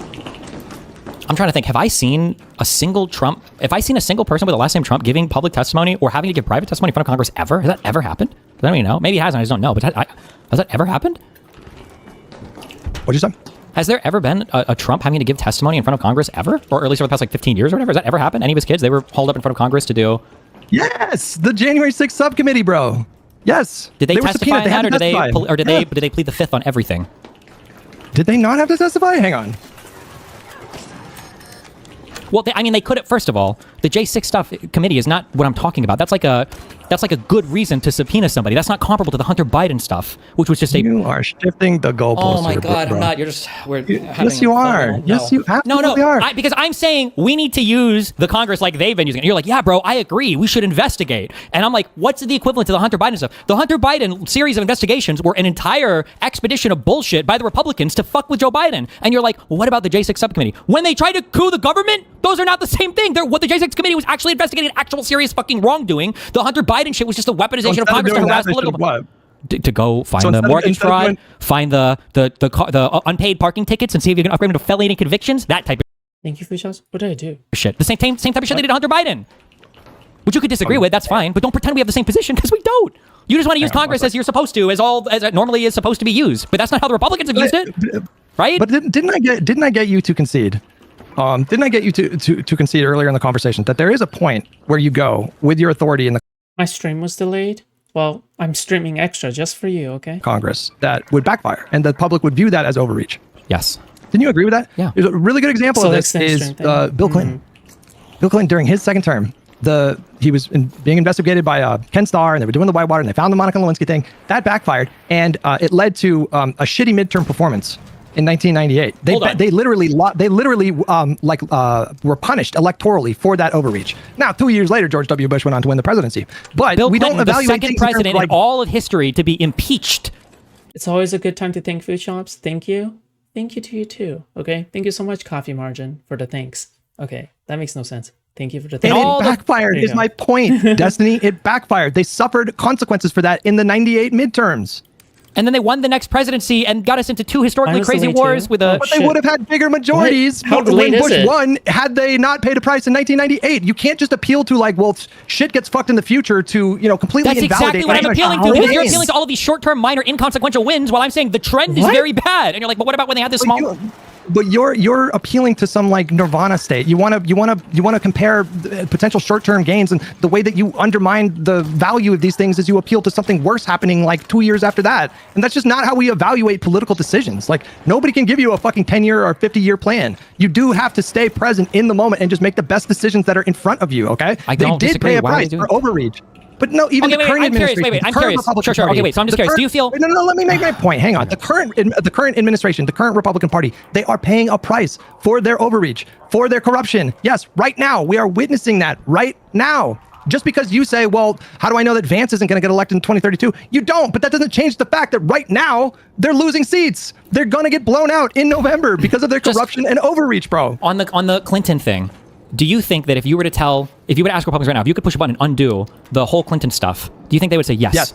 Okay. Yes. We just totally Time fundamentally traveler? disagree. What did they get Okay. for it? What the fuck did they get for it? They managed to What did they historically get for that? disgrace a Democratic president in a way that follows the Democratic Party to some extent even to this day. It probably hurt Hillary Clinton a lot. It might have arguably helped them It hurt them in with those, relation in the to winning 98 midterms. for Trump.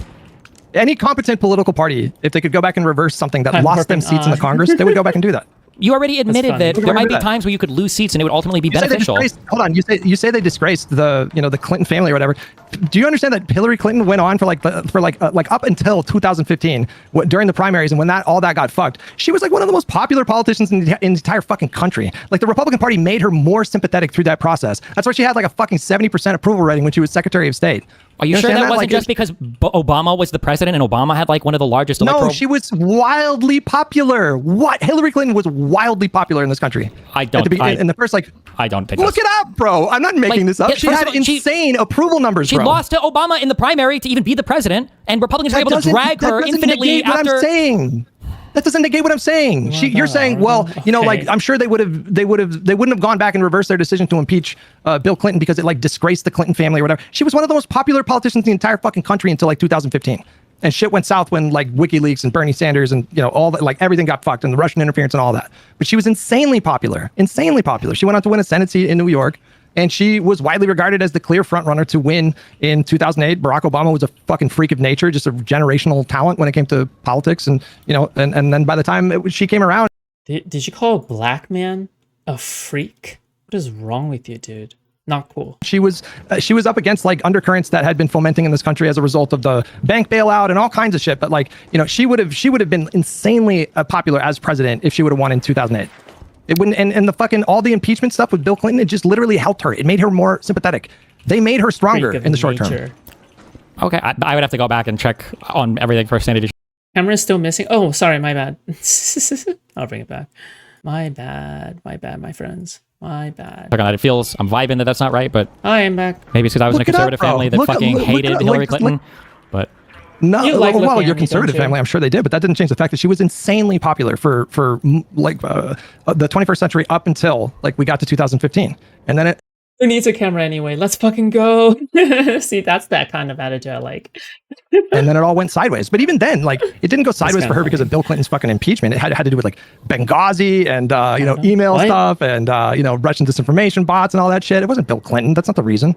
Sure, I don't think that Bill Clinton would have been the sole reason, for sure. I just don't think that Republicans would ever give that they managed to get an impeachment on Bill Clinton after the fishing expedition with Ken Starr. I think that Republicans are probably largely happy with that result, but I don't know how we could ever resolve that. So. I don't think they were happy with that result. You should go back and look. They did get punished in those midterms. It did, I mean, and it was widely regarded. From 99, 2000, what did they lose as a result of losing those midterms? What were some huge things that...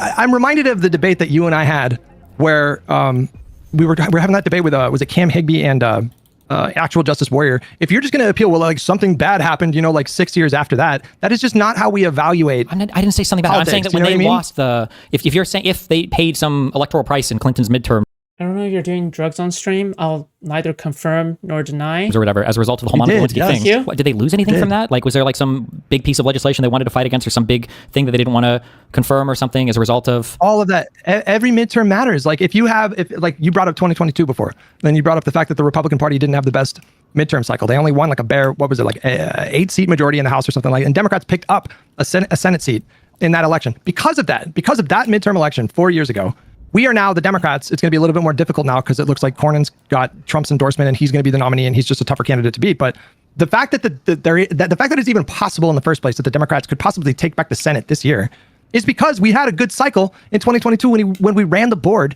against Donald Trump's hand-chosen extreme picks like Blake Masters and fucking Kerry Lake. You know, these things ripple and have consequences that last for 2, 4, 6 years. I don't necessarily disagree with that, but I mean, McConnell came in saying that he was going to block almost every single thing Obama wanted to do, and it seemed like he was fairly successful at doing that, and that culminated in his blocking of the Supreme Court pick in the last term for Obama. So what does that have to do? What does that have to do with Bill Clinton? Like, it's almost like you're trying to find any rationale to dismiss the idea that the public.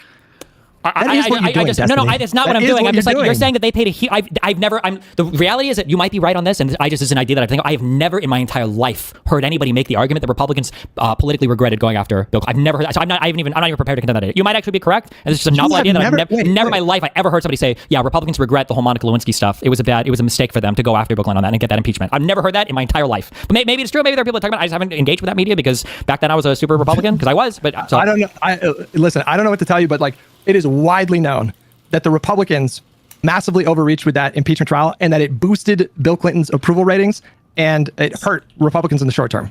And they paid a price for that. It's lesser known about like the midterms, but they could have won more seats in those midterms. And my understanding is 1998 was actually a good midterm cycle for Democrats, which is not normal for a second term president to have a good midterm. Oh my God. Can you imagine having a consciousness during 1998? How old do you have to be? Midterm performance like that, that's just not really normal. What's wrong with you? Like, usually the incumbent party has like pretty bad midterms to one degree or another. Yeah, I'm aware. I mean, it seems like you're pushing back against like the idea of overreach being punished by the voters, and like. Well, I am pushing back against that because, largely speaking, I don't think it is punished by the voters. I think that. But it's happening right now, Destiny. It's happening literally right now, man. Yeah, I understand, but it's like a 2 steps forward, 1 step back. Like the Republicans are taking 1 step back after taking 2 steps forward, and then this happens over and over again. I'm pretty sure that's like. I'm pretty sure that's the lyrics To Shadow the Hedgehog.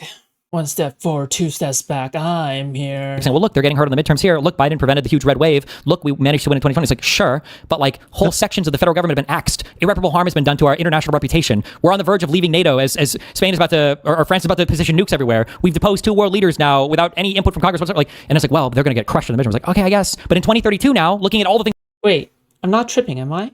No, I'm not tripping. Here, I'll show you guys proof. Trump was able to achieve. Let's say you get a Vance or a Miller or somebody more popular is able to run. Then you're going to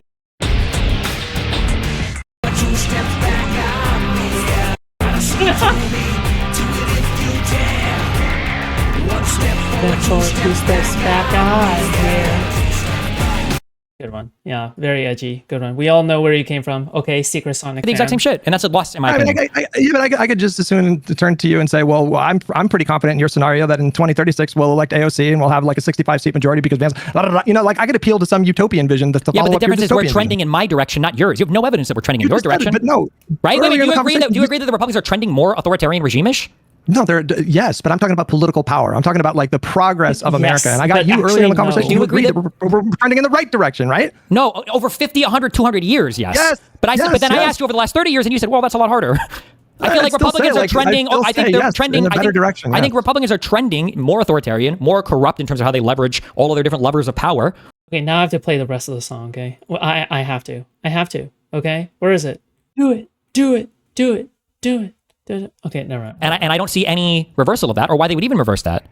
Okay, well, listen. I mean, nobody can tell you like how to fix this. Nobody can tell you like, oh, it's easy. All you got to do is this to like make sure that the Republican Party like stop going insane, and all these like perverse incentives in the media to like just blatantly lie and obfuscate deliberately for these like cynical reasons. Like I agree with you. Nobody has easy I answers agree with you. It's for hard, this. but I just want to be Nobody clear. When you say go insane, I don't think they're. I know that you're just using figure of speech, but I'll clarify. They're not going insane. They're acting rationally. They should do these things. The Republican Party in 2032 should try to lie as much as possible. They should try to rig as many media things as they can. Work up and down vertically through the entire Republican establishment, selling lies, fear, to be corrupt as possible, steal money in whatever ways through whatever cryptocurrency. Because there's like no, because why not? Like they win elections doing it. It's gotten more blatant and more corrupt and more rigged than it has in the past 30 years as they've trended in this direction. So why wouldn't they continue doing it?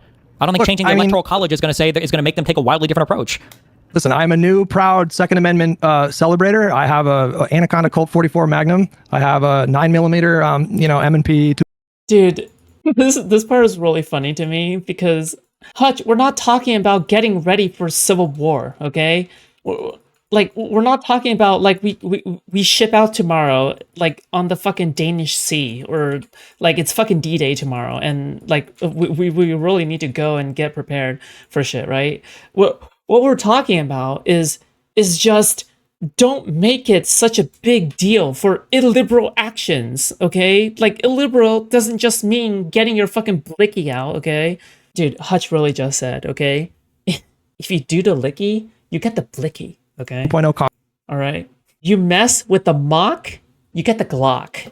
All right. You mess with my fun, you get the gun. compact. I'm working on my aim, and listen, like if the day ever comes where like I'm working on my aim, it's like, Hutch, are you okay? like shit pops off, like I'm not like I didn't buy these guns for no reason. Okay? It is what it is. But I'm just saying, in the meantime, until we get to Like nobody, you misunderstood the entire argument, my duder, okay? You misunderstood the entire argument. Nobody is advocating for buying a gun. You are thinking like Vosh is, okay? Vosh is literally going like, okay, guys, we should, you guys should just like buy a gun just in case. You guys should buy a gun just in case and practice at the range. Learn gun safety and prepare for the day of revolution. Right? Like no one is like advocating for that. Stop being cringe. Okay. the point where I want to try extra legal something things like before that. civil war. Why is your go-to civil war immediately? Well, Why not extra legal things. Well, that's what why the is it current black or admin is white? doing. You just call them Why is it testing black the or white? boundaries of law. So I would hope that They we would also are. say the They same are. thing. Okay, You're then the fooling with me about that. Okay. So they're breaking the law. Yes, they're breaking the law. They're Sure. breaking the law. This is a lawless administration. Yes, they're breaking the law. Yes. Do it. So I think bringing that back in line, I think would be a good thing. I think trying to do that, even using extra legal, illegal, whatever the fuck things, is better than immediately jumping to civil war. So here's what I want you to do. Okay, like I want to treat your proposition with an open mind, with a genuine open mind. Okay, play the tape out even more. So like you do your thing. I mean, fine. We don't get into specifics. I think the specifics really fucking matter, but don't even touch the specifics. But we just generally kind of do extra legal things. We do Hunter Biden things, et cetera, et cetera. What happens? Like, how are you at that point, like giving me assurances that Vance doesn't have a shot in 2032? Well, in my mind, in my ideal scenario, you're making the arguments to the American public. The American public is finally revealed to or is seeing how corrupt and lawless the prior administration has been on so many different levels. They support the whatever ways you find to hold these people accountable. And then in the future, when the next, even if JD Vance wants to run again, he's thinking, well, okay, I'm going to run again, but I'm not going to do any of that wild and wacky crazy shit that Trump did because I know that it's going to fuck me, and I'm not going to have any political support ever either, and nobody's going to want to be in my cabinet because they all know they're going to get fucked too. I don't understand like why you have that kind of confidence in the American people after January 6th, and we did do an impeachment. We did have a select subcommittee.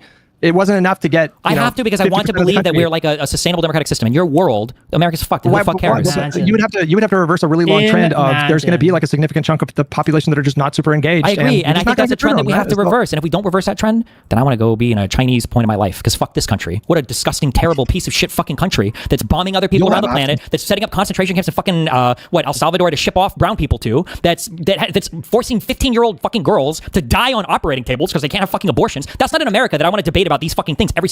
I like it when Destiny is more soy, okay? I like it when Destiny shows some semblance of a normal human being, okay? I can't handle the version of Destiny that's cold all the time and goes like, I don't care about anything. It's bad. What do you want me to say? It's bad. What do you want me to say? I like a version of Destiny that is emotional, okay? That has impact. That goes, these are disgusting, heinous things that are happening. I like that version of Destiny, okay? I don't like the version of Destiny that's trying to pretend to be stoic all the time, okay? Because we all know that you're not actually stoic, okay? Stop this. Stop this, all right? Be more emotional. That's crazy to me. I would rather dip with my money and piece the fuck out. And the fact that you think like, oh no, like I think that's a worthy fight that we need to be fighting on whether or not we should turn children into incubators or whether or not the president should have the unlimited power to murder people because he's criminally immune. That's not a fight that I give a fuck about. I'm so disinterested in that fight. But that's also just me speaking personally. Maybe other people think that that's the fight we're having for. I think we should fight before that point and try to prevent that America from coming around using more harsh means where we fight against that rather than waiting until everything is completely fucked to be like, okay, fuck, now we gotta try to really turn this motherfucker around. That's where my mind is. The America that you're talking about fighting in is one that I've already lost interest in. That's for me. But I feel like for anybody that's like liberally interested, I feel like there's going to be a similar feeling there that if you realize like this shit is so fucked, why the fuck fighting for reforms or whatever shit at that point, that's just crazy to me. Well, you will have that option if you want to peace out if it gets to that point. But in my mind, I'm not trying to set myself up for some kind of massive disappointment. And so the only way that I can keep my head on straight and stay sane and not like totally give into a black pill is just by focusing on what's in front of me. Right now, we have midterms coming up in 6 months. After that, we'll have the primaries. After that, we'll have a general. I agree. Slowly boiling frog. Focus on just what's in front of me, one step at a time. These are all very, very like fucking slowly boiling frog in a beaker. Okay. Okay, does anybody here not understand what I'm talking about when it comes to a slowly boiling frog? Like everybody understands this like example or whatever? Because it is literally that, okay? It doesn't contradict anything I've said at all, but I agree with you, yes. Why are you getting saucy with me? Because you're presenting this as a contradiction to my point. It's like, Dusty, I know you want to do these things. I want to win the elections. What, like I don't? It's not. I need to win the elections for my point to come into place, right? You seem to be operating with this kind of strategy of like assuming the worst. Unless we adopt I just have a different victory condition. In your mind, if we win 2028, I don't know what the fuck year it is. If 2028, yes. In your mind, if we win 2028, and let's say JD Vance or Stephen Miller runs for president, okay? And let's say that 2028 rolls around, and let's say that we win 300 to 200 or whatever, Electoral College. In your mind, that's a huge victory. In my mind, it's over. Everything is fucked at that point, if that's where we're at. But in your mind, that's like, okay, good, we can fight from here, guys. I think that's a really, I think that is a very unproductive, unhelpful unproductive? Oh my, he's so predictable. I was like, black pill, unproductive, unhelpful. By the way, yes, I did pre-watch, but I don't remember the specific part. It's not like I remember. Just because I pre-watch doesn't mean that I remember every single word that Hutch is gonna say. But I was like guessing, like because it's almost as if like Hutch is running down like a fucking NPC dialogue tree, right? When it comes to this shit, where it's like, I know exactly what words he's gonna say next. Unproductive, unhelpful, whatever, right? Like I basically said black pill, doomer or whatever, and he just literally just says that. Great stuff. Yeah, but awesome. what is unproductive or unhelpful for you is destructive to not only your own population but the rest of the fucking world. America anointed itself as the leader of the free world at the end of World War II, and to abdicate that because voters can't pay attention, then fuck them. Then we should have voter tests. If that's going to be your answer, then the only policies you should be pushing for on stream are IQ tests and voting tests to even show up at the fucking. Excuse me. That sounds illiberal. Okay. That sounds Stevie boy. That sounds illiberal. That sounds illiberal. You're being illiberal. Ballot box. Because if the average fucking How do you American know? is going to be in charge of the most powerful fucking military on the planet and the largest economy on the planet, and they can't take 2 fucking seconds to understand our impact on the rest of the world, then they don't have the right to fucking vote. illiberal. Throw them in a fucking cage. Tell them to sit out election day. That's crazy to me. Illiberal. There has to be a President responsibility that goes along with the voting. That's insane to me. That we could vote for a Democratic regime or a fascist one by 300 to 200. That's wild. That you think that's an acceptable state of affairs, while the rest of the world looks on at us like, holy shit, I hope there's not inflation for 1 year again, or else they might actually fucking nuke Greenland this time. I don't think the frog is usually in a beaker, though. It's usually just a pot. Oh, okay. Wait, hold on. Yeah, wait, yeah, no. I guess the frog is sometimes in a pot. Beaker? Pot? Beaker? Pot? Yeah. Basically, the analogy is, I don't know if this was a real experiment or something. Basically, the frog is sitting in like a beaker or a pot of water that it can tolerate. Okay. But then eventually, basically you start to heat up the water degree by degree, extremely steadily. You heat up the beaker very, very steadily. All right. But this frog still doesn't move. The frog doesn't move, and it's still just like kind of content being there because it still thinks that nothing is wrong. Right. And ultimately, it will die because, well, frog is dead, right? Like from dying, from being boiled, but it'll never move. But if you turn up the temperature very fast, then the frog will move because, well, it didn't expect that to happen, right? Which is why we are the frog in this analogy, right? Like it feels like we just don't know how to assess it before it's too late, right? Like that is the problem. We just don't know when to decide, okay, now we're over the line, right? That's crazy to me. Why would you present my situation, my point of view, as though? Okay, so you're saying we are being dumber than a frog without a brain. That's great. Thank you. This is truly magnificent for the human race and for the human species. I'm so glad that you clarified that in that experiment, the frog did not have a brain, okay? That's fantastic. That really gives me a lot of hope for the human race. Oh, I think the current conditions are tenable in the long run or acceptable. I obviously don't. What you're failing to connect is that just because I reject your proposition for being fantastic, we are stupider than a frog who got a lobotomy. Okay? And just completely unrealistic and not serious. You think that means I don't care about these things, and it's just worthless virtue signaling. Of course I care about these things. Of course I do. I care about them so much that I'm telling my audience, and like what I'm trying to stress to people is that you need to win every single fucking election for the rest of your fucking life. You need to stay engaged and vote in every fucking election for the rest of your life. You need to be prepared to do that. Hutch, some things are more important than voting. Okay? Sorry. I hate making this argument because I sound like a lefty now. But the sad reality is that some things are just genuinely more important than voting. I'm sorry. So, some things are genuinely more important than voting. Okay? Sometimes that is a hard lesson to learn. Okay? That for the rest of your life. You're telling people, well, Especially we may have to liberal. move to China in 4 years. No. You're telling I could you're just in your assume, mind. I could just as soon turn around and tell you don't care about these people suffering. And I could just you would rather turn peace off around to and China. tell you the same thing, that you're okay ceding ground after ground of essential rights as long as we're still voting. And wait, what the fuck? Why do you think Steven said that? The reason why Steven said that is because he doesn't want to live in your world, okay? Is because he thinks that your world is ultimately self-destructive and that it is ultimately a very miserable democratic society to live in, right? To constantly like get tossed up between whether or not we're going to have a fascist dictatorship next election or we're going to have like a milquetoast or we're going to have like a milquetoast liberal government, right? Like if you're going to constantly be led on for a proper relationship with a proper liberal like president, then you might as well move to China because at least then you won't be given false hope, right? Because in a democracy, you're given hope. In China, at least you're supposed to be content with the way that things are and you can't do anything that you can do to change it. But like the constant like back and forth of, oh, are we in a fascist dictatorship or we're not in a fascist dictatorship is unhealthy for the entire country. All right. It's very, very, very destructive for the entire country. But somehow I'm able to understand this, but Hutch isn't. which makes me think that Hutch is just simply being a little bit bad faith here. The ship might be sinking eventually, but if we keep scooping out buckets of water, it'll sink a little bit slower. Ground. What do you mean? When have I ever said seed ground? What are you talking about? So we've lost abortion in the United States. We've lost USA, the Department of Education, things we've talked about. I didn't seed ground. I voted for Hillary Clinton, bro. That would have stopped. These More people voted for Hillary Clinton. That wouldn't have happened. We've lost these things to authoritarian rule. That shouldn't have happened. I don't think the president even has the authority to destroy these departments, and he did it. How is my strategy contributing to ceding ground when I'm telling people vote? I've never voted for a Republican ever in my life. Because your victory position is that we can barely beat the fascists in all of our elections, and even if we're losing these things every time they swing back into power, it's okay. I will take a short-term victory. Even if it's marginal, if it means that it keeps us in the fight for like another couple of years.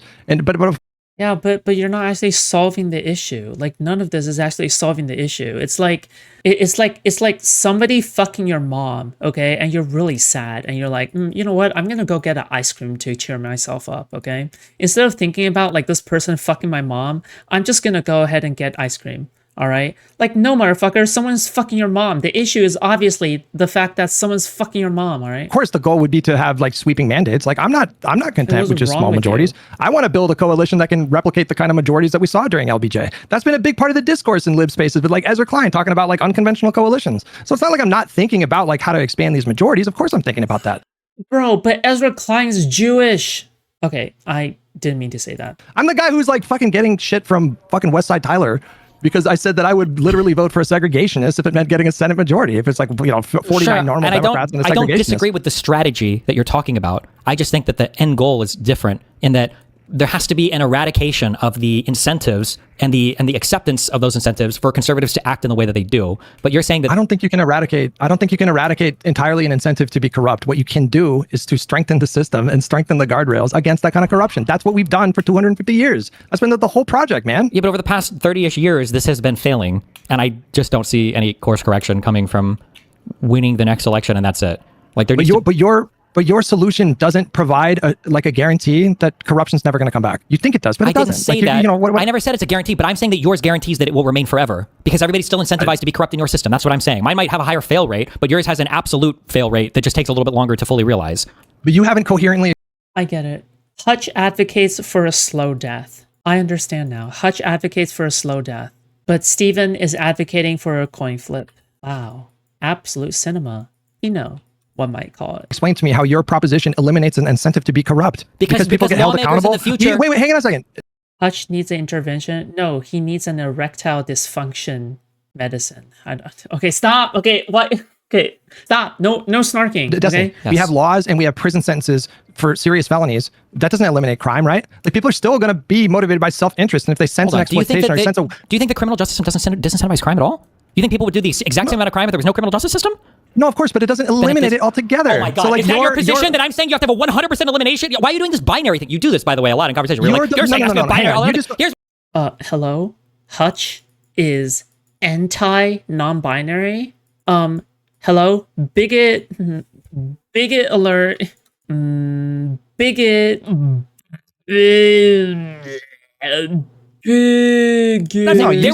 will be zero criminal charges. You told me that I have... What is wrong with me? Okay, stop. It's because it's late, isn't it? And this is a little late stream. Go ahead. I understand why I'm acting like this.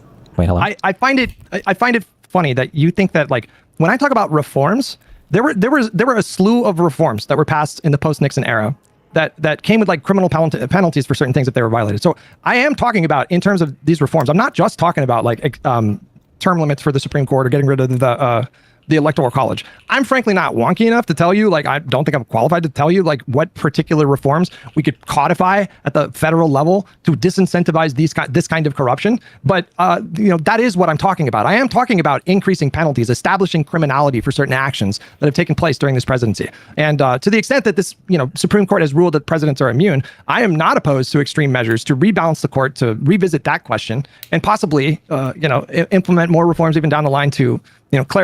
He says extreme measures, but none of his measures are even close to extreme. Like, they're literally the most milquetoast, dumb, stupid, like, low dick energy type shit ever. Like, what do you, like, you're like, it's like a man giving birth, okay? Can you think of a man giving birth? Exactly. You can't, right? That's because That's how stupid it is, okay? It's like a man giving birth. It's like impreg, all right? Can you conceive of impreg? Can you conceive a baby coming out of the tip? Exactly, all right? You can't conceive of it. That's how stupid this Verify is. these things and All right. not totally shield the presidency from immunity. I do Does that make sense? Okay, of course that didn't make sense. think that is a priority that we should focus on in the long term, is finding a way to revisit that opinion, because I think it's just until you address that, this is just going to be something that is just very easily exploited. But that is how you do it in our system. You do it through the system. You do go through Congress. You do go through the courts. Well, no, wait. We do. The Democrats do. The Republicans don't. The Democrats do, but not the Republicans, to be fair. There's two different rule books right now. Well, I mean, I don't really know what that means. I mean, like, you're not really refuting my point, right? Like, you do need to do these reforms, all the charges against Donald Trump federally were dismissed. I doubt they're going to be brought back. Prism Type says in YouTube chat, I've seen too many impreg doujinshi.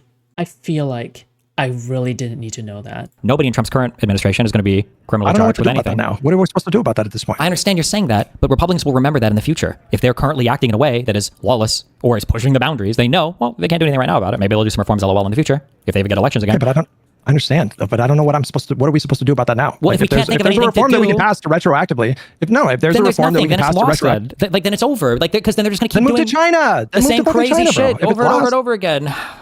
I think you're setting up your audience. Oh my god, Hutch just misses the point. He can't be this stupid. He can't be this stupid. By like talking about these things, and when they don't happen, they're gonna. Also, by the way, I'm still kind of pissed by the fact that Hutch said you're rich and wealthy, you can like escape the situation if you want. Like, no, motherfucker, okay? We love this country. This is a beautiful country, okay? But there's a lot of flaws, all right? There's a lot of flaws, okay? It's a beautiful fucking country. People would die to live here, okay? All right? We shouldn't just be condemned just because we want to protect this country, okay? Because we are giving takes on what is the best path that the country can take to protect itself does not mean that we don't care about this country, okay? Does not mean that we don't love this country, all right? We love this country, which is why we are willing to fight for it, okay? Like, don't misconstrue this as, well, you just want to go to China then because you gave up. No, it's because your worldview is giving up, right? Is that because your worldview is giving up, then you might as well go to China because your worldview is the definition of giving up, all right? But we don't want to give up. We don't want to give up. But your worldview represents giving up, okay? Which is why we deny it, okay? Which is why we say no, all right? We don't want to be raped, right? I go along with your black pilled shit, and I think it would be better if your audience was like fucking engaged. But they're not your version. You are the black pill version. I just don't think you realize it. No, I'm not. You are. Because you're saying having slight electoral victories over a lawless fascist authoritarian party is a massive victory. I'm not. I didn't say that. Why do you keep mischaracterizing the things? Because that I feel like I will take. If we did get a small victory, if we get a small victory and it's just like a 9-seat majority, I'm going to be really disappointed with that this year. Okay, I'm not going to be happy until it's like a 25, 30, 35 seat majority. But if it's an 8-seat, 10-seat majority, I will take that victory in the short run. But the long-term goal remains the same. Okay, I'm not over here expecting every single fucking problem and every single corrupt action to be perfectly disincentivized in the next like 5 fucking years. Okay, I'm prepared for a long fight. That's where I'm at. Okay, great. You're prepared for a long fight because you're white, you're straight, and you're a guy, okay? Congratulations, okay? You pretty much tick all the boxes for you'll be the last one to the death camps, all right? But you know what? The rest of us is not so lucky, okay? The rest of us are facing the consequences like literally probably next year, okay? So, you know what? I'm so glad that you can actually have a long fight because by the time that you fight, you're going to be the only one left alive, okay? Because everybody else is exterminated, all right? But you know what? I'm so glad that you won the luck, the RNG of being white and privileged, okay? Good one. I don't think we should ever give up that fight. That's what I'm saying. But I think we can get there. That's the difference between you and me. Like, I'm not resigned to this idea. No, that's not true. I think we can get there. I do think we can get there. I I think in order to get there requires like some brave and maybe creative legal actions to do it. I don't think that we can just, I think that right now the system is set up and it heavily favors Republicans in a lot of different ways. And so they're going to continue to, I just don't see why in your world, Donald Trump too should run again in 2032 or whatever. Like, why wouldn't he? Doing all the same corrupt shit, all the same rigged media, all the same rigged Russian bots, all the same everything else, knowing that as long Transcendent immigrant, I'm cooked fam. Well, Hutch would just say to wait like 100 years, okay? Don't worry, everything works out eventually in 100 years, okay? Based. they don't break any of the current laws, maybe, they won't be held accountable after their administration ends. Hutch says, suck it up, weirdo. Again, I don't know what you think the point of reforms are, but the point of reforms in this context is to criminalize certain things, is to address. Okay, I don't think you understand what reforms are. I don't think you. This is not a systemic problem that we're having right now. It is a bad faith actor problem. I don't even like trans people, dude. God, I fucking hate other trans people. Fuck, I'm transphobic. You believe that, or you understand that, and that's why you're trapped in this world of like, what law do I pass? This is another analogy to piss you off. A friend shows up and he stabs you at Monopoly, and you're like, well, we need to make it against the rules next time to bring a knife to a Monopoly game. Like, no, what the fuck? He's just gonna break a gun. Like, you can't reform your way out of a guy who is what?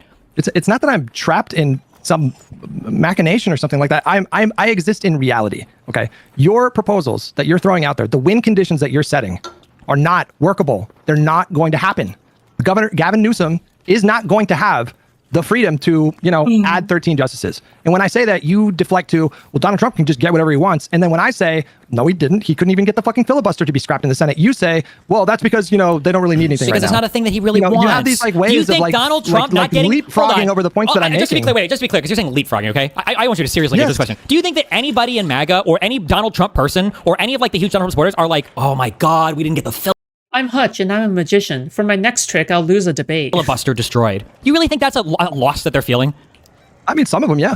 We are sure. reflecting. If you go and look at all these, what are you talking about? Do you follow right wingers? They were for sure trying to be like, you got to listen to President Trump. We got to get rid of the filibuster. Yeah, they said it was not. They barely talk about it. It's not a loss that they feel hardcore. They don't even care about Congress. Trump doesn't do anything with the fucking Congress. He doesn't give a fuck about them. He jokes about not doing anything with the Congress. Look at all the fucking Epstein shit that they are joking with Congress about.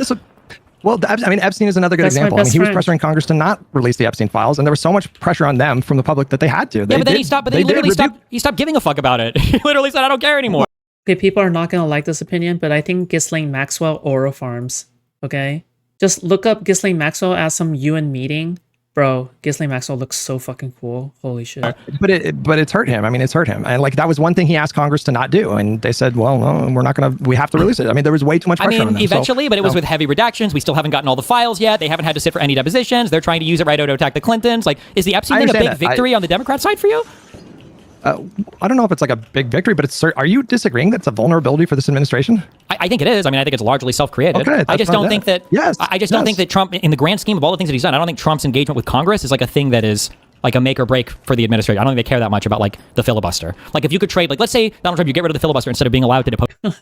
Filibuster, more like filibust in your mom's mouth.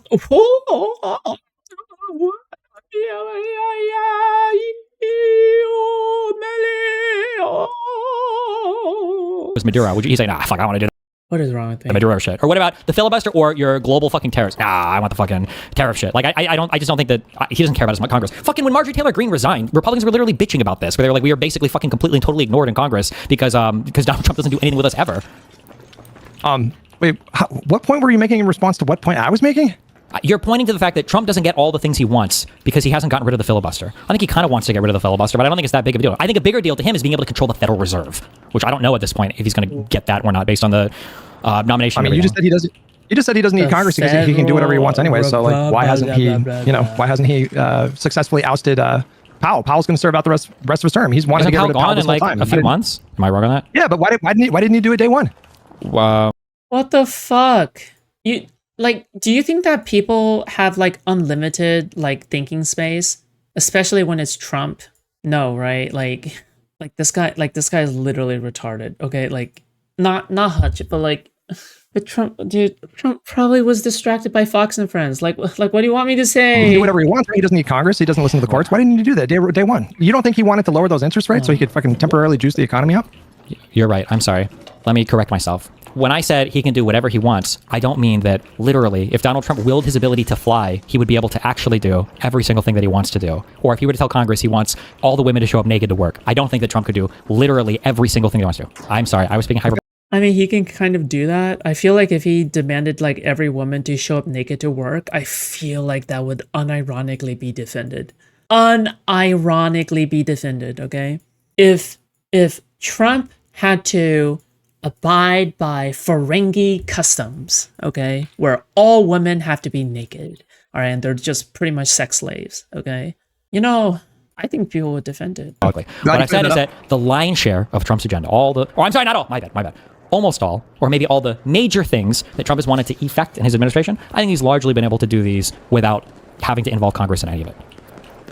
Well, I don't even disagree that the bulk of his agenda he's able to do with just like executive authority, or in some cases be lawless, right? He gets to like just make his pitch to the courts and sometimes even ignore the courts.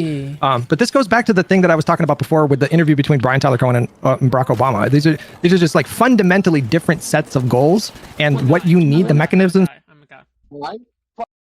Holy Thought Slime was right. The liberal mind prison is real. Hutch just seems to be the only prisoner. Bro. Isn't Thought Slime a lefty? I think he's lefty. Museblue, thank you so much for the $5. Hutch, why retard? By which you pursue those goals are stacked against the Democrats. Retard, we need to build consensus in a way that the Republican Party don't. Like, he can just do. This is like, I hate that Hutch exists in this way because it kind of does kind of validate like a lot of lefty viewpoints, doesn't it? Like, it does unironically like validate lefty viewpoints about how like, oh yeah, liberals will always be trapped within like culture, like within tradition and liberalism and being mundane and being boring and shit like that, right? Like, it does kind of like, Hutch is like the ultimate like fucking person for that, right? A big chunk of Project 2025 on his own without Congress. You know, they did some of the stuff through like one big beautiful bill or whatever, but you know, a lot of it he can just do himself. Whereas the Democrats, like, what are our voters, you know, demanding? Like, the Democratic voter base are demanding significant healthcare reform, going well beyond what the ACA did. They're asking for significant like immigration reform, pathway to citizenship. Like, all of these things require either a 60-vote consensus in the Senate or enough people to get rid of the filibuster, and I hope that they do. But that's like one of the reforms that I'm talking about that will help level the playing field. I mean, do you disagree that getting rid of the filibuster would massively benefit Democrats and in a way that would not reach to those levels with Republicans? Yes, for sure. I think Republicans know that as well, like, which is why Republicans went on board with getting rid of the filibuster. All right, these are the kinds of things that I'm talking about. It's like you're not going to have like one slam dunk policy which just makes everything better, but you can pass things at each step of the way. Just figure out what you can get past, and then do that, and then and then hopefully over time you can do big bold enough policy to actually deliver something for American voters that makes it easy for 6 years down the line be like, well, the last time we gave them a trifecta, they gave us like everybody got guaranteed subsidized healthcare and these kinds of things. But in order to do that, it's like not easy. It's like not an easy path. It is stacked against Democrats. We do have a harder job than Republicans. There's no doubt about that. Yeah, I don't disagree with that. Yeah. Okay. Are we? Is there anything else you want to go over? Or? No, I'm good. I enjoyed that conversation. Wow. Okay. I think our major disagreements are, I think one is going to be effect, that we disagree on effect. I think we would both agree with each other if we agreed on the outcomes of both of our proposed solutions. So if fighting for reforms would meaningfully constrain a future conservative party in a way that overall improves the health of our democracy, we can continue on that path, which is what you are asserting. I would agree that would be the path that we would go, I think. Or no, not I think, I would. And then I think if you thought that would lead to some kind of like total democratic collapse by 2040, that we would just slowly be capitulating to Republicans and they would use that leverage to slowly erode our system, then I think you would agree that fine, we need more drastic action now. But I think that we just disagree on the outcomes of both of our proposed, I guess, like plans, kind of, or broad perspective things, right? Yeah, I think that's correct. And I think we also... Last time was a hyperbolic lefty person? Yeah, I thought so. Yeah, because I remember Steven beefing with Dosline before. I remember. Fundamentally disagree about the current conditions. Like, I acknowledge that they're very, very bad, but I think you have a more pessimistic view of like the current conditions. You think that Donald Trump is much, much less constrained. But Hutch, you're literally the black pill, okay? Except you're not black. You're like the whitest motherfucker on planet Earth, okay? But that's kind of beside the point. Okay, the point is that you're bald and stupid, and your intelligence fell out with your hair. I don't know. Okay, that's too snarky. I take it back. Than what I think, and so that's causing a disconnect here as well. Sure. Okay. I agree with those two things. All right. Well, listen. I'll maybe we can revisit this in like a little time, and we'll see if anything's changed. I definitely would like to check in after the midterms, because my sense is that I think if we have like a really strong midterm, and I think we will, then I think that will go a long way to helping to combat some of this black pill. And, of course, if we get to the midterms and he fucking seizes voter machines and, maybe then I come around to your point of view. Sure, I agree that would help. But like my biggest fear, and I think a lot of the American opinion is indexed on this at the moment, is that and it sounds really shitty to say this, but like if the last 2 years of Trump, for whatever reason, maybe AI is just fucking booming or just some crazy resurgence in tech or some bullshit, and then the economy is like soaring, that the American public basically forgets all of the unbelievably undemocratic, liberal, horrible things that Trump has done, and there's like, it all really wasn't that bad. And then it's just a normal ass election in 2028. That would be unbelievably horrible to me. You should steel yourself for the possibility that. Except that's what Hutch wants, right? Like Hutch would be like, based, return to normalcy. Thank you, Hutch. Thank you. The American voters will let you down at some point again in your life. I promise you it's going to happen again. Okay. And you should accept the idea that other countries around the world will hate us and deserve to hate us. And that Hassan was right when he said America deserves 9/11, because if our average voter is so disengaged from the international climate that the United States took it upon itself to be in charge of, then we deserve whatever any other country decides for us, because it is such a moral abdication that it is unfathomable that anybody could defend the state of affairs on that. I just think it's one of the most evil fucking things in the world, that there were people in Ukraine that relied on USA, that there were, all the USA shit, that's just acceptable, that the voter could quote unquote just let you down. That's just, it's so deeply immoral and unbelievable to me that's just an acceptable state of affairs. At that point, I would push for voter tests, like very, very. I don't mean to be cavalier. I don't mean to dismiss. Maybe I sound like that sometimes, but I'm not in my mind thinking that everything is for sure going to be fine and things aren't as bad as maybe people seem to see. I think that we're in a fucking nightmare right now. It's a conscious choice that I make to not. Yeah, except you're the person who's going like, I want to stay in this nightmare though. I want to stay here. To just. I really do make a concerted effort to just be composed and to be composed, maybe a little bit too composed. Maybe you should dial back the SSRIs a little bit, okay? Because I think that it's beginning to fog up your mind, all right? But just try to think about things in the current moment and not spend. Too snarky, take it back. Oh my lord, I need to stop doing this, okay? I need to stop being such an asshole, okay? Because I am an asshole, okay? I will admit it, okay? I am an asshole, all right? Like, this is just how I am. I'm sorry. Too much time what are the worst case scenario things that could happen? But I'm not disagreeing with anything you just said. I mean, it is shameful, like what's happening right now. And every country in the world has every right to look at America and regard us with nothing but contempt and skepticism for the short term. And that's not going to be an easy thing to fix. That is not going to be something that just, we turn that around overnight. I mean, we got to build trust again, and that's probably going to take fucking decades. So. Okay. Regardless of what happens, I think winning the next set of elections is important, and I will never blackmail on that. So I'll let you stay safe, be careful, and all right, take it easy. Have fun, bye. Kill me. Me making 20 accounts right now. I want to die. I'm just kidding.